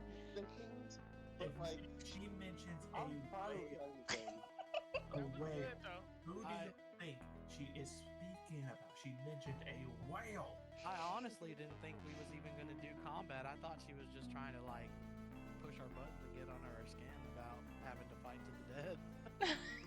No, I didn't think Now, it was real. one thing, didn't think it I was really real. appreciate this. You like gave back the breath weapon. That I think is actually really good. Yeah. Oh yeah. It now it's not very well. Actually, it is still kind of powerful because I forget it goes up in d6s as I level up. So at the moment, my breath weapon is a DC 14 con save that deals 3d6 damage. There you go. So when Well, you I'm use it for the assuming first time, it's gonna be like, what is happening? Like, Mhm. I get it. didn't know what kind of crap I backed. Yeah, I get it. I get it back on a short rest. Right but now. I can I only just- use it once. As this was a non-canon one-shot, we don't level up, right? No. Mm. Well, Thomas said we weren't going to level up anymore at all. I don't think. Yeah. No, you get to keep your weapons, but that's about it. And the things that you got while you were there. So Onweir has a bag of broken glass. And I have a mustache and bowling pin. Yep. Well, thank Oh, and you, we probably Mondi did- and Thomas. Yeah. Thank you, both of you. You're welcome. Yep. Thank you. I also didn't. Oh, and the other hint about that there's going to be a Pokemon thing coming is the God of Mischief is named Hoenn, which is the region I Whale know. Lord's from. See, I know. when I typed it in my notes, I spelled it exactly like that, and I was like, "That's fucking Pokemon," but I don't know. I know. Maybe it's just a name. I was face popping. You thought I wouldn't touch that? I just didn't say anything because it's also a decent name. Yeah. I think And- all the regions for Pokemon are decent god names. They just They're all good sound. god man. They all just sound so godly. Not all of them. Which one doesn't sound godly to you? Kalos. That sounds Kalos probably sounds the most godly. That is sounds- the godliest No. That's the name. godliest God. name. There Kalos? is a god Absolutely. named Kalos. Is Johto. Huh. Is Johto. No, Johto Alola. sounds Alola. godly because Alola. Juno is a god. Yeah. Alola Alright, is not I'm gonna- godly to me. I hate to play in Rome, Galar. but I am exhausted. Galar I'm going to isn't- bed. No, amen. I gotta go too. Thanks, guys. Catch us next time for Pab's Dungeon Roulette, Dungeons and Dragons one shot. Not sure when that's gonna come out. It'll be a Friday at some point, and that'll be episode number 2. So see y'all next time. Thanks for hanging. No.